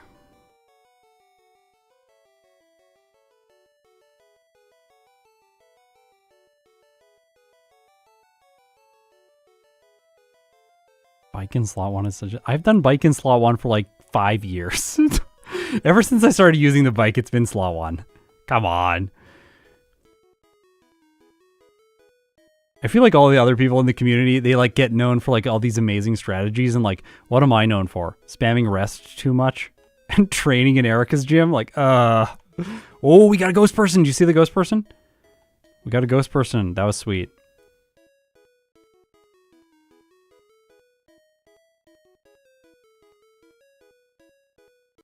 This reminds me of Artosis in StarCraft, how like he's known for the Artosis pylon, which is just objectively a bad strategy.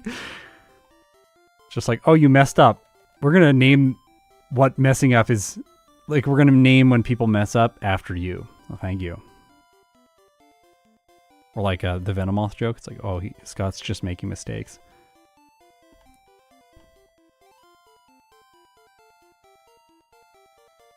Beep, beep, beep.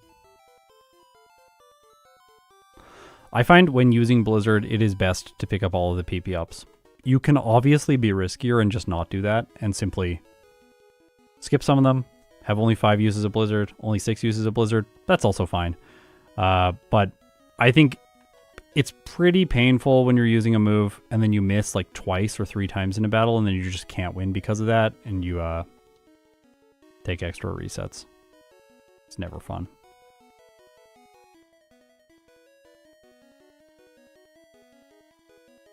That's Horn Drill, by the way, which we don't need for this playthrough. Last time I had money problems.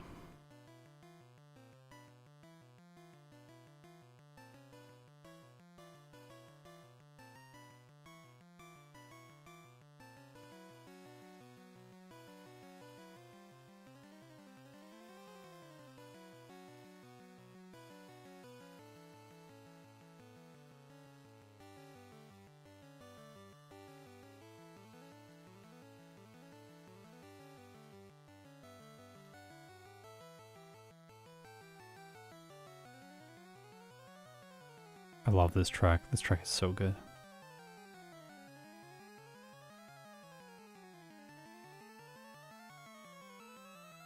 I think that's it, right? Yep.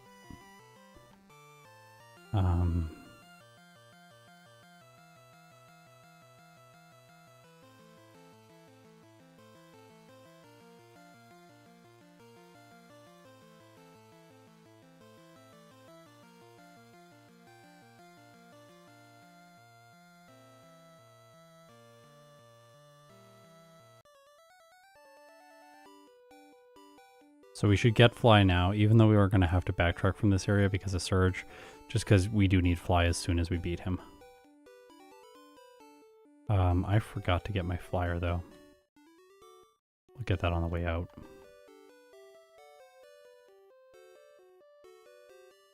Yeah. Oops. It's a lot less efficient if you do it that way. That looks like that's going to KO.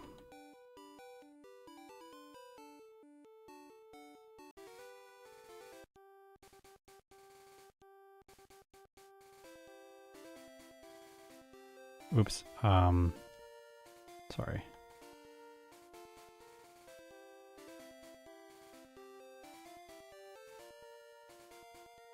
Oh, and Ice Beam. Playing badly.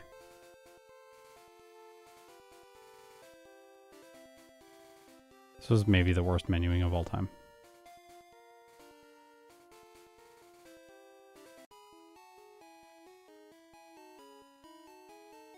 This is maybe the worst bike of all time.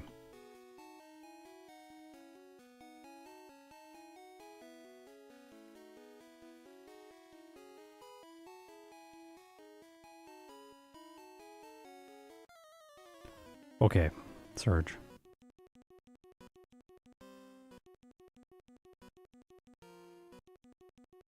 A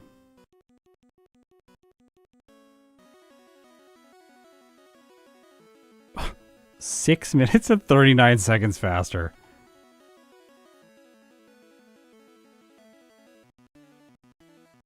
What?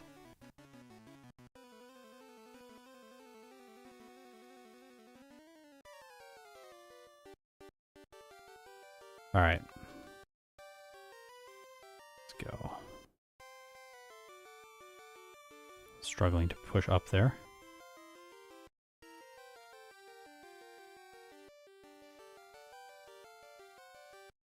This is why I did not want to use Double Edge for the Venusaur, or the Ivysaur.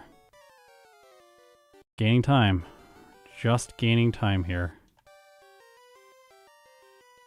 By the way, if you're going to have problems with Agatha Jr., which some Pokemon do, I think that using the Repel inside Pokemon Tower is better than using the Repel when you teach Fly. Because if you do it that way, then you can use the Repel there and also potion your Pokemon so that Agatha Jr. is going to be less scary. But apparently we're just going to lose, yeah.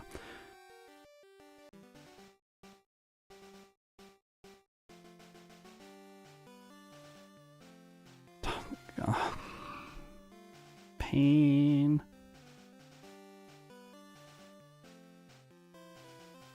No.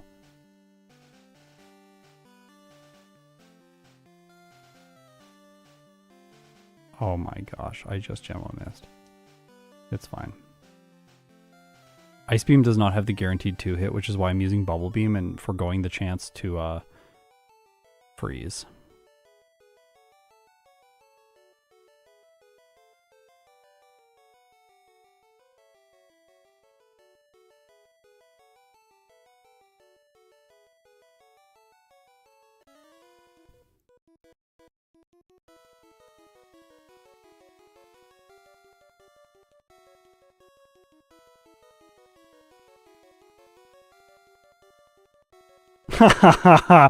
At first I laughed at the Chandlers, and then I did a Scyther run. Yeah, this area is terrible with Scyther. It feels so bad. Gosh. Ugh. This, yeah, Goldine is speeding through here compared to Scyther.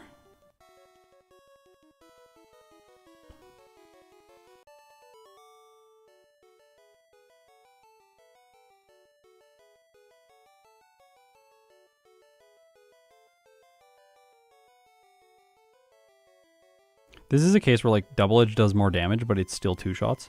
So the Drowsy there, like there is no advantage to just losing health using Double Edge. It animates more time, it prints more text, whereas you can just use moves that one shot. This has a 32% chance, so I do think it's worth it to go for that against the Raticate.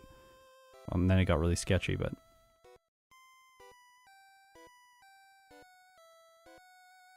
Yeah, I think Scyther must be the most improved mon between Gen 1 and Gen 2, because it's really good in Gen 2, and it's terrible in Gen 1. Or it's bad for a first stage Pokemon.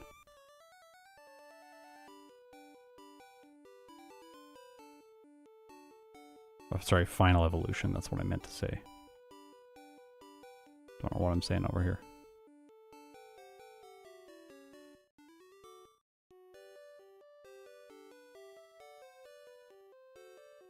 Three cycling.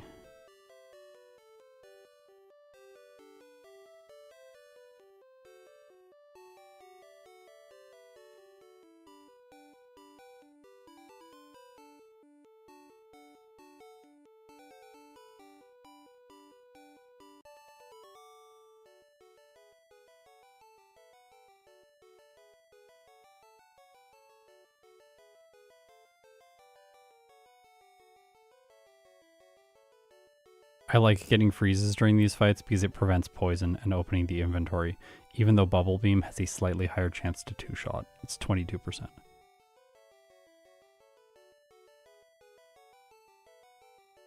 We did not add the cue ball, so I will not fight him.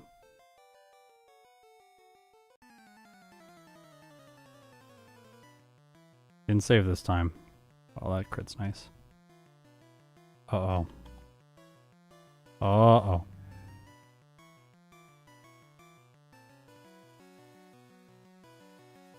I think I should be fine. We have a lot of health. And that missed. No.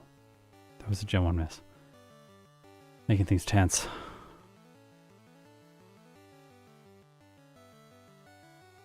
I don't know what time Mewtwo's gonna get. Couldn't tell you. I think it's going to be very fast, but I don't know right now. Because I haven't played it in forever.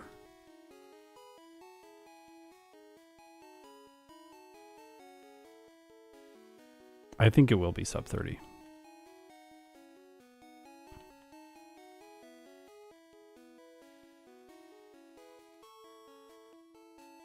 If I had to guess right now, and just a guess, like a 29-minute time.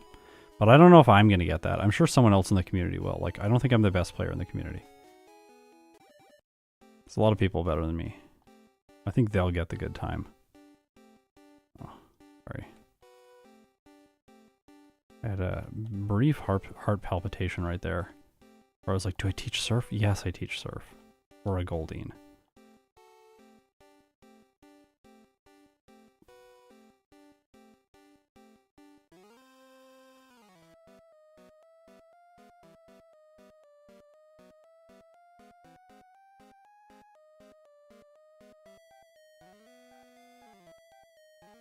Waterfall would have been a 3-shot on that, wasting a little bit of time. I'll go through the damage ranges here because people might be curious, since Waterfall is so flavorful and it's 1 level away. And I mean that like genuinely. This would have been a 2-shot. This is why we teach Ice Beam in the mid-game, so that we can one-shot these. Sorry, Waterfall. Could teach it over Horn Attack. I don't think it really matters. Waterfall would be a 2-shot there. Waterfall would be a 2-shot here.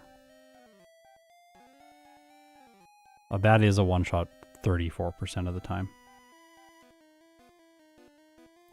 I am skipping one fairly efficient hiker with my, one fairly efficient rocket with my current routing, but since we know that it works, I'm just going to go for it.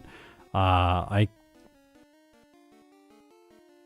could reroute and make that a little bit better next time, I think.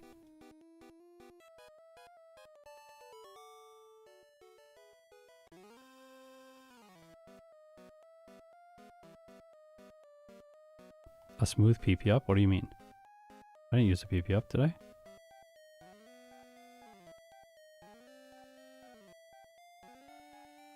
Oh, this is also a trick. If you have a move that does damage, use it first so that Double Edge does less on the next turn, and then you take less recoil, and you have to heal with fewer potions.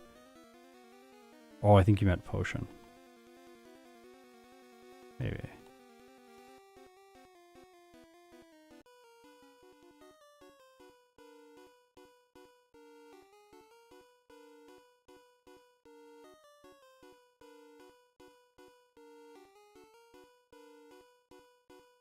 Uh-oh. Not ideal.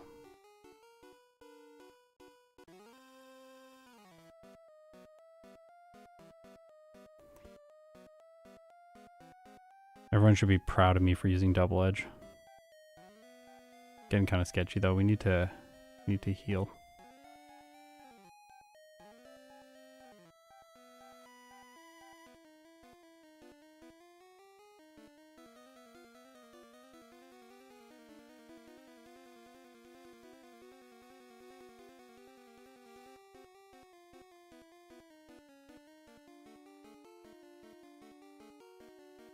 I usually like to fight that guy last because he can be challenging. The Raticate can quick attack, and then the Hypno is just very scary if it hypnosises you, and then it lasts for a really long time. Okay, we're going to dig out of here next.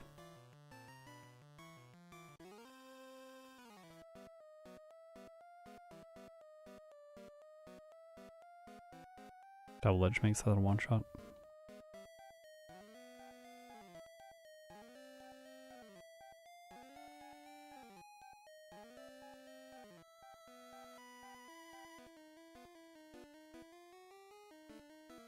One way to think about the fact that we're using like Fissure and Oko moves and Double Edge and stuff like that this year, one way to think about that is like we kind of exhausted the potential of all the other moves, and so to continuously improve times and get better results with Pokemon, we have to go up or down into moves that are either riskier or riskier just in general, like luckier stuff. You have to start using luckier stuff.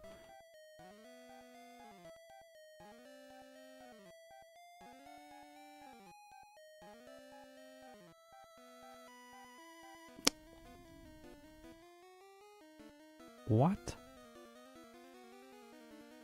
It does have range to survive.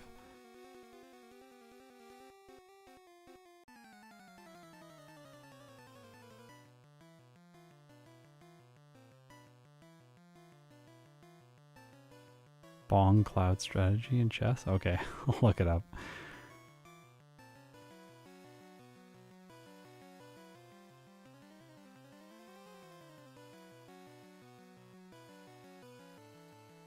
NB Productions, hey Scott, how is the voice today? Voice is doing pretty good today, but I did not record much audio this week. If I had recorded more audio, then I think my voice would not be feeling quite as good today. But overall, it's pretty good today. And I'm hopefully this is not going to be like a 15-hour stream. Double Edge can't one-shot that.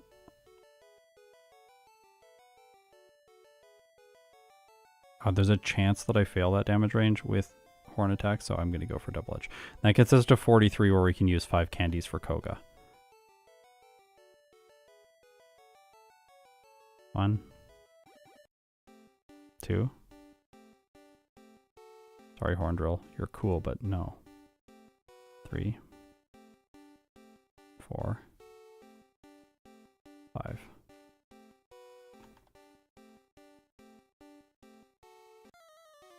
John, great to have you here. All right, Koga, 63%. Oh, sorry, it's actually 82%. It's better. I used 1 more calcium than the root file had, so. I missed both of the damage ranges on the coughing. All right, that's why we leveled. Look at that split. 11 minutes and 31 seconds faster than the previous route. Don't go here. What am I doing?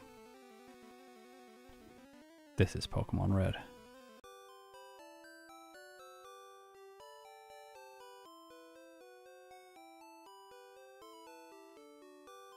Rare candies don't really recover health, but when you level up, your health is recalculated to a higher value, and so then you get more health. Just Psych here. We're going to skip all the other trainers, and we're going to get another huge time advantage in the next section of the game. So here we fought like 7 or 6 other trainers. And we're cutting all of those now.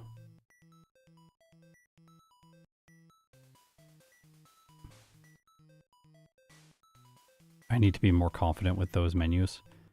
When you've just finished a battle, your cursor will always be on your lead Pokemon. So you can pick up an item, open the bag, find the item, and then just spam A like I just did there. And then I messed up exiting the inventory. Yeah.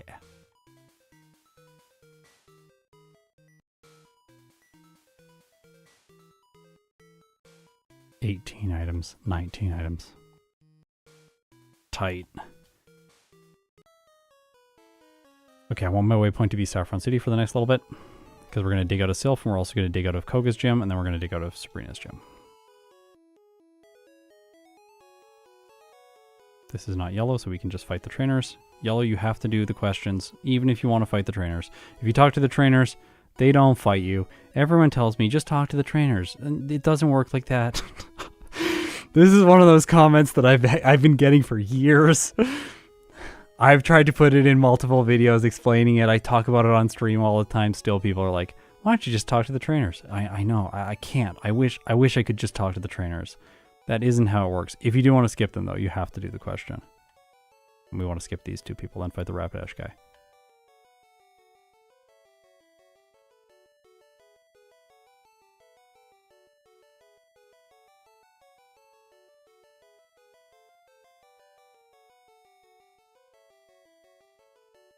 I fought the guy by accident. Was it in the last run, or it was in some run?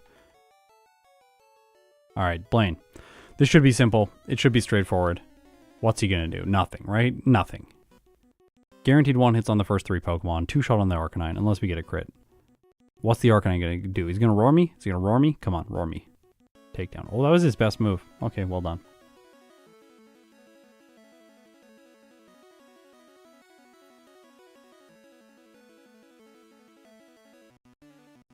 You're misremembering. You cannot battle them in yellow if you talk to them. Did that mistake twice today. Okay. Not the best use of rare candies right here. Wait, what am I missing? Am I missing something? No. 1, 2, 3, 4. So Horn Attack was useful for training. It could have been, that we need to teach Blizzard. In slot 3, which I don't like. Could fix that up in a 3rd playthrough, of course.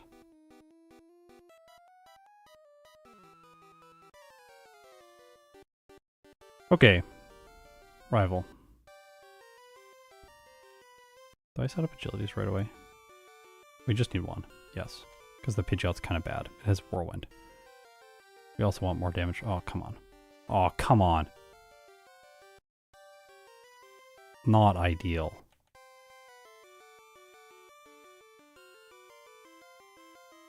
We should be fine. Yep.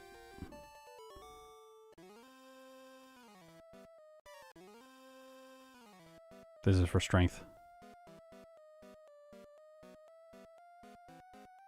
I saw on stream the other day, Zealous Pawn was playing, and he was like, he realized that he could just teach Charmander strength, but you have to be so careful about teaching Charmander strength in Gen 1, because it usually is also your dig user, so that when you're using strength during the Victory Road portion of the game, I have accidentally used, what's it called? Dig and then escaped the cave, which is one of the most painful mistakes. So you gotta be careful. Normally when I'm playing, if I'm playing as safe as possible, I just pick up the Lapras or the Squirtle no matter what, so that I never have to teach Charmander anything other than cut and dig.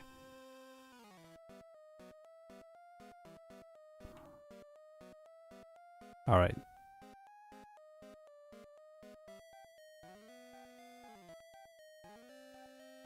Doors are hard.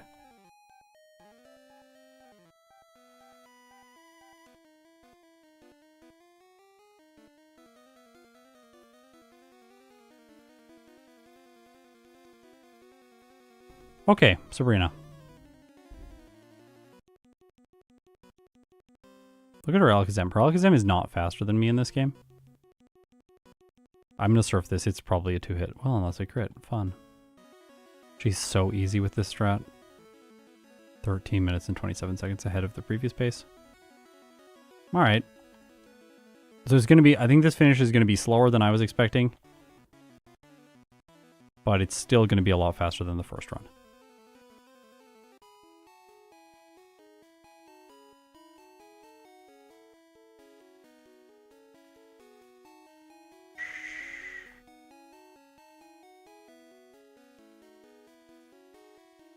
None of that. Nobody saw that. For experience rooting purposes, we have to fight the beauty.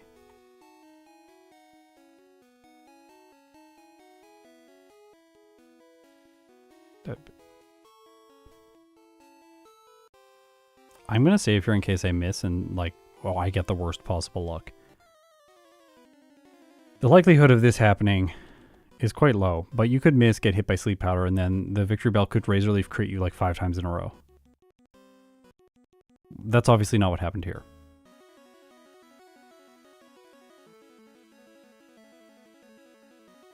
Absolutely dominant.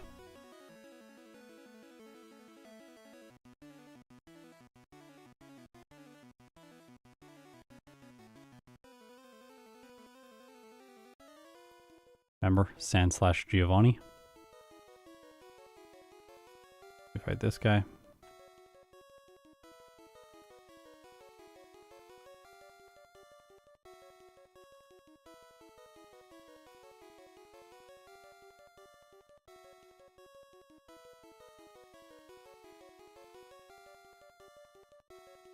Yeah, I didn't realize how close we were to that level up either. That's why I like stuttered for a moment and didn't use the rare candies. And I just kind of sat there looking at it. Like, I'm like, is that right? Like, because I also did not realize how close we were. If we had fought one other trainer or a slightly better yield trainer, we could have leveled up. Although I don't think we need a higher level. The higher level would be nice with Goldine, I'm not going to lie, but I don't think we need it. We know that this route works. Also, sometimes routes will convince you that you need a higher level, but you don't. Wait. Oh, I'm level 58. I'm looking at this like we're level 52. I'm like, I'm going to level up by the Venusaur. No, I'm not. I'm much higher level.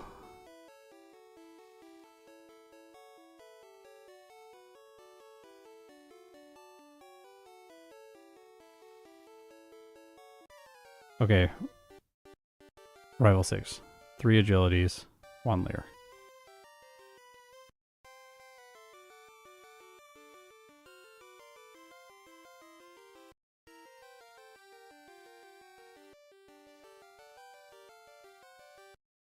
Dude. So bad. It missed so many times. Yeah.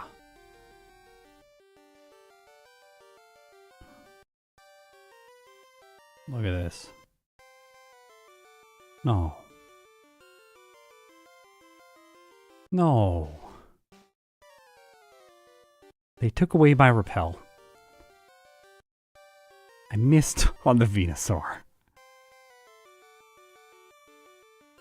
I can't believe I missed on the Venusaur. Fine.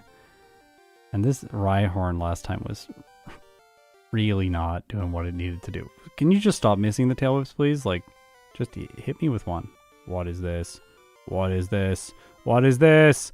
Ah, I'm losing my mind. Oh my gosh. Oh my gosh. Rhyhorn. This is the best the Rhyhorn has ever done in any battle ever. Oh my gosh.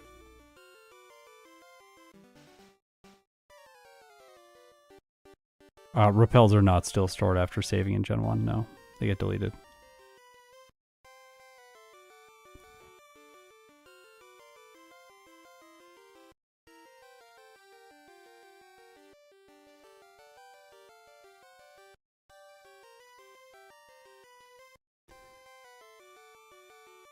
Please nerf. Yeah.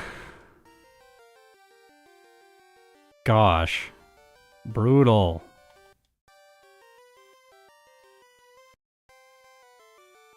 All right. That was rough. This is really rough. At least we didn't get any encounters there.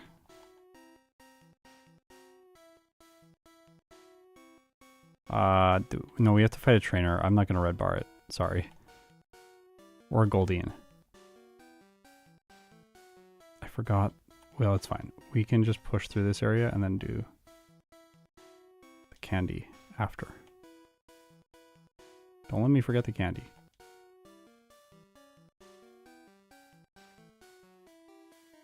Oh, I already have one.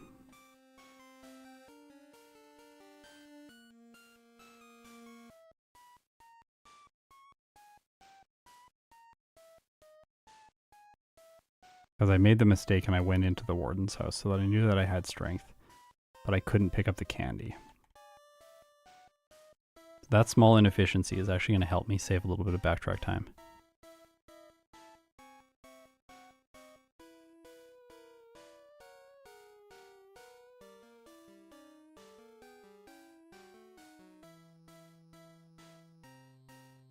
Who do I fight? Do I fight this person? Yeah, I fight this person.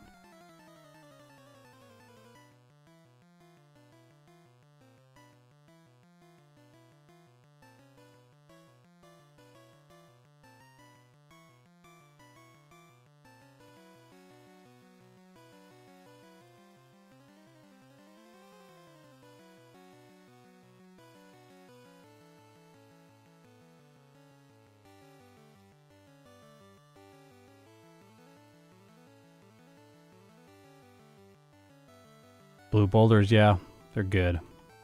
Psychopath boulders. Love them.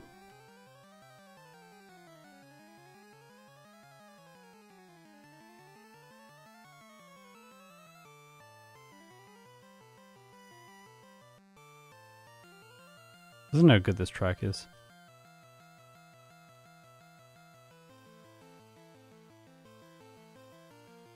Do you keep the money after the enemy uses payday and you win? Yes, you do. It actually caused problems with RBY XP router, which we had to troubleshoot one time. The money values were not lining up in Celadon City, and we couldn't figure out why. Like, I don't have the right amount of money. It says I can't buy these things, but I definitely did buy them in the playthrough. It's because the Meowth in Rock Tunnel was using payday against me on the last trainer's team, which is pretty funny. All right, Double Edge, you've been great. Bye-bye.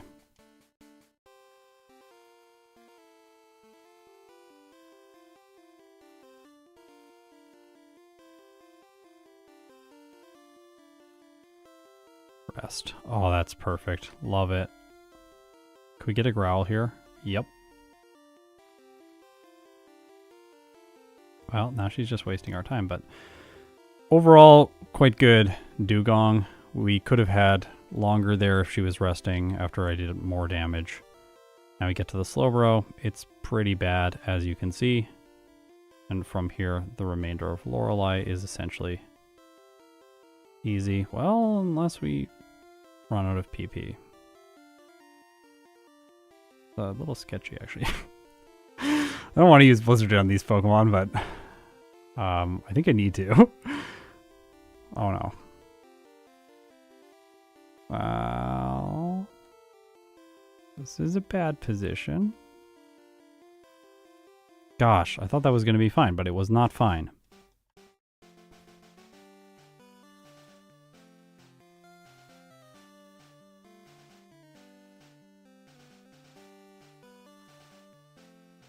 Oops, sorry. Why not Surf first, Jinx? Because I'm running out of Surf. I don't want to use Blizzard on the Lapras. I had 2 uses of Surf left, so I needed them for the Lapras, so I saved them for the Lapras, and that didn't work out. Okay, well this is not going to work. Oh man. It's at moments like this that I wish I played safer.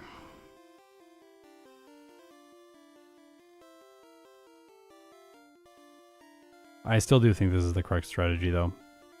Because you can 3-hit the Dugong, it can growl you, it can do like nothing, like there, and then you can just get to the Slowbro with full health, and like, what's it going to do now? Nothing. Just hopefully it doesn't set up a ton of amnesias. Okay, it's setting up a ton of amnesias. Lovely.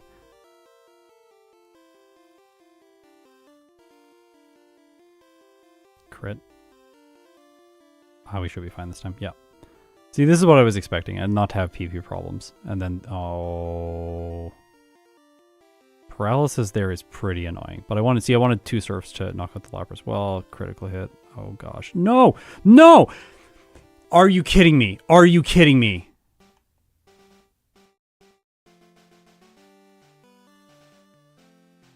I am pissed. That was a great Lorelei, and then everything just fell apart because of paralysis. Gosh. Now Gen 1 miss on Surf. Perfect, and then it's using Rest, stalling me out, which is very bad.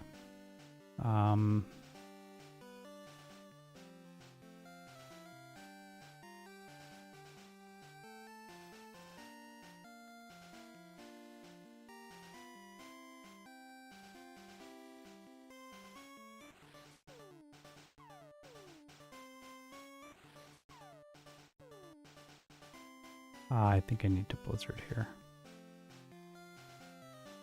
That's good. Don't ruin me, Lapras. Come on.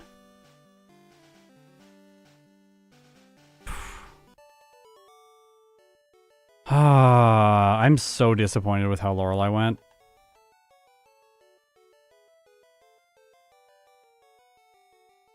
Really disappointed about that.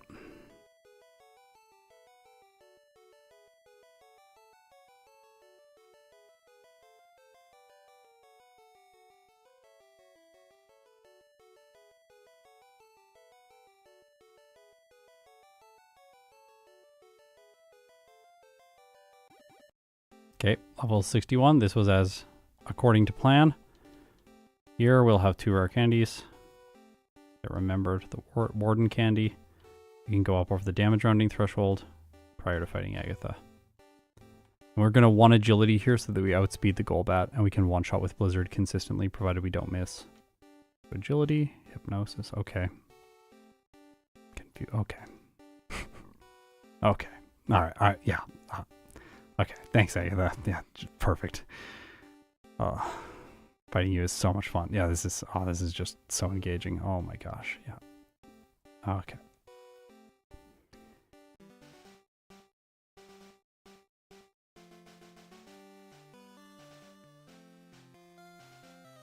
There we go. More of that. Yes. Yeah, that's what we like to see. Could you just do that more often? That would be really... No, not this. This is not... No, okay, that's fine.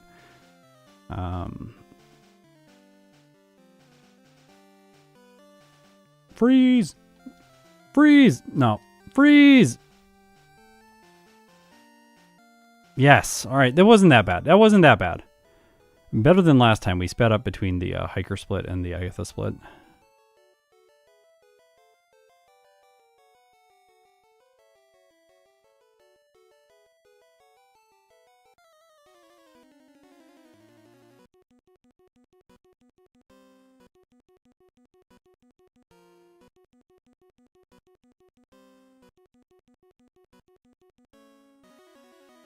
Uh-oh. Gonna run out of PP.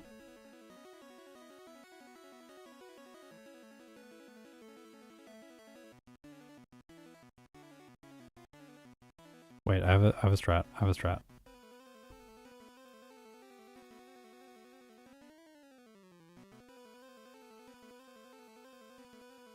This doesn't work.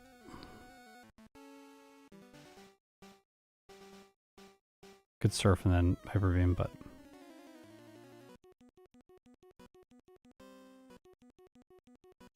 no. We did not consider that this Gyarados was going to stall me. No, we want one setup on the Gyarados. We want one setup on the Gyarados. So we outspeed. We also do slightly more damage with Blizzard, and we get a 3-shot with Blizzard. It's very important. And then we want the 1 turn of setup so that we outspeed the Aerodactyl later on. Without the 1 turn, we won't 3-shot with Blizzard, and then we'll run out of PB, or have to use Surf, or he'll Hyper Potion. All things that I don't want.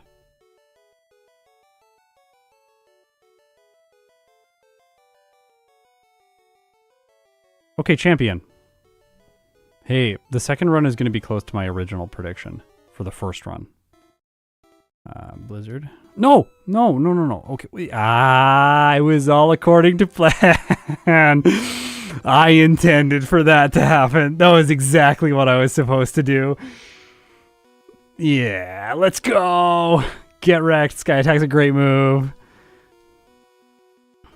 Okay, right on, right on. You have a 50% chance, to do what we need you to do. 1, 2. We only need 2.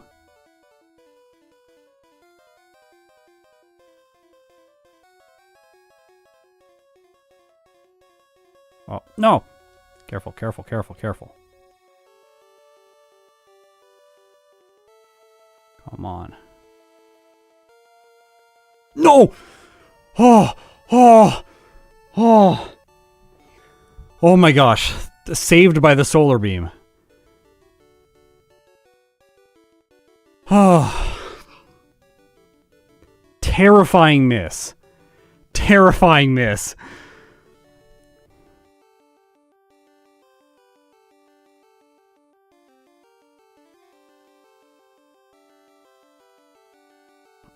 Okay. Pretty good. I think this is like representative of the route that we played. We definitely played like a riskier route for a first stage Pokemon. That said, I think there was quite a bit of just bad luck here. Like missing to the Venusaur earlier on is really bad luck. That's disappointing. The Lorelei stuff was really bad.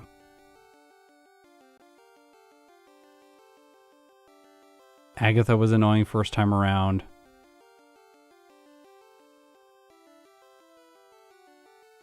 Lucky champion. Where did I reset outside of that? Like, there were not a lot of... Like, what am I missing? There's like 13 of them and I'm blanking. There was Rival 5 stuff. Wasn't there?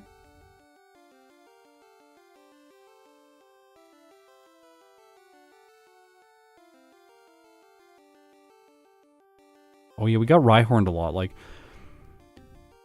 Agatha Jr., that's right. Yeah. I think like if I came back and played this run again, I would probably play the same strategy. I think one way to potentially make this a little bit better is outspeeding the Alakazam in the final fight, which is not so far away. It's 156 speed, right? We have 149. So we could push for the outspeed on the Alakazam, which would make the final fight easier, but we would I think also we would slow the run down overall if we push for the outspeed there. Like I bet we would get the same time.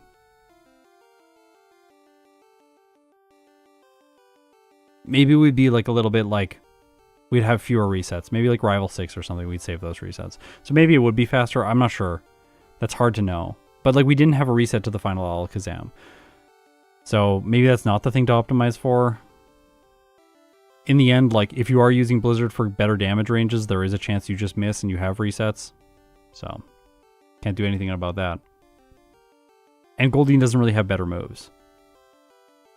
We're using the best moves. Surf and Blizzard. Agility for badge boosts. Is an agility on Pidgeot viable? Yes. At the beginning of the battle, yes. But then we have to get one more Leer from the Rhyhorn, and Rhydon, and I didn't want to do that. The Alakazam is not very good in red. So I was just like, it's going to be fine. It doesn't have Kinesis. It has Kinesis in yellow. I was figured like, well, we can just like Sky Attack it, and then if it goes for Reflect, we'll just like hit it with a Surf or something. Oh, this is the yellow tier list. 1 second. I got to change it so that there are no spoilers.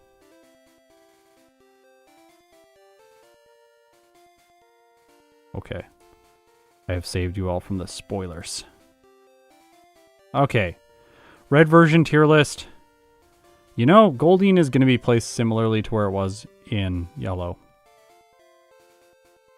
But it is making improvements from, I think it's like Surge tier or something right now in yellow. It's not very good, mostly because its results are stale. But in this game, it was faster than Onix. It was not faster than Mankey. So second to last position in the E tier ahead of Onix.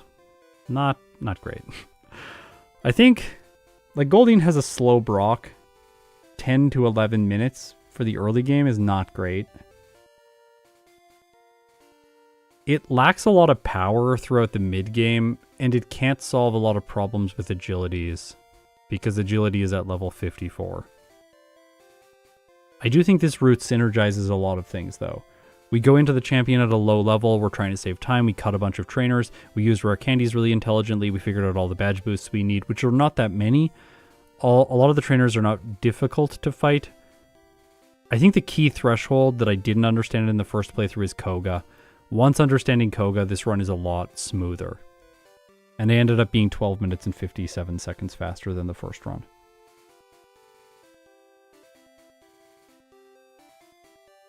Nice. How much better do you think Seeking would do? A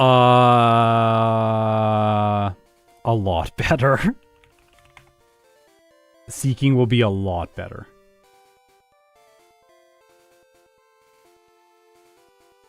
I'm just looking up its set. It starts with Peck, Tail Whip, and Supersonic, so it gets one additional move, unfortunately not making the Brock split better. But I think the thing about Seeking that will make it significantly outperform is its stats. The fact that you just have higher stats, and we have base 80 special. And 92 attack is really good.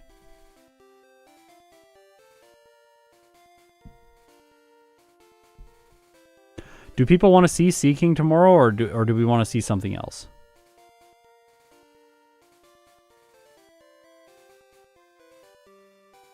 We can do Seeking tomorrow.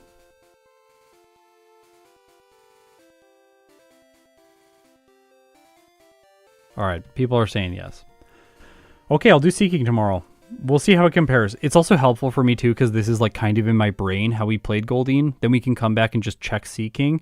And we'll be able to play similarly, I think, but we'll be able to do things at lower levels faster with less, like earlier candies, potentially, that kind of thing. Less training. I think Seeking's going to do quite well. I don't know. Like I would say like for like a 2-run format, like maybe like 45 minutes, 43 minutes, something like that. I think it's going to be so much better than Goldeen. I don't know if we're going to do like a Clefable time of like 37 minutes or something. I think I would be surprised if we got a sub 40 time tomorrow. But maybe I'm wrong. Poliwag's pretty good. But it's not... I don't think it's as good as Seeking. Well, we'll see. We'll see tomorrow. We're going to do Seeking. Thanks for watching. I really appreciate it. If you support me on Patreon or through YouTube memberships, it really means the world to me. Thank you for keeping this channel going, my video editor employed, and me continuing to dive deeper and deeper into Generation 1 to uncover all of the hidden nuggets of knowledge that exist within this incredibly complex and deep game. If you want to see another incredibly complex and deep game and someone playing it that has absolutely no skill, come and check me out on Twitch. I'll put a link in the chat. I'm going to play some StarCraft just for fun to wind down from the stream. Yeah, thanks so much for watching. The Supercut for this video will be out probably today or tomorrow on the Supercuts channel. Sean is getting very fast at making them. Okay, I'll see everyone tomorrow for Sea King. If you made it this far, you're incredible.